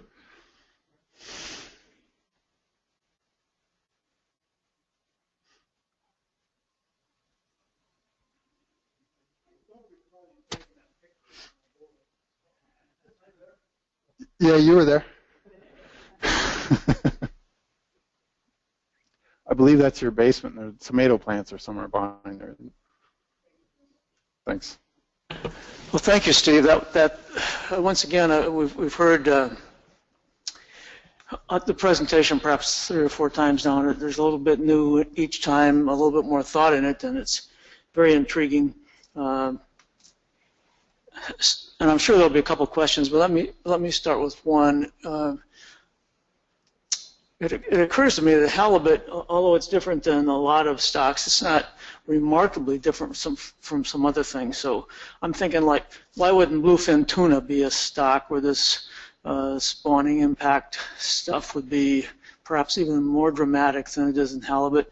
Are there implications that this might be a better way to manage Pacific cod or whiting or have you thought about the kind of, is there a reason this would be more important for halibut than anybody else? I guess is any other species is a better way to ask the question. No, I think you could apply, we're talking about an allocative process. I think you could apply this approach to all of the fisheries. Anytime you have multiple stakeholders that have very different selectivities in their gears, they're going to have disproportionate impacts on the stock for the same pounds they're removing. So the message I hope you come away with this is that for every ton of bycatch and every ton of directed catch, the bycatch is going to have almost double the amount of effect as the same ton of commercial fishery catch. There's nothing new here. This is 60, 70 years old. It was all developed by Beverton and Holt when they wrote their seminal papers on this stuff. I think the only thing that's new here is that I figured out a way to break down that spawning potential ratio or the spawning capital into sector-specific calculations, and that's why in this paper there's a big appendix. You can't find this anywhere in the textbooks. Nobody has ever done this before. So hence our request to present this to the council back in October is that we thought that this was a heavy lift and it would take multiple iterations to explain this and try and get this concept off. You know, if my kids were a little bit older and required a little less of my handling time, I would probably have had a big paper out in the primary literature addressing this issue right now. Thank you. So what, I should ask other people, but let me ask one more question first. You had I'm thinking pragmatically of how this might work without a wholesale change of the current IFQ system in Alaska. So I guess you'd be looking at, instead of pounds, tradable pounds, you'd be looking at tradable portions of the spawning biomass. You had a slide up there that should suggest, and you said, you can't calculate it and that's it for 20 years. You have some red things and some black things. So how often do you have to, those are the red things we can control, the black lines we couldn't. Yeah. And so using all of those 6 or 7 things, you calculate what the ratio, what the spawning, you get so many pounds, what, depending on the size limit, how many, what's the impact? How often do you have to recalculate that? Is once a year enough? Would you do it every time someone traded a share in 2C to buy something in 3A? Or well, I think it should be calculated.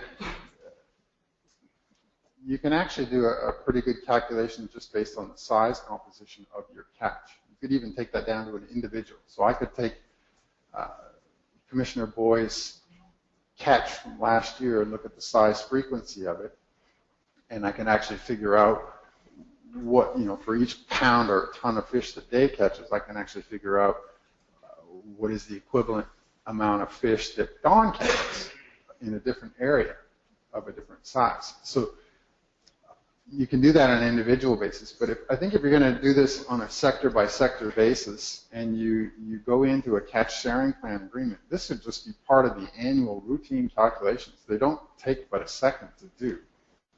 Once it's set up in an Excel spreadsheet, all it really amounts to is just adding more data to it. So I don't see any reason why you couldn't do it on an annual basis.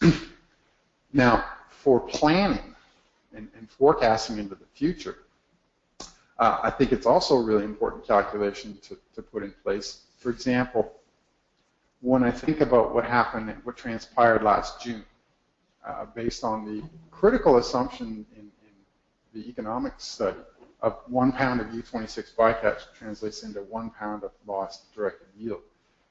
That was the fulcrum of that whole study. Now, had I told Marcus Hartley, thank you, the brain was coming back, had I told Marcus Hartley on the phone when he called up to ask what that was, and I said it's actually 0.8 pounds, the outcome of that council meeting would have been very different. Instead of a $60 million loss, you may have only had a $40 million loss to accommodate those things. So I think it should be done on an annual basis. Thank you. That's what I was wondering if you thought annually was sufficient, or we're going to do it biweekly, because once you discover where the migration takes place and when the fish move, but that's sufficient for now. So I appreciate that. Yep. Let me see if any other commissioners have questions or comments. done. Yeah, thank you for that presentation, Steve. I'm probably going to expose my inability to grapple with this question, but you showed a slide of a ton of fish by different numbers by different areas. The assumption is, when you say spawning potential ratio, the assumption is that 1,000 pounds of fish in 2B will produce the same amount of yield as 1,000 pounds of fish in area 4A. Is that, I mean, because the coastline is quite large and habitat variations and all that, does that play into that? I mean, to my mind, I think there are certain areas that are more productive, just more productive at producing halibut, and we have some science showing, spawning flow into the Bering Sea and such. How does that play into this? That's part of migration, and then the spawning potential ratio, that may be using that term in a different manner than what you want to use it to, but I'm trying to get my head around that. Is there a questionnaire that you could answer? So let me paraphrase your question. In your statement, is there a question in there? Let me try this angle.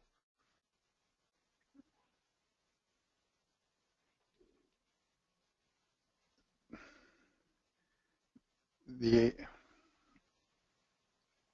currency in which we're making all of our harvest policy calculations is based on is that spawning capital or spawning potential ratio, or we also use the depletion of spawning biomass from the unfished biomass, if we really know what the unfished biomass is. So, but the idea there is that the currency is about spawning biomass. Now, the paper I wrote that's on the council's website has an example in there that might shed some light for you. The example is you have Fishery A and Fishery B. And both Fishery A and Fishery B both harvest 1,000 pounds, tons, whatever. Okay. In Fishery A, when we go in and we sample it, we find out that half the catch is sexually immature and the other half of the catch is sexually mature. In Fishery B, we sample the catch and we find out that 95% of the catch is sexually mature. So the question is, which fishery is having a bigger impact on the spawning potential ratio, A or B?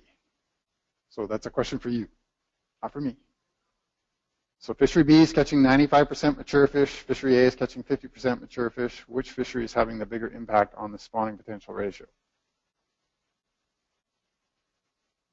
Sorry to put you on the spot, it's a pop quiz. So I think that was the question I just asked you. I think that was kind of what I was getting at. Yeah. Was so that's the idea. I clearly don't know the answer. I probably wouldn't ask the We've got a question. 50-50 chance of getting it right, and that's how I like to roll. I could have given you 3 fisheries, but I give you the benefit of the, I tried to give you good odds. If you pick Fishery B, you're wrong.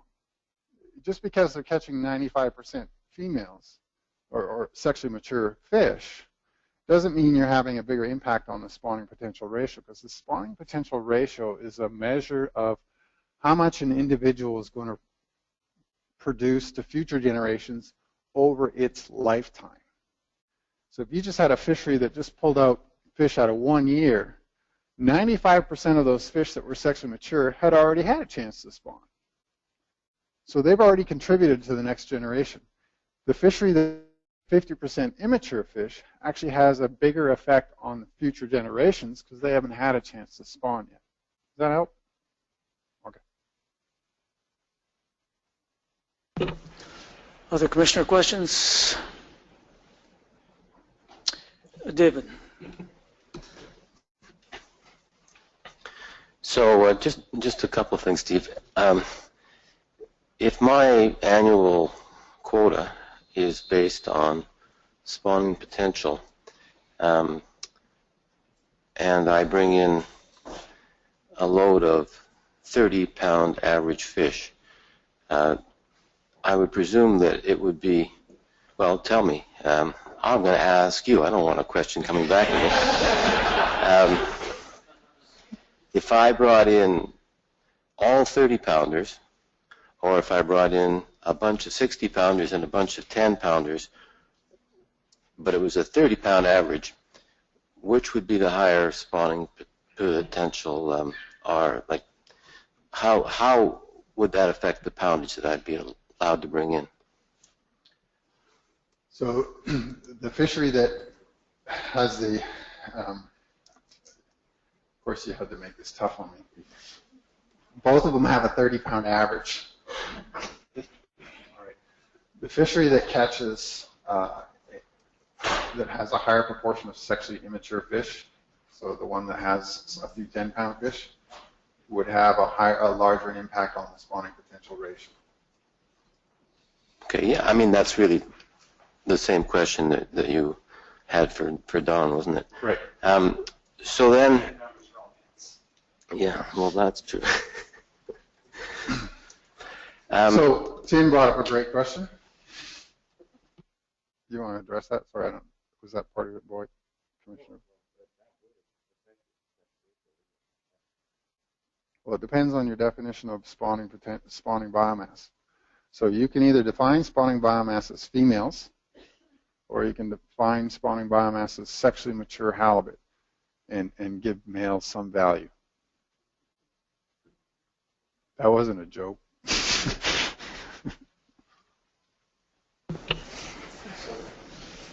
So then just one comment, and I really have enjoyed this presentation, found it very interesting and challenging, a little bit counterintuitive to some extent, but it is absolutely contingent on 100% at-sea monitoring, so nobody is cheating on their SPR quota, either in the bycatch fisheries or in the directed fisheries, correct?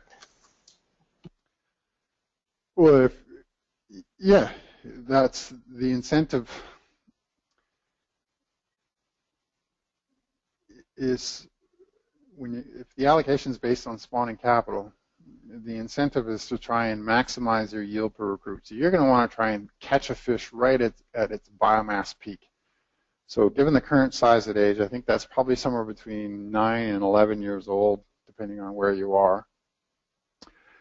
So you're going to want to try and focus your fishery around there, and you're going to maximize your yield per recruit and catch the fewest number of fish. So what you don't want to do is go out and have a 60-pound average and then thinking you're going to get away with that. But if there's nobody on board to say, well, yeah, he got a 60-pound average, but the way he got that 60-pound average is he actually had a 30-pound average and he threw out all the small ones. So if you don't have, if that individual is not accountable for the stuff he throws over the rail, then yeah, this would all fall apart, much like it already falls apart under the current system. So the same incentive exists whether you do the allocations based on yield or spawning capital. But the idea here, Dave, is that if you had your allocations based on spawning capital and you wanted to create the incentive to maximize the yield per recruits in fisheries, deregulate the fisheries by getting rid of size limits, and you had a camera system on board or an observer on board and you were 100% accountable, everything being equal, you may even get into a system where your performance could be compared to PAIR's performance or someone else in Area 2B, where, you know, their average weight was, say, 25 pounds, your average weight was 30 pounds. Next year, your quota, you know, the quotas are going to be the same, but based on your performance, you're going to get a slight bump and he's going to get a slight decrease. So there's really an incentive there under that spawning capital allocation to sort of, you know, maximize the efficient use of the resource. One of the things I didn't share on this presentation, but it's in the paper, is that in the end of this document, when you look at how many halibut per ton are there, in Area 2C, if you're catching 69, 70 halibut per ton, you're killing far fewer fish than, say, Area 2A, where you're actually killing about 120 halibut per ton. At least that's what the data suggests coming out of these two areas. So your relative impacts on the spawning potential per ton are much less in Area 2C and 2B, and this is why I think you had those very high exploitation rates for a long, long time in that area, and that's what I'm advocating is that you actually consider an alternative allocation scheme where you're not looking at yields, but you're actually looking at the spawning capital, because I think that creates a better incentive for individuals. But you're absolutely critical, Dave. If you don't have 100% individual accountability, there's a problem. The same thing goes true in say, the bycatch fisheries, where you have observers on these boats, and one vessel's doing deck sorting, and another vessel's doing deck sorting, but one's got an A crew and the other one's got a D plus crew, but both vessels get assigned, just because they're practicing deck sorting, they get assigned the same discard mortality rates. You're really not creating the incentives for them. Each individual vessel should be accountable for how well they're doing on their deck sortings. And as far as I understand it, that's one of the issues. Thanks. So let's see where we are. Are there more Commissioner questions on this? Paul. I'm going to go with giving males some value, at least a little bit, I think, on that. But, I'm still not sure that I understood the answer to Dave's question. It seems to me that if the averages were still the same on the weights, Steve, that it would be still important to know what is in the makeup of contributing to that average. And so is that correct or not? And meaning that the composition of what's in there would be important. Yeah, it's not as simple as the both having a 30-pound average, but one has 130-pound fish and the other one has 10 10-pound fish, and whatever the difference works out to be. It's late in the day. But it's the actual whole size spectrum. I'm trying to boil it down into a single number, like this number of halibut per ton, or the average weight of the catch is another metric that sort of is a summary statistic. But the variance in that, and that's essentially what you're getting at, Paul, is if you have a huge variance in your catch relative to a fishery that has a small variance in the composition of the catch, then the one with the larger variance is going to have a higher impact, especially if it has a high proportion of sexually immature fish on the spawning potential ratio. So the example that Dave gave, when he has a load of 30-pound average, those 30-pound fish are all sexually mature. And when he has a load of a 30-pound average, and there's some 60s and some 10s, those 60s are sexually mature, and they're going to contribute, but the 10s aren't sexually mature, and they'll contribute nothing to the future generations because they're now dead.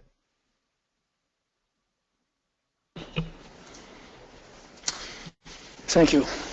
Thank you very much, Steve. So look forward to this at a version of it in December, right, in the council meeting? Yeah. Excellent. So we have one more item scheduled for this afternoon, but I'm going to suggest that we do the public comment now, particularly online and here, because it's very close to 5. Once we're done with that, we can see whether we can finish the glossary. More likely we'll put it till morning, but let's do the questions that we have on the afternoon's presentation. So Steve, is anyone online proffer a comment or ask a question? Actually, no questions from online, but a lot of people are paying attention because they all noticed when the sound went out. So. Okay, well that's good.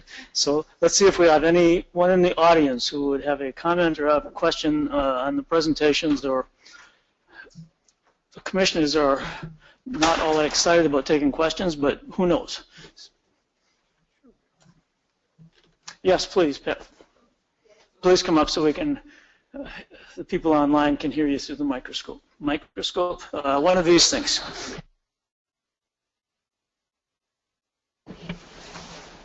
Hi. I'm having a little trouble with the footprint here. If lowering the size limit increases the footprint of halibut, where's Steve? Okay. Is that true?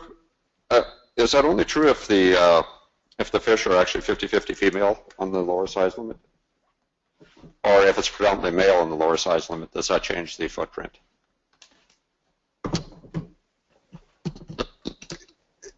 If you maintain the same sex ratio and you lower the size limit in the catch, yeah, you're going to increase the fishery's footprint. But if the sex ratio of the catch shifts to a higher proportion of males and your definition of spawning stock biomass is only females, then yeah, you're going to see an increase in the fishery's footprint. If your definition of spawning biomass is sexually mature fish, male or female, then it's not necessarily true that you would increase the fishery's footprint. Sorry, got that backwards. If it's only female and you catch a bunch of more males, you're not necessarily going to have an impact on the fishery's footprint. So you need to know the sex ratio of the catch in order to do that. But if you were to define the spawning biomass as sexually mature fish, then you would have an increase in the fishery's footprint. Okay, well, it's still not clear here, considering that, you know... Give me a yes or no question. Oh, yeah, I've been an advocate of lowering the size limit down to 30 inches, not eliminating the size limit. And the idea being you can, you know, catch more of the males because we're predominantly on a female fishery now. Yep. And I was wondering, would that, yes or no, affect the footprint? If you lower the size limit and all of those 30 to 32 inch fish are males, no, it would not affect the footprint. There you go. So I guess my yes or no question is, in your personal opinion, is it reasonable to define the spawning potential as only females? My personal opinion or my wife's opinion? And you don't really have to answer that, but that's down to the crux. So you have to define what that is before you can make those answers. That's correct. Yeah. Anything else from the audience?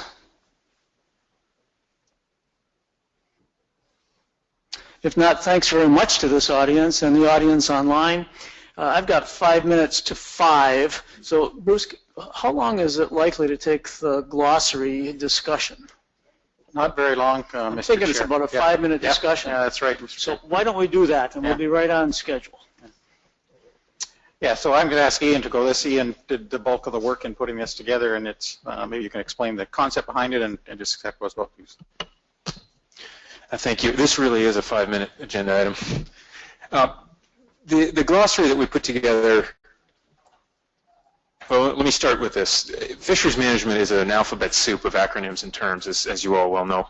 And so this glossary was really an attempt to provide some comparison across the different systems. And I think it's labeled actually IPHC and North Pacific Fishery Management Council, but we actually extended that to include Fisheries and Oceans Canada as well. And the glossary was written with an eye toward a user's guide for the halibut process. So it has a variety of terms and acronyms that are found in the halibut process. And then from the perspective of the IPHC, for each one of those, it describes any analogs or similar terms or concepts that are involved in either of the other two processes. The idea being if you hear something at a halibut meeting, you can look it up and you can find out, well, what is that like in the process that I might be more familiar with? And there are a few crossover terms as well, but it really is written from the perspective of the IPHC.